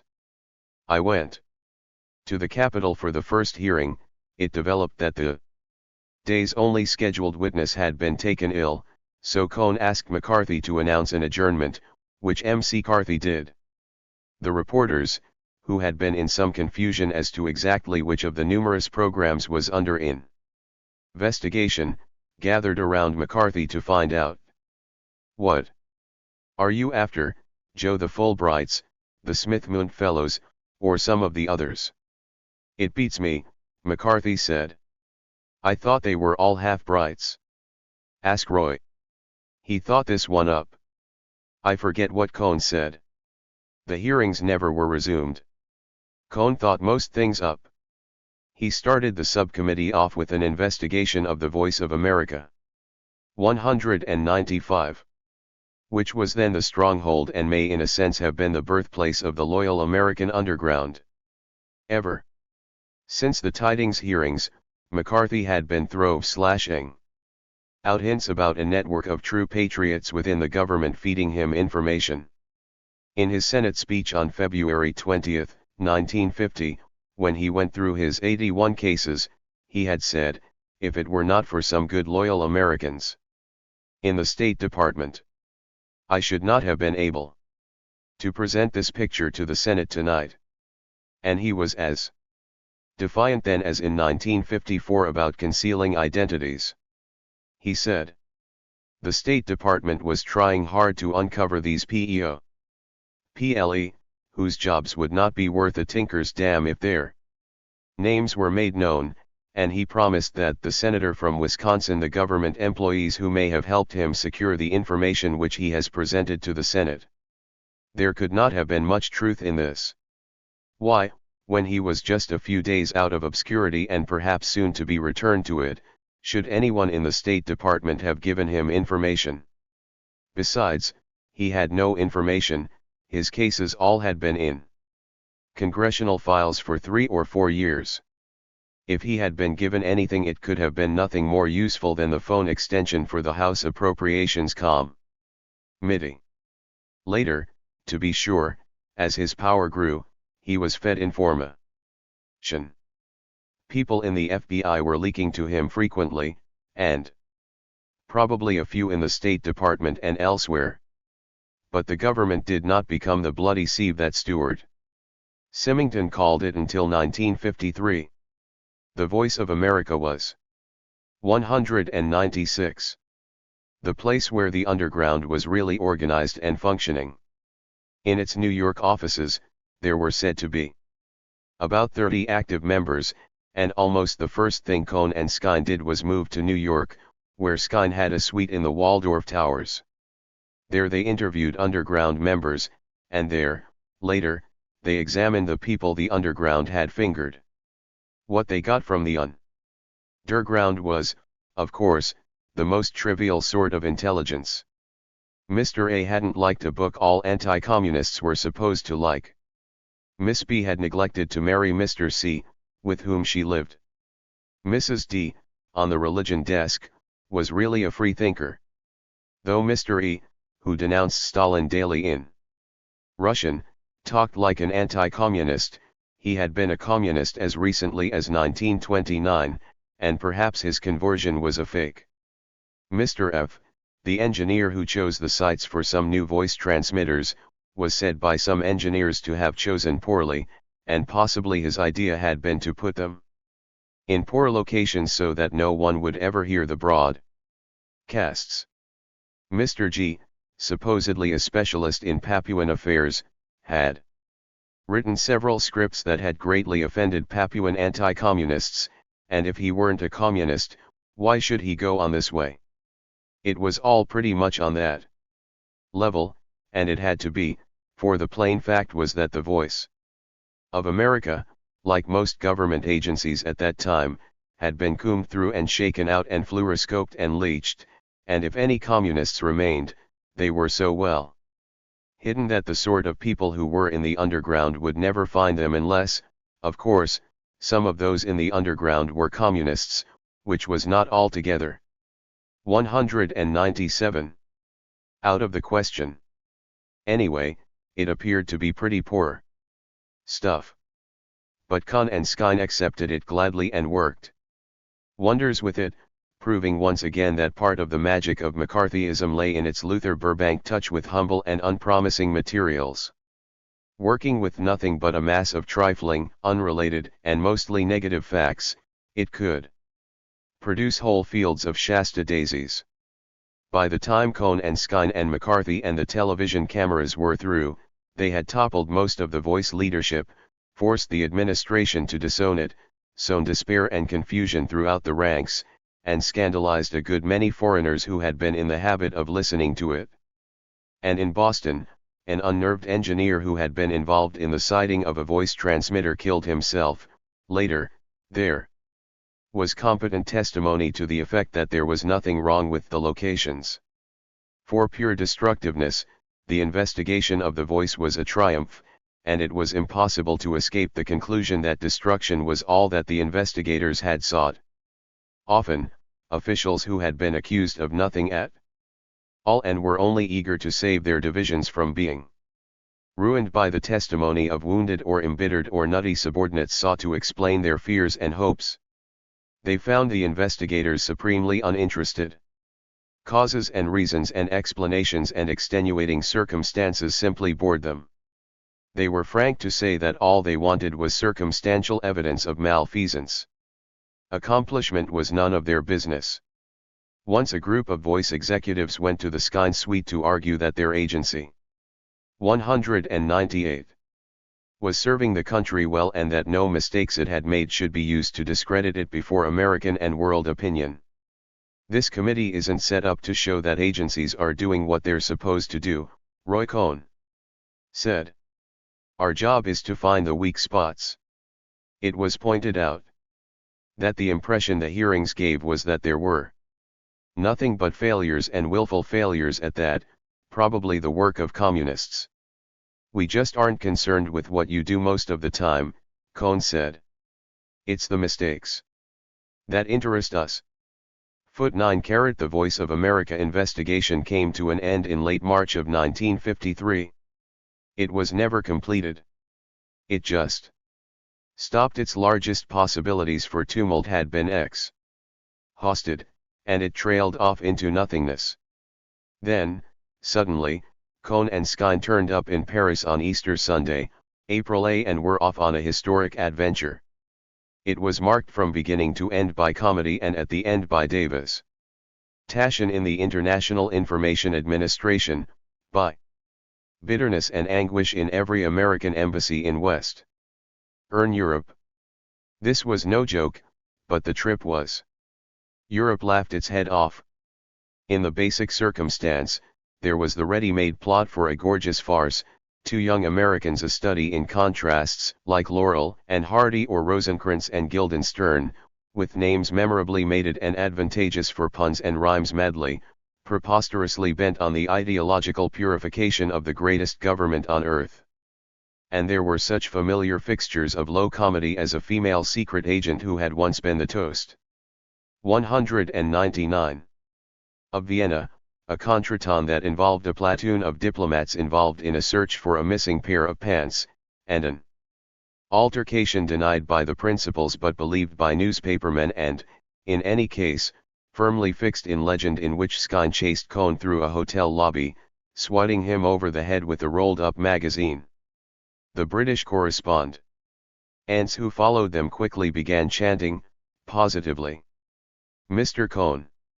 Absolutely, Mr. Skine!" The pair spent 40 hours in Paris, 16 in Bonn, 19 in Frankfurt, 60 in Munich, 41 in Vienna, 23 in Belgrade, 24 in Athens, 20 in Rome, and 6 in London. What was it all about? After a time, it turned out to be about books in ILA libraries, but the interest in books was probably minor at the start. The expedition had been set up only a few days in advance, and the purpose of it was so obscure that everywhere the travelers touched down they gave a different account of why they were traveling. In Paris, they said they were looking for inefficiency in government offices overseas. In Bonn, they said they were looking for subversives. Asked in Munich which it was, Cohn explained that it was both. Efficiency, he said, includes complete political reliability. If anyone is interested in the communists, then he cannot be efficient. Back home, on Meet the Press, he said he didn't consider himself competent to judge performances abroad and had gone only to look into certain things. In Rome, a new angle came to light. McCarthy, in Washington, had told the press that they had been sent abroad to bring back a report on the amount of money that had been 200 spent in putting across the Truman administration in Europe. This was news to Cohn, but he was equal to it. "We haven't heard about that," he said, "but anything the chairman of our committee says, if he said it, goes with us." They had no purpose beyond McCarthy's continuing one of freestyle, catch-as-catch-can harassment. For this the trip was unnecessary, its victories could have been enjoyed without any traveling at all. The book burning was not a consequence of the trip. The State Department had begun to pulp, ignite, and donate to charity the offending volumes the moment it learned that McCarthy had developed bibliographic interests. By the time Cohn and Skine got to the libraries, most of them had been thoroughly Baudelarized. What remained to be done scarcely required their attentions. In terms of McCarthyism's own economy, the trip was wholly unnecessary. Nevertheless, it was richly productive of mischief. Cohn and Skine were a pair to be laughed at, but they made a bitter jest, for they moved about under a crazy quilted panoply that unmistakably bore, among other devices, the Great Seal of the United States. They were simply on the prowl for anything they could turn up by talking with underground members or fellow travelers and with any Europeans who might have tidbits. They employed a woman named Hid Massing, the former toast of Vienna and, in her post-toast life, the wife of Gerhard Eisler, a Moscow agent, and herself a former communist spy in Washington, to give them the benefit of her observations of American government employees in Europe. And they 201. Hired a jobless German politician named Hermann Aumer to brief them on the American High Commission in Germany. Cohn's and Skine's dealings with persons such as Aumer and Hid Massing were for the most part conducted in private. What made the trip a sensation was the public behavior of the travelers, which was observed and recorded for posterity by as many journalists as are normally assigned to such eminences as kings, presidents, and Rita Hayworth. Even their exchanges with hotel clerks were taken down. They had a standard and characteristically tasteless joke for hotel registrations, asking for adjoining rooms but insisting that the AC accommodations be separate. One or the other would explain to the generally uncomprehending room clerk, "You see, we don't work for the State Department. Vienna was a typical way station for the investigators. They arrived there by plane from Munich on Friday evening, April 10. They stayed in Vienna all day Saturday and into Sunday afternoon. The total elapsed time was 41 hours, which was slightly above the PAR of 28. 3.5 hours were devoted to the labor of Inspect 202. Surveys, and talks with government officials. 2.5 hours were spent in press conferences. They held their first immediately upon landing. Cohn denied the story about Skine having hit him on the head. A pack of lies, he said. He then went on to give the routine talk about their inquiry, pointing out that the visit to Austria was unique in that they had no reports of American subversion in that country. We are not trying to get anybody here, he said. At noon, they met with the ambassador for 20 minutes. Au courant with diplomacy and psychological warfare on that particular frontier, they went shopping. Skine visited a tobacconist and picked out some unusual cigars for his cigar museum.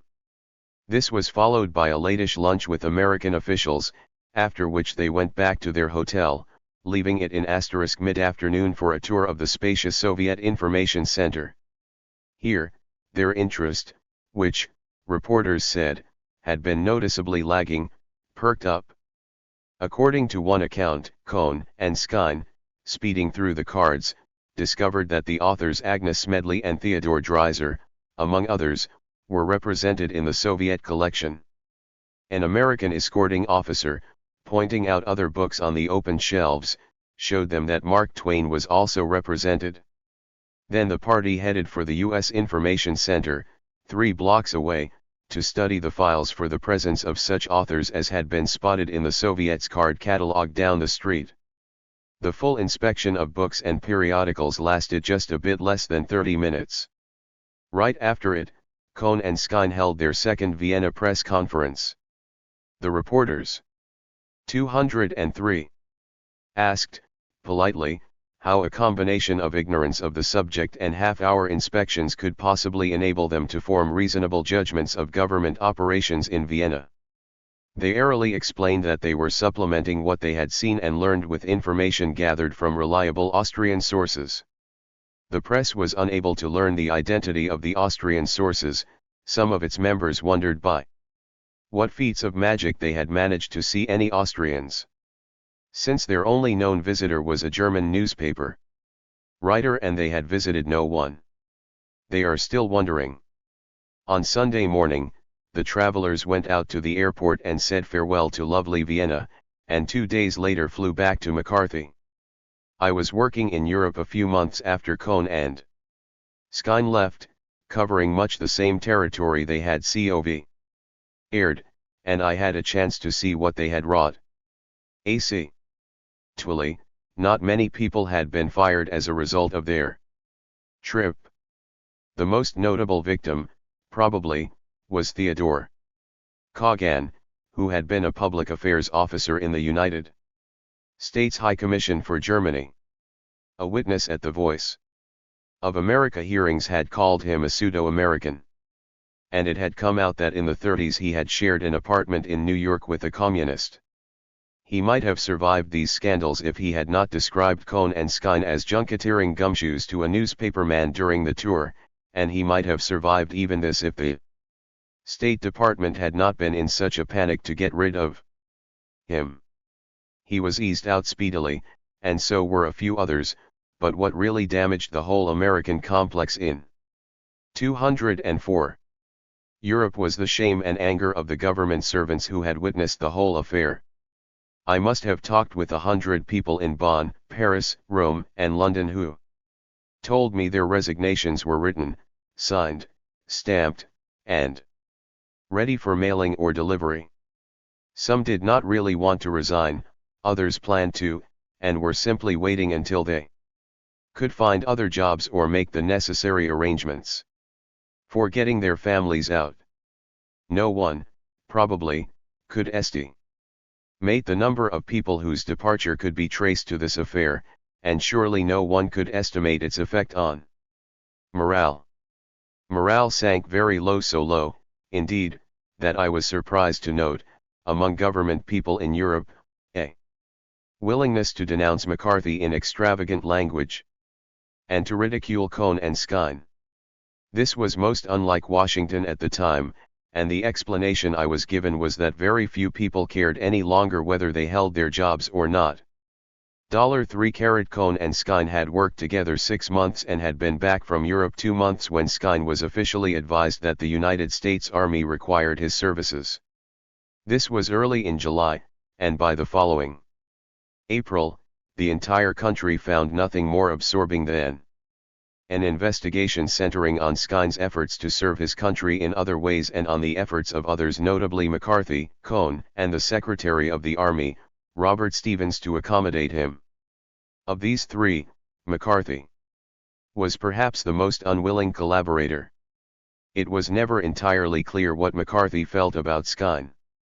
At first he had welcomed him to his merry company. Why not? Skine was agreeable. He owned hotels in delightful places. He had the Waldorf Towers suite, a nice place for executive SES Zions. Moreover, Roy Cohn, who was invaluable, liked Skine enormously. McCarthy sometimes said Skine was the greatest expert on communism he knew.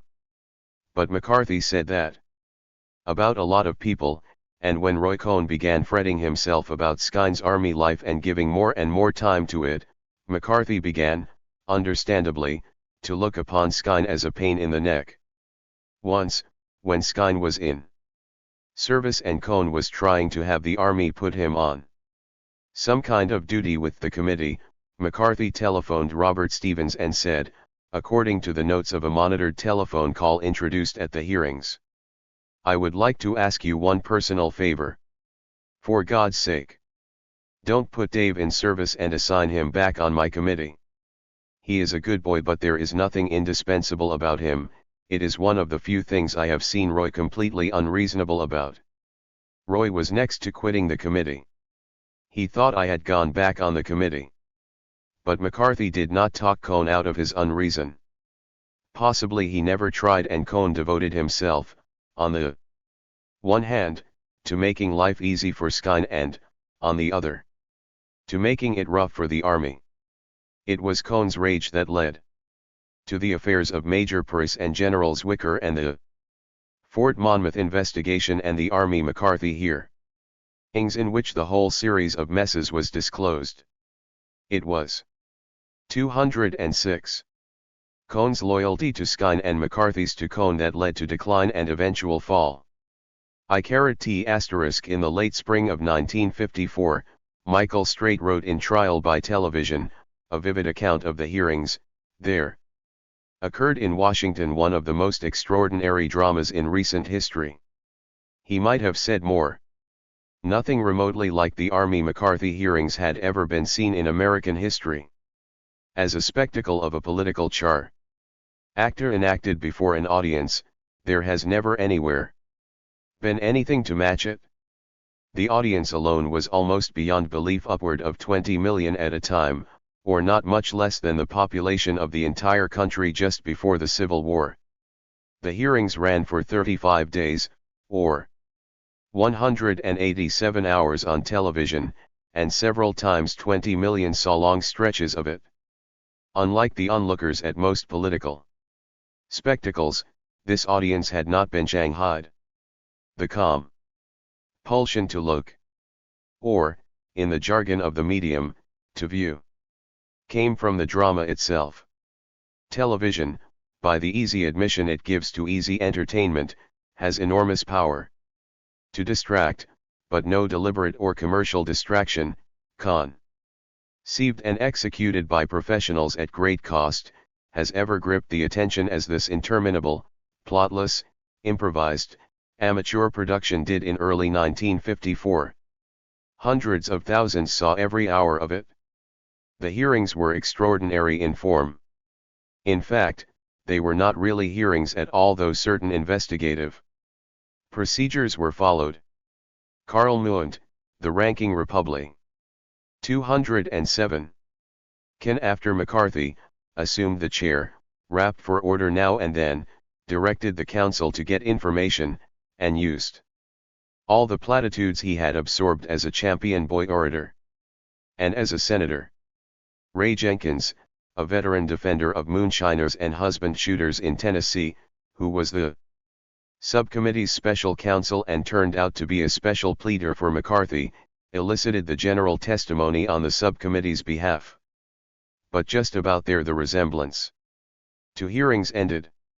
The rest was ordeal, combat, theater, duel, confession, catharsis, the testing of wills all accomplished. Through a flood of talk about matters that would not have involved the principals at all if they had not involved a man whose challenge was anything but trivial. It was this challenge that was being faced in ways that at first seemed stupid and pitiful and later seemed, to some at least, a kind of institutional adaptation, a new organ generated by a free but troubled society to meet a new condition of existence. The hearings were never really about Cohn and Skine, or Major Purse or General Zwicker, but in the course of them, their stories were told. Skine got his draft call, and immediately he and Cohn began to high-pressure the army. The army considered the source and made no complaints.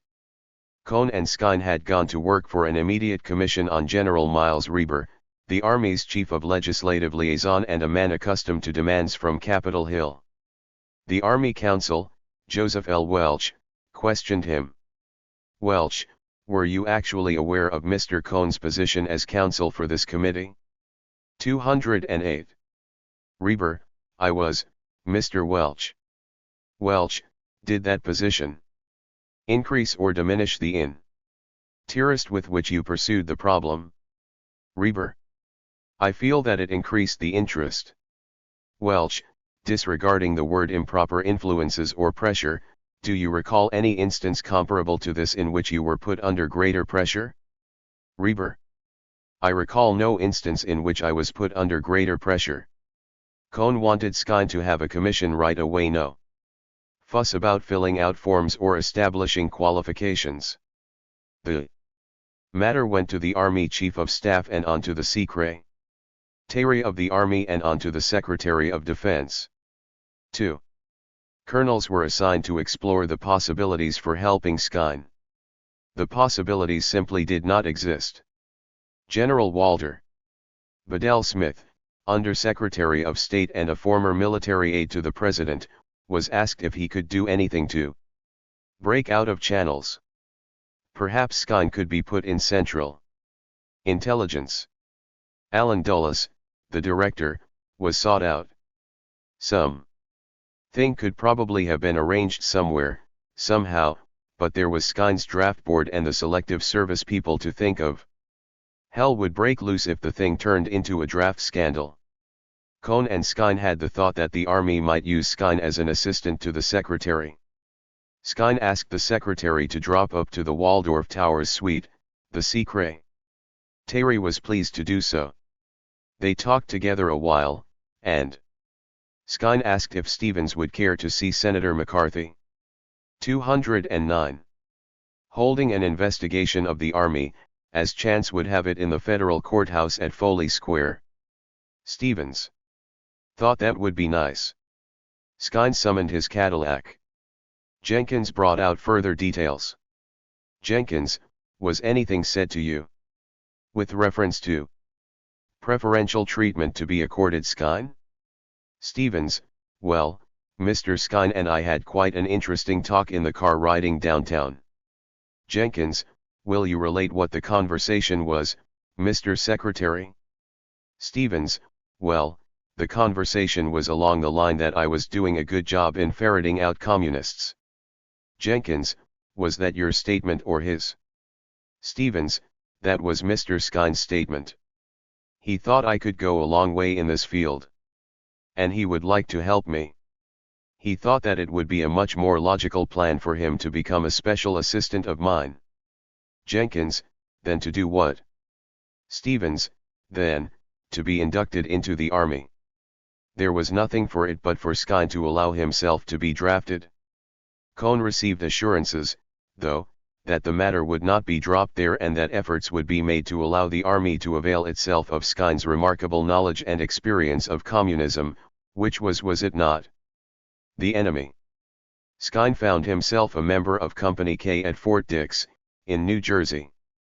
At the hearings, the company commander, Captain Joseph Miller, said that Skyne stopped him on their first barracks encounter. 210. Private Skyne asked me, or rather told me, that if I ever wanted to make a little trip to Florida that he knew a Colonel Bradley, but here I cut him off in the middle of a sentence. Captain Miller had a stern sense of duty and a poor sense of Skyne's importance. But he was to learn. Skyne went AWOL. He was released from drill to make or accept 250 long-distance calls. Word was getting about that he had certain things going for him in Washington. And he did. He got passes on all weekends and holidays throughout his basic training, which may have been basic but wasn't in his case. Training. One rainy day, Captain Miller found Skyne shell tiered in a truck while the rest of Company K was on the firing range. Skyne said he was studying logistics and other things. He added, according to Miller, that his purpose was to remake the military along modern lines. In time, Cone did succeed. Skyne was virtually detached from the army and returned to service with the committee. The hearings were replete with stories of other interventions and other concessions. Many people found them shocking, and they were, but worse was to come. Efforts to obtain special treatment, to avoid unpleasant duties, to gold brick.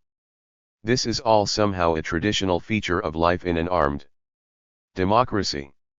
What was far more of an outrage was the revenge that Cone and McCarthy took on the army, the fuss over Major Purvis, the humiliation of Generals Wicker, and the near destruction of the Fort Monmouth installation. It may be that in McCarthy's case revenge was not the spur. His interest in Skyne was only an aspect of his need for Cone. 211. But he did need daily victories, and Cone seeking Skyne's liberation from basic training led him to the Purvis case, and from that to Generals Wicker, and thence to Fort Monmouth *, and he got some victories. BSIP. The Army McCarthy hearings were first conceived as an essay in mediation. McCarthy had called Zwicker in for an accounting on the Purvis affair and had mocked and tormented an honorable officer. The Secretary of the Army attempted to protect the general by saying he would not allow him to testify again. Egged on by the Vice President, the Republicans on the subcommittee had summoned Stevens to a luncheon with McCarthy and had got the Secretary to agree to have Zwicker testify. The Secretary read the fine print and was sick at heart. Some journalists got from John Adams, the Army Counsel, a chronology of events and published it. McCarthy made countercharges. The subcommittee moved in and arranged a confrontation, though this was no part of its business or, for that matter, of the Senate's. The Senate has no powers of this sort. Nor is it empowered to find facts for their own interesting sake or to referee arguments between public officials. The Army said that McCarthy and members of his committee had used *. It cannot be overlooked, though, that McCarthy held an ancient grudge against the Army. His tactics in the Malmedy investigation bore a striking resemblance to his tactics in the 1953 and 1954 investigations. 212. Improper methods in attempting to get preferential treatment for Skyne. McCarthy said that the Army had been holding Skyne as a hostage in order to force him to abandon his investigations. Broadly speaking, our system, up to 1954, had functioned by entrusting the judgment of such abuses as were charged. Provided, of course, they were not legally actionable to public opinion. If exposure did not cause them to come to an end, then the electorate would in time have its chance to sit as a jury. Senate intervention was a distinct novelty. Yet it seemed to me at the time, as it does now, that three things of value were accomplished by the hearings. In the first place, McCarthy was stopped from further acts of destruction for the duration of the hearings. In the second place, the fact that he was a seditionist was made manifest to the entire country, so that only those tolerant of sedition could remain tolerant toward him. In the third place, a Senate opposition was forged. 3 Democrats and 1 Republican on the subcommittee had no choice but to appear as antagonists. Beyond all this, there was a kind of aesthetic dividend. A man named Joseph Lyndon Welch, a proper Bostonian from Iowa, the son of an English housemaid and a Jactar of the Royal Navy, was provided an opportunity, which he seized, to pose against the Americanism that Fulton Lewis, Jr., said was a synonym for McCarthyism, an Americanism compounded of love of country. 213. A decent respect for the opinions of mankind, and an adherence to the tradition that esteems the public uses of fairness, reason, compassion, wit, and love. The hearings on Skine stopped the hearings on Fort Monmouth. McCarthy was quick to recognize this. He asked the Secretary of the Army 16 times if the Department of the Army wished the investigations discontinued. Stevens did, of course, but, as a loyal member of the Eisenhower team, he was unwilling to concede that anything done by Congress could be contrary to the national interest. 16 times the Secretary answered evasively. But McCarthy knew the score, and on the 17th try he gave it. McCarthy, now can you tell us today whether or not you wanted the hearings at Fort Monmouth suspended? Stevens, I wanted them suspended in order that the Army could carry out the hearings themselves and stop the panic that was being created in the minds of the public on a basis that was not justified by the facts. McCarthy, how did you finally succeed in getting the hearings suspended? Stevens, how did I succeed? McCarthy, yes, they are suspended as of today. How did you succeed? Stevens, they aren't suspended as far as I know. McCarthy, Bob, don't give me that. You know that the hearings were suspended the day you or someone filed your charges against Mr. Cohn, Mr. Carr, and myself. Let's not be coy. McCarthy was entirely right. The Fort Monmouth hearings were stopped, and from almost any point of view except 214. McCarthy's this was all to the good. More than that, the whole enterprise of McCarthyism was suspended for the duration of the hearings and, as it was to turn out, for a good deal longer. The mere commotion and hubbub of the Army McCarthy hearings delayed the whole process of Zion, which had seemed very far advanced by the spring of 1954. The hearings established before most of the nation the fact that McCarthy himself was an enemy of the established order. This came out in a number of ways, but in none more vividly than in the colloquy with Joseph Welch over the information contained in the purloined letter from J. Edgar Hoover to G2, which had been turned over to McCarthy by one of his fellow seditionists. McCarthy was on the witness stand, under solemn oath and under examination by the Special Counsel to the Army. Welch, Senator McCarthy, when you took the stand you knew of course that you were going to be asked about the letter, did you not? McCarthy, I assumed that would be the subject. Welch, and you of course understood that you were going to be asked the source from which you got it? McCarthy. I won't answer that. Welch, could I have the oath that you took read to us wholly by the reporter? Munt, Mr. Welch, that doesn't seem to be an appropriate question. It's the same oath you took. Welch, the oath included a promise, a solemn promise by you to tell the truth and nothing but the truth. Is that correct, sir? McCarthy, Mr. Welch, you are not the first individual that tried to get me to betray the confidence and give out the names of my informants. You will be no more successful than those who have tried it in the past. Welch, I am only asking you, sir, did you realize when you took the oath that you were making a solemn promise to tell the truth to this committee? McCarthy, I understand the oath, Mr. Welch. Welch, and when you took it, did you have some mental reservation, some Fifth or Sixth Amendment notion that you could measure what you would tell? McCarthy, I don't take the Fifth Amendment. Welch, have you some private reservation when you take the oath that Lets you be the judge of what you will testify to? 216. McCarthy, the answer is that there is no reservation about telling the whole truth. Welch, thank you, sir. Then tell us who delivered the document to you. McCarthy, the answer is no.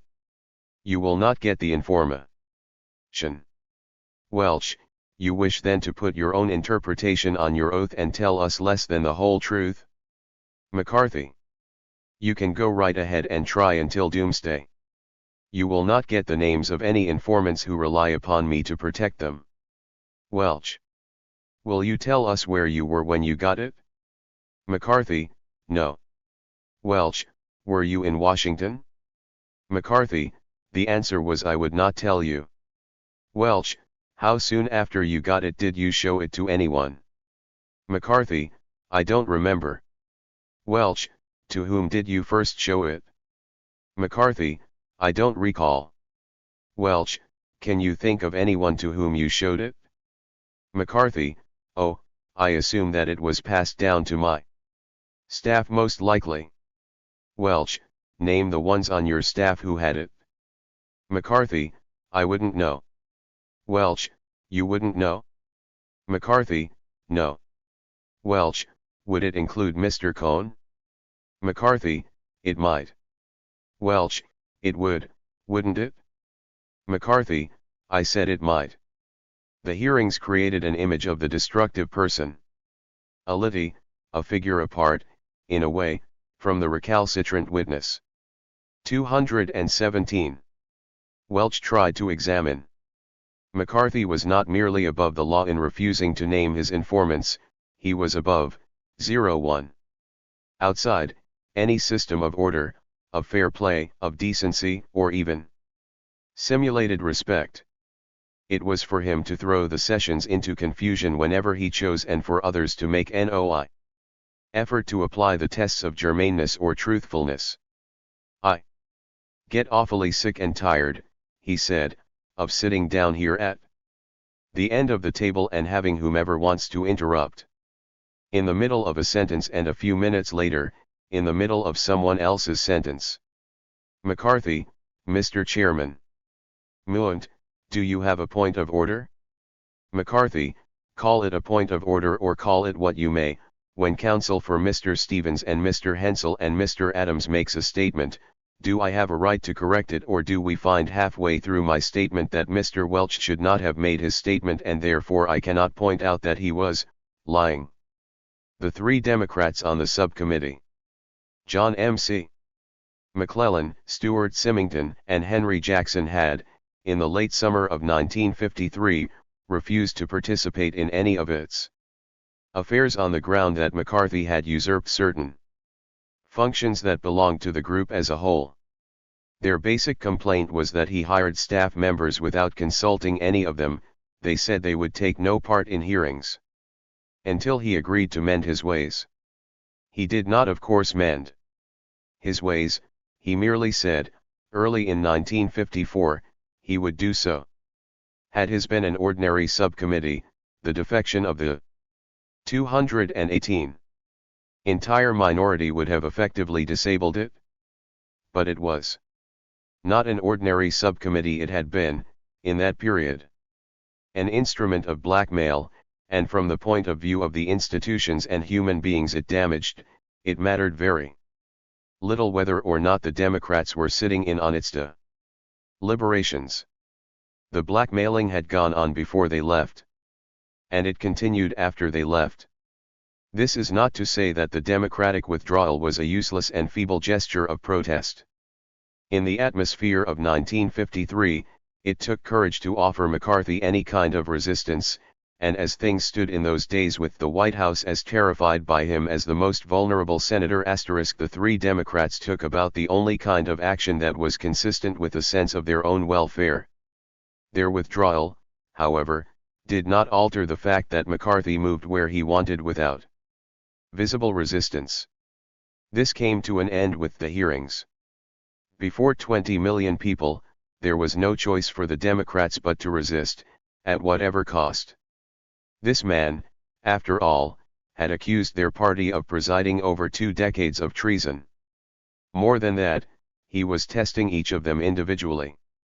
The drama derived its tension from the greatest of all sources, the conflict of human spirits. The great audience was far more interested in the players and their relationship one to another than in the larger conflict of ideas and institutions. Every face was a study, every voice a revelation of the man from whom it came.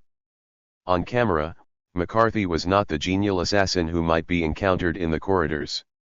He snarled, and he roared, and if peace with honor was possible, it was to be had at the heavy risk of having to acknowledge tarnishes. The Democrats could not so much as toy with the idea of accommodation, for McCarthy missed no opportunity to make an issue of party. At one point, in the dispute over the FBI document, MC McClellan said that the issue was whether a Senate subcommittee is entitled to gain by theft what it cannot legally obtain by subpoena. McCarthy accused McClellan of trying to railroad him into jail. "I'm asking no such thing," McClellan said. "I don't care. No one's afraid of you out any more than in." This was not strictly the case. The time to stop fearing him was not yet at hand, and the fear of many reason able men at the time was great enough to lead them to believe that the country would be far better off if a way could be found of jailing him. But McClellan had breathed scorn and defiance, and from that moment on the spell was broken, not only in the subcommittee but in the Senate. This is not to say that McClellan, Symington, and Jackson were from that moment on models of valor and eloquent defenders of the faith. They still, sometimes, appeared to be models of discretion and uncertain of what their faith 220 was. They vied with McCarthy for the honor of being the toughest communist fighter, and they competed with the Republicans in a kind of slavering praise of the Federal Bureau of Investigation, an agency deeply involved in some of the worst of McCarthy's offenses, and of its director, J. Edgar Hoover, who more than anyone else knew what a fraud McCarthy was and who was the one man who might have dared at any time to pit his reputation against McCarthy. But the Democrats did have their moments of strength and truth and eloquence, and if John McClellan had spoken with bravado when he said he knew no fear of M.C. McCarthy on either side of prison bars, Stuart Symington spoke his feelings of the moment when, having been accused of cowardice by McCarthy, he looked at the breeder of tumult and said, "You said something about being afraid. I want you to know from the bottom of my heart that I am not afraid of anything about you or anything you've got to say anytime, any place, anywhere." BSLR 5. The hearings ended on June 17, and 2.5 months later the subcommittee made public 4 reports.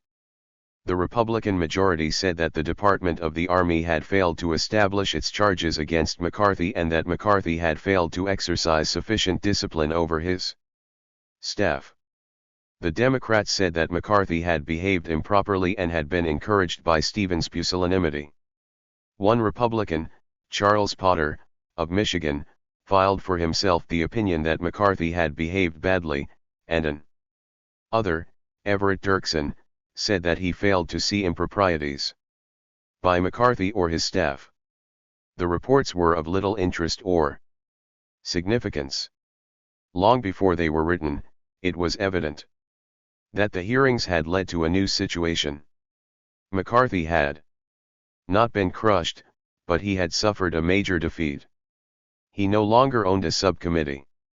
The Fort Monmouth investigations had not only been suspended, they had been killed. Roy Cohn had won no friends, and it was clearly out of the question that he should remain in Washington. In August he resigned and went back to money-making in New York. If the country was to be saved from communists, it would be saved without his assistance. The reports released on September 1 dealt with problems that now belonged to the ages. Because the hearings were inconclusive as in the very nature of the case they had to be, the problem had to make its way, eventually, to the Committee of the Whole.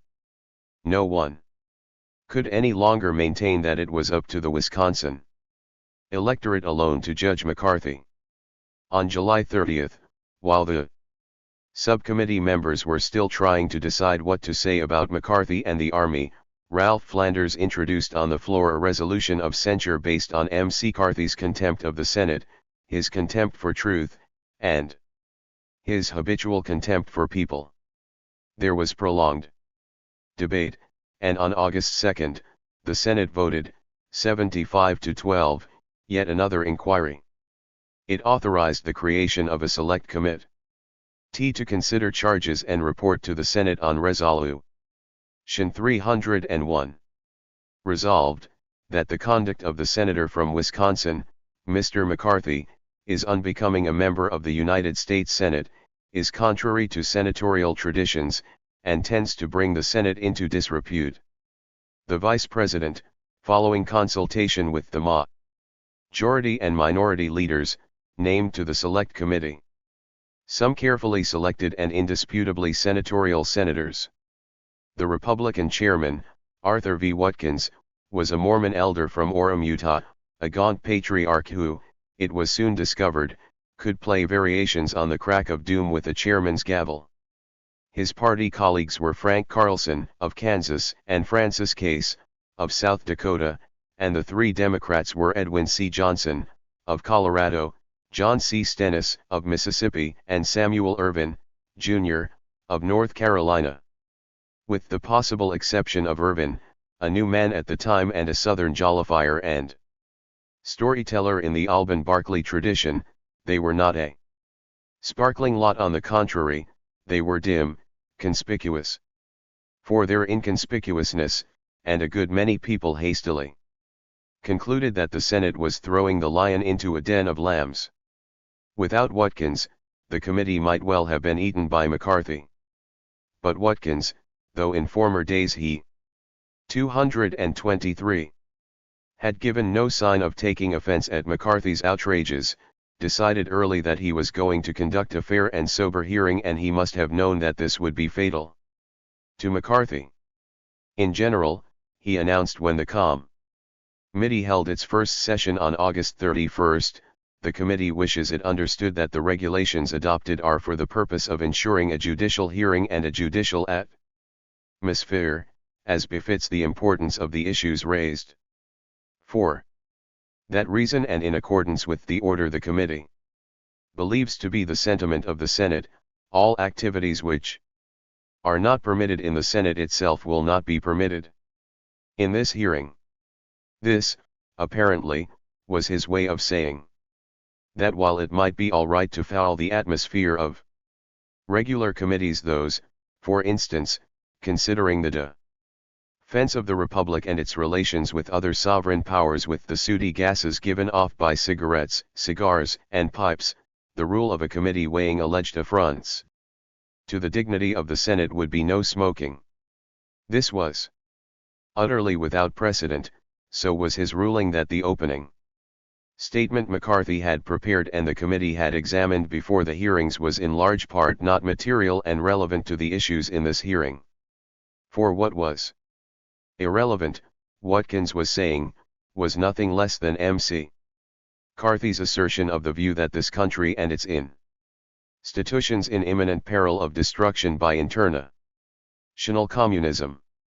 Maybe this was so, and maybe it was not, but the peril of the country could not be held a reasonable justification for acts that tended to bring the United States Senate into disrepute. Anti-communism was all very 224 well in its place, but it could not be a refuge for a scoundrel whose behavior was unbecoming a senator. Despite the ruling as to relevance, Watkins, in what he made plain was a gesture of charity, allowed McCarthy to read his statement, and it was immediately plain that he wanted to avoid censure if he possibly could. McCarthy accepted the privilege demurely, and began to read an apologia that was his first known attempt at largeness of spirit and moderateness of expression. This is a serious matter to me and I think to the country. It weighs heavily on me, and I would like my feelings known, in broad outline at least. I was late, Mr. Chairman, we were all late, although I dare say some of us were earlier than others. I have carried on my part in the fight as best I know how. It has been said that I am the cause of disunity in the country and in my party. There is disunity, and perhaps my activities have been part of the cause. But now it is urged that I be censured. I would be untruthful if I agreed that my accusers were not affected by ulterior political considerations. The noble Roman rhetoric was the work of L. Brant Bozell, a young Yale man of flagrant gentility who had written, with William F. Buckley, Jr., McCarthy, and his enemies, and had joined McCarthy's staff about the time Roycombe left. The committee listened courteously but with no discernible manifestation of approval or disapproval as McCarthy struggled with the alien tempo and the sometimes startling vocabulary of his unfamiliar script. Once he read spacious where he should have read specious, paused, aware that something was wrong, shrugged an authentic McCarthy shrug. 225. And went on gamely. The instant he finished, Watkins made a crisp announcement. Now we proceed to a consideration of the matters which the committee deemed of first importance in connection with these hearings. There were 5 categories of these matters of importance. To the committee, 1. Contempt of the Senate and its committees. 2. Encouragement of law-breaking by government employees. 3. The unauthorized receipt and use of classified documents and information. 4. Abuse of Senate COL leagues, and 5. The affair of General Zwicker. The committee had retained, as its special counsel, E. Wallace Chadwick, a former Pennsylvania congressman, who, in his somewhat less ingratiating way, was as Dickensian a type as Joseph Welch. Chadwick was a frail, bent man with the look of a disappointed schoolmaster, one who might have put in a lifetime teaching Greek to dunces and come to the conclusion that it had not been worth it. His approach was to read to the committee every word of a huge anthology of McCarthyana compiled by him and tending to bring McCarthy, if not the Senate, into disrepute. Every AF front McCarthy had given a colleague, every seditious and defiant remark in the course of committee hearings, the whole of the Zwicker exchange, it was all there, and Chadwick read it as if every gross phrase made him feel like retching. It was all so painful that McCarthy's lawyer, Ed. Ward Bennett Williams, interrupted to say that he and his client would gladly stipulate the authenticity of Chadwick's documents. This would save time as well as anguish. Senator Watkins rejected the proposal. He said that if a need for 226 economy measures arose, he would reconsider Williams' suggestion, but that until such a time, counsel would go on reading. 2 possible explanations of the chair's ruling of THIRD themselves.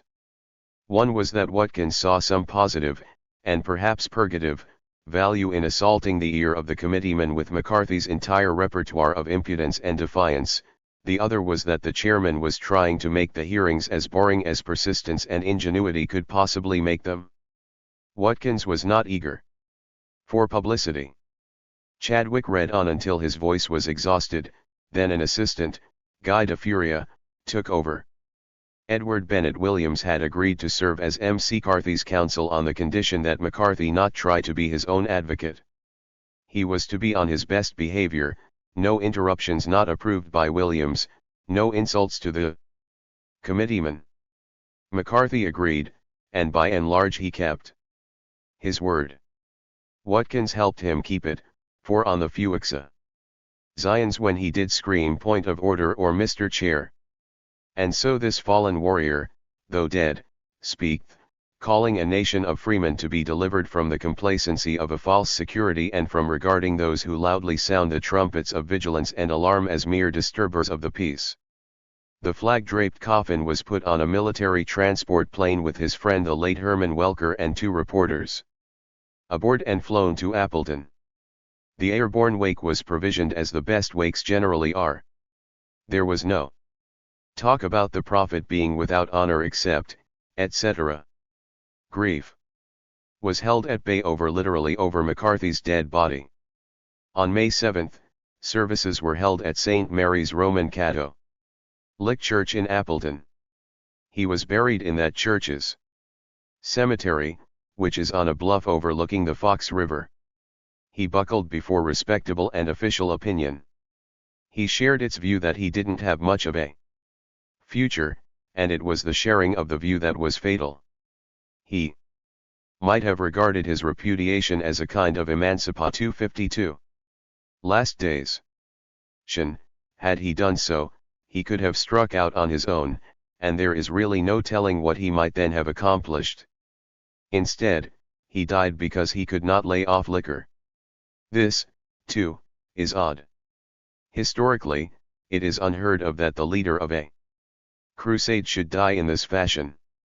Normally, such men, the demonic and the saintly alike, are ascetics. Their dreams of power or glory are headier brews than anything fermented or distilled. To realize their intoxicating but non-toxic dreams, they give up anything. It is quite impossible to imagine Hitler dying from an overdose of schnapps because he had bad news from his broker. Normally, demagogues are like lovers and poets, they simply do not acknowledge rejection and repudiation. Juan Perón, thrown out of his own country and later a refugee from his place of refuge, continued to inflame his followers and to stir things up in half a dozen countries. Essentially, I believe, the explanation lies in the fact that McCarthy, though a demon himself, was not a man possessed by demons. His talents as a demagogue were great, but he lacked the most necessary and awesome of demagogic NFTs, a belief in the sacredness of his own mission. A man may go a long way in politics, particularly in democratic politics, without much in the way of convictions, but to overcome adversity he needs the strength that can be drawn either from belief in an idea or from a sense of his own righteousness. If he has no convictions, he can scarcely draw courage from them. It was the lack of conviction that made McCarthy at once a more vulnerable and a more interesting human being than 253. Any of his followers or imitators. The conviction he lacked was an absurd thing. He was somewhat the better for not having it, as we were the better for the fact that he sought glory more than power. The glory drive is always less dangerous because it is more easily frustrated. It is selfish, or self-seeking, in the narrowest sense, and it makes defeat and humiliation a personal affair. A discouraged politician with no deep sense of mission can go off with his reveries of peace into the Arizona desert, but a man possessed could never do so. For he knows that his dreams and his demons could not follow him. Faith in a holy cause, Eric Hoffer has written, is to a considerable extent a substitute for the lost faith in ourselves. If McCarthy ever had faith in a holy cause, he lost it early. And he reposed all trust in himself and in the tumult he knew himself capable of creating. He was a cynic, and while cynicism is never admirable, it is better for the world when a man, as able as he was, is contemptuous of morality than when he is aflame over a vicious and destructive morality. The one McCarthy employed was vicious and destructive, but it never set him afire, though it did burn others. 254. Those days. Seen from these days. McCarthy was faulted by his own unbelief, he may have been strengthened by it, too, for cynicism opens up certain possibilities even as it closes others. But suppose, briefly and for the sake of argument, that demons had possessed him, suppose, too, that his lust for power had equaled the trust he put in tumult, suppose that by more careful management he had averted the defeats of 1954, or that his desire had carried him beyond them, suppose, in other words, that he had combined with his matchless ability to bring out the worst in the American mind, the resoluteness and endure. 255. Ance of the mass leader who also follows himself, what, then, might have been his and the American future? If it is possible to conceive of a more resolute McCarthy, then it is possible to conceive of greater damage to the Republic. He came upon the scene at a moment that could hardly have been more opportune, and throughout his 5 great years most of the auguries were favorable. In that time, as in this, there were no authentic national heroes and few authentic leaders. Since the death of Franklin D. Roosevelt, there had not been a really commanding figure in American public life. Harry Truman had grit and substance, but he was not cast in a heroic mold.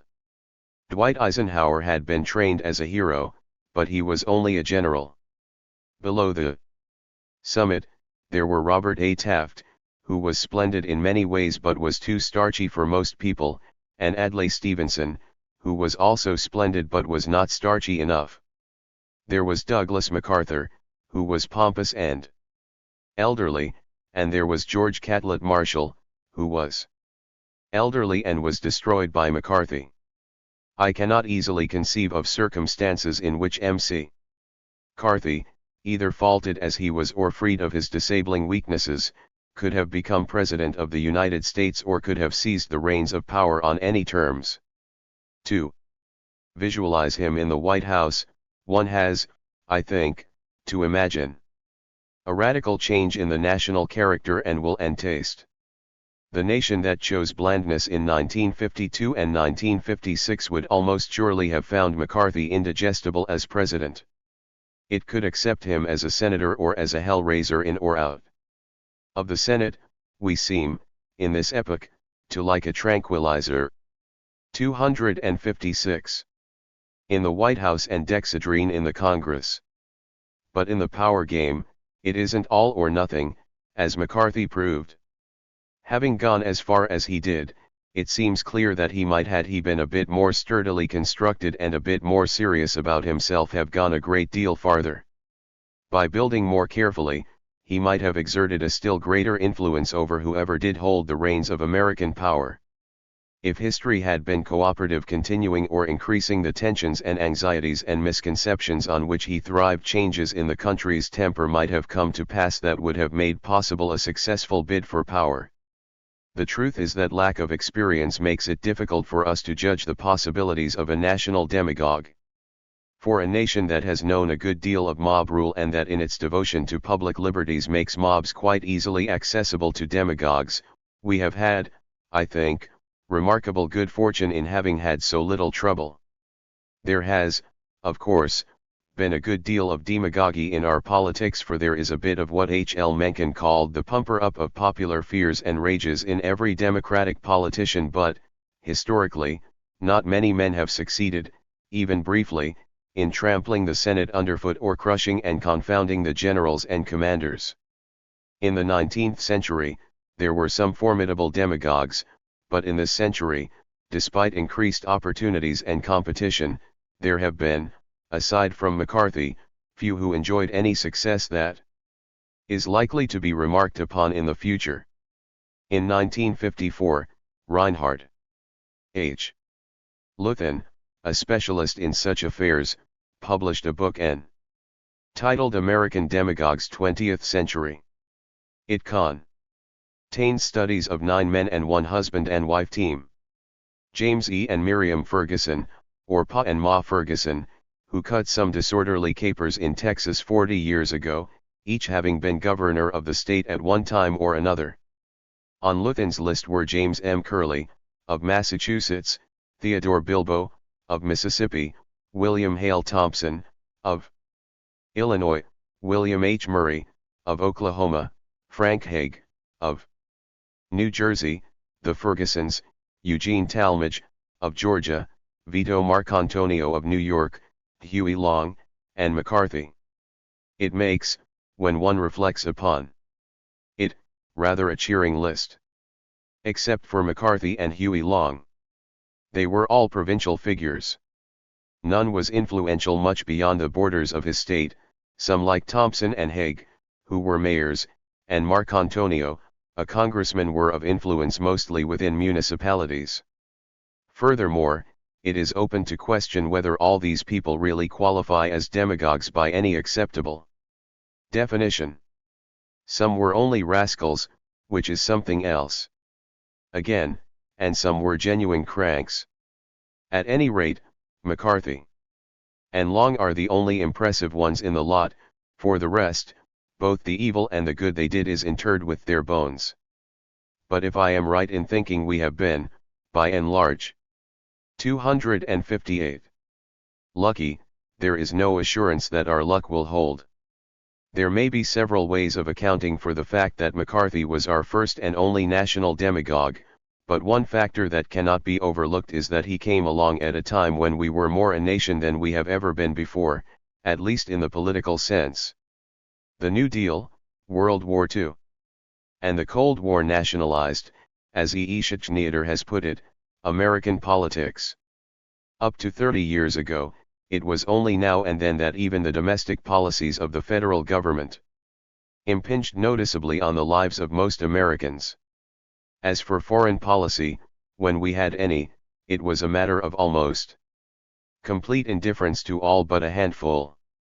There was very little that either a true statesman or a demagogue could say that would bring responses from every part of the country.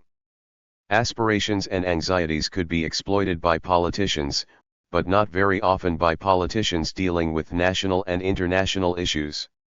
It is quite the other way about now. Today it is often difficult to see what difference it makes who is governor or mayor or what their policies are. State and municipal governments administer necessary services and public utilities, but they are less capable of having policies than they formerly were, and, in any case, policies are likely to be heavily influenced by the federal government, which props up the states with federal aid for almost everything of importance and which thus exercises a great deal of leverage. Federal tax policies, farm policies, labor policies, relief policies, education policies, all these and more matter increasingly to the 259 private citizen. And foreign and military policy matter more than any of the others. It matters so much, indeed, that it was the central reality from which McCarthyism fled. Where one finds fanaticism taking a political form nowadays, it is not over currency or labor or anything domestic, but over foreign policy. And beyond all this, there is the nationalization that has come about through communications. Radio made a national audience possible, and television has converted the audience into onlookers, from coast to coast. McCarthy showed that there could be a national demagogue, and it seems to me clear that, had he been a somewhat different sort, his daily prodigies need not have ended in 1954. We cannot know how far he might have gone with them, though I for one am fairly convinced that he had to stop somewhere short of what might, in American terms, be held the ultimate triumph. We can attempt to estimate, though, how much he was able to accomplish, and we can have, in retrospect, some kind of appraisal of our defenses against the threat he posed. Among those who thought McCarthy and McCarthyism both an ugly threat and a large one, I tend more than most to be impressed by the power he contained within himself and by the power of the resistance to him, and I am sure that my view on both scores will be heavily discounted by others. The opposite view on both accounts was well and concisely expressed by a young scholar and journalist, Carl E. Meyer, of the Washington Post, who has thought much and written on the whole question. He was kind enough to send me some of his materials, and in an accompanying letter he wrote, "It was a disquieting voyage into the recent past to sort through the papers and glance at the headlines of that incredible time when the institutions of society seemed to crumble before the attacks of a man who believed in essentially nothing. I hope your book will throw some light on why American society appeared so vulnerable to an adventurer armed mainly by the timidity of his victims." This book, I fear, throws little light of the sort he asks, for although I recognize this view as one held by many people I respect and admire, I do not share their view of the period. I could not, for one thing, say that the institutions of society crumbled before him or even seemed to do so. I believe, as I have written, that his impact on many institutions was enormous and is still to be seen, like shell holes in a fortress wall. It is one thing, though, for a structure to bear the visible Marks of a powerful assault and quite another to crumble, and I am aware of no institutions of any value that disintegrated or fell apart. Nor can I bring myself to agree that McCarthy was armed mainly by the timidity of his victims. He forged some of his own arms and borrowed others, and he struck with great power. Some of his victims were timid, some were not. And some, too, including not a few of the least timid, were themselves very vulnerable. Of course, McCarthy, once he began to learn the tricks of his sordid trade, was often careful to choose victims who were either timid or vulnerable or both. Since the truth about a man or an institution was no concern of 261 he had an almost unlimited choice of victims, and when he could he chose the easy ones and passed over the difficult ones *, but it was surely not the timidity of George Catlett Marshall that made him notable among victims. It was the audacity of Joseph Raymond McCarthy. Some, to be sure, McCarthy could not ignore. Being a secessionist and attempting to exploit particular grievances, he had no choice but to oppose whoever was president and whoever was Secretary of State. He had, indeed, to set his face against the United States government and the myriad institutions that make it up. Some of its institutions he damaged a great deal, others not so much, and still others not at all. In some places, the damage has mostly been repaired. American diplomacy, which was most gravely injured, seems to have recovered its esprit, which does not mean that it has increased in wisdom. Nothing can be done about the time and the opportunities lost, wasted, or misused during the time in which he led the great flight from reality, but at least it has become possible once again to discuss American policy in the light of the national interest rather than in the light of how McCarthyism would respond. This is not to say that policy can in every case be formulated without regard to irrelevancies. There never has been such a time, and if, for example, there seemed today to be more profit than loss in granting diplomatic recognition to the satellite government of East Germany, the chances are that, for domestic reasons, we could not take the profit. This may be lamentable, but it isn't novel. And it is nothing like the situation 5 years ago, when rational discourse was impossible for many men involved in our diplomacy. There have always, in this and other countries, been hindrances to policy that were quite apart from wisdom or unwisdom, but what was so hideous when McCarthy was about was that debate was so often foreclosed. If, today, a State Department expert on Germany or China wished to argue the case for recognition before a congressional committee, he could do so with no more than a normal and on the whole healthy amount of concern over his own career. If the morale of the Foreign Service has largely been restored, not as much can be said for the government's scientific enterprises, where the goodwill of men of a highly individualistic and morally uncompromising sort has always been needed, and still is. And congressional investigative procedures still bear the heavy mark of McCarthy's influence.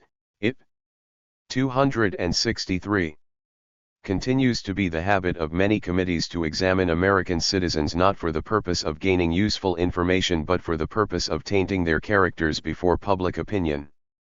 McCarthy invented the whole technique of questioning at length witnesses he knew would take the Fifth Amendment, and since his departure other congressmen have competed for the uncommunicative and have sought to establish new world's records for the number of Fifth Amendment claims they could get from a single witness. McCarthy's records have all been shattered. I am trying only to make the point that what we have is a mixed bag, that matters vary a good deal from one aspect of government and politics to another.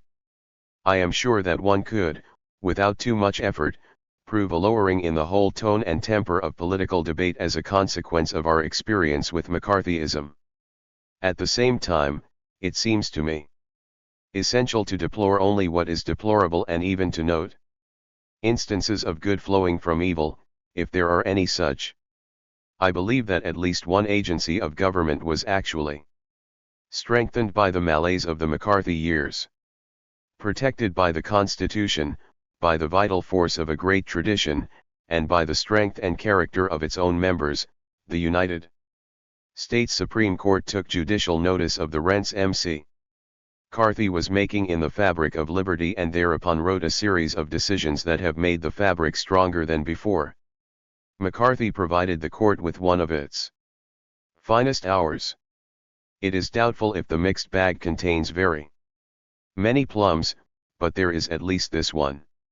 264. Is carrot. Those of us who have been educated in the 20th century habitually think in sociological terms, whether or not we have had any training in sociology. Observing a phenomenon like McCarthyism, we almost automatically dismiss from our minds the notion that a single human being could have much to do with it, even though it bears his name. Obviously, it was a product of forces, not of a single living creature. McCarthyism was a byproduct of the Cold War, Joseph and Stuart Alsop wrote. McCarthyism is both a movement supported by certain vested interest elements and a popular revolt against the upper classes. Talcott Parsons, a real sociologist, explained. McCarthyism is the revenge of the noses that for 20 years of fancy parties were pressed against the outside window pane. Peter Viereck wrote, thus describing the first nose revenge since Cyrano de Bergerac. And there were many similar explanations. Walter Lippmann and Arthur M. Schlesinger, Jr., saw it as a resurgence of the isolationism of the 30s. Samuel Lubell saw it as an attempt to punish those whom many Americans held to be responsible for a whole host of rights and wrongs. Going back to our intervention in World War I, Richard Hofstadter felt that the roots went back to the Midwestern and Southern populism of the last century. In a famous television review of McCarthy's career, Edward R. Murrow summed up what was common to all these analyses. Cassius was right, the fault, dear Brutus, is not in our stars but in ourselves. Not for a moment do I doubt the merit in each of these 265 explanations, to all of which my brief summaries do in justice. I am sure that many others could be added to them. When a demagogue finds a grievance or a fault, he exploits it. That is the nature of the beast. But what strikes me about them all is that they leave Joseph R. McCarthy out of the picture altogether. In each, he is only an instrument, a voice, a symbol, or an ailment within us. Perhaps he was, but in that case one is at a loss to know why McCarthyism waited so long to come alive, and why it seemed to die, or at least to become greatly enfeebled, when McCarthy succumbed to despair. The grievances and discontents were all there be. For he came along, and I assume that most of them persist to this day. Others before him had sought to exploit the forces he exploited, and some had enjoyed a certain amount of success.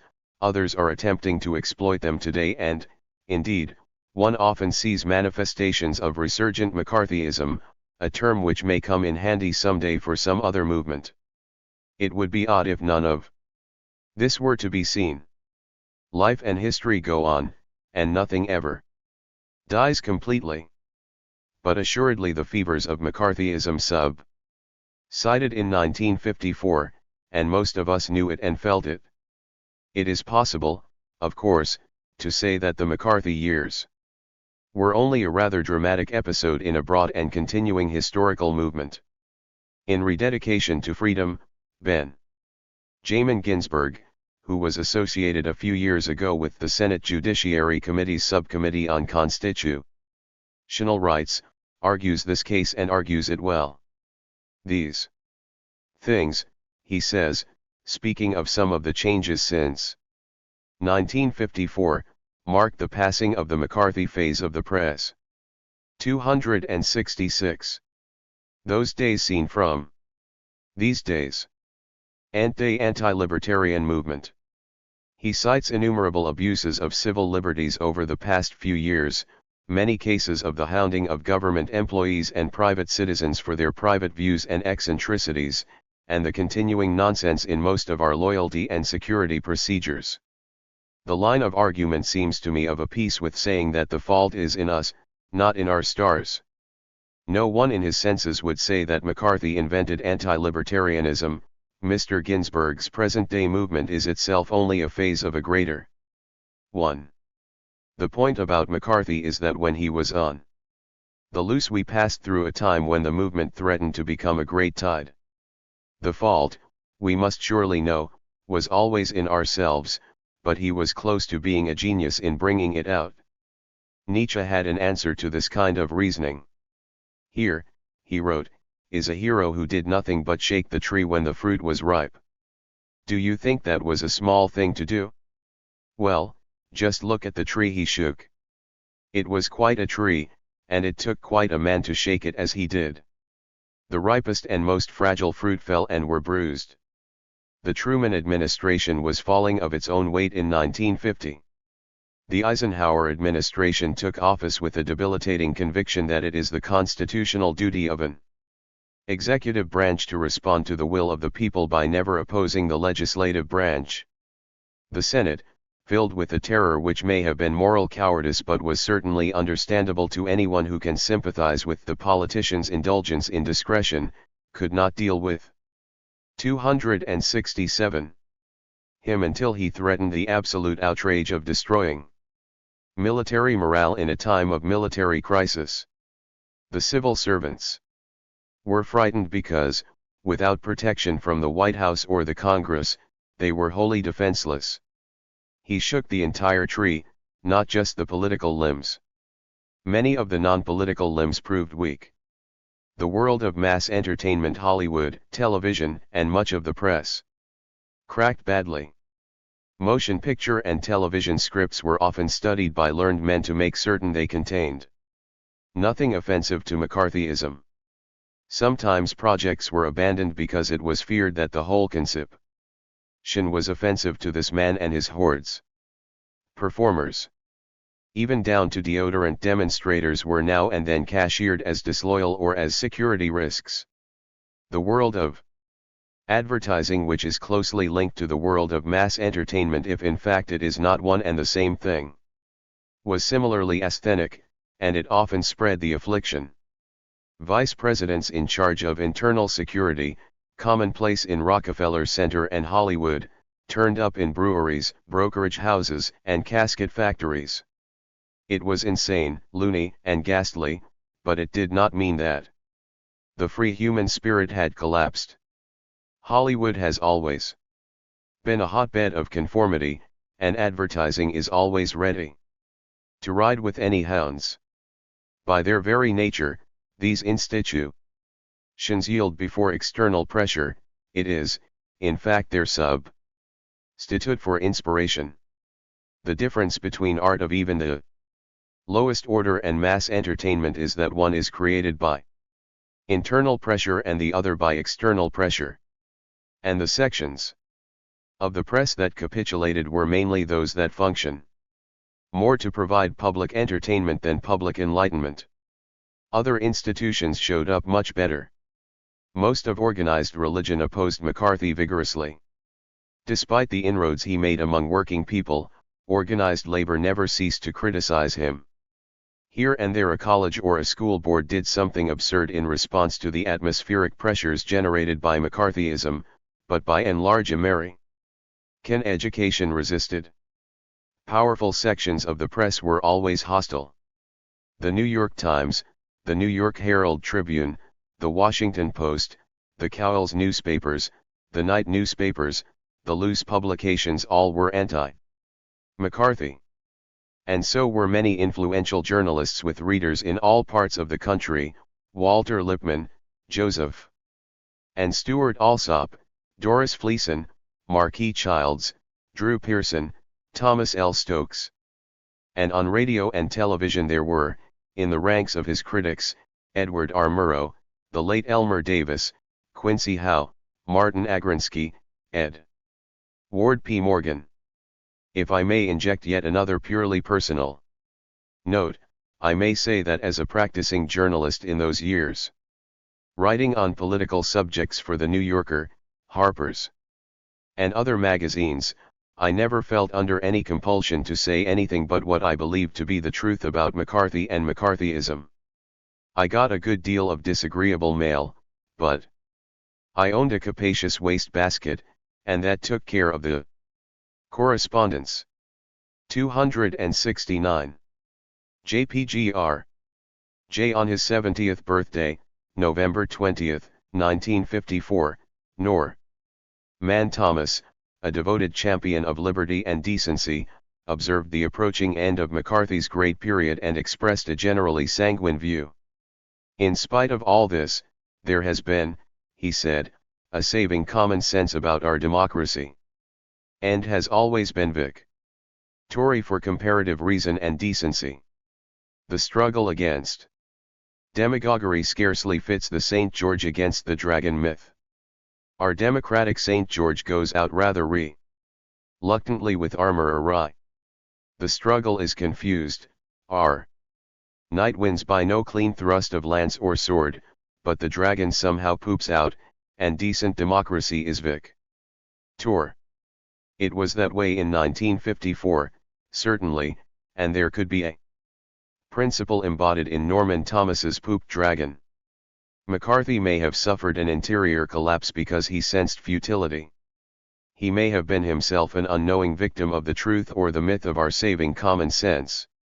It is possible that McCarthy actually believed John McClellan. When John McClellan said he wasn't afraid of McCarthy, the reluctance of the American St. George may have been contagious, and McCarthy may in the end have been a reluctant, as well as a fatigued, dragon. I do not think this conflicts with the view that he was flawed by his inability to believe what he was saying. The cynic may know sooner than other men when he is licked, and McCarthy may well have felt, without having reasoned, for I do not believe he often rea. 270. Sown that though great prodigies may still have been possibly for him, the effort to gain them would require that life's blood which no cynic likes to yield. However that may be, we are faced with the fact that he gave the tree one hell of a shaking. It did not fall, and he did, but we cannot put aside our memories of the day when 50% of the people had a favorable opinion of this bully. And fraud, and another 21% had no opinion of him. There must be grave risks in any open society, learned hand has said, and William James might have added that the grave risks make life worth living. McCarthy offered a powerful challenge to freedom, and he showed us to be more vulnerable than many of us had guessed to a seditious demagogy, as well as less vulnerable than some of us feared.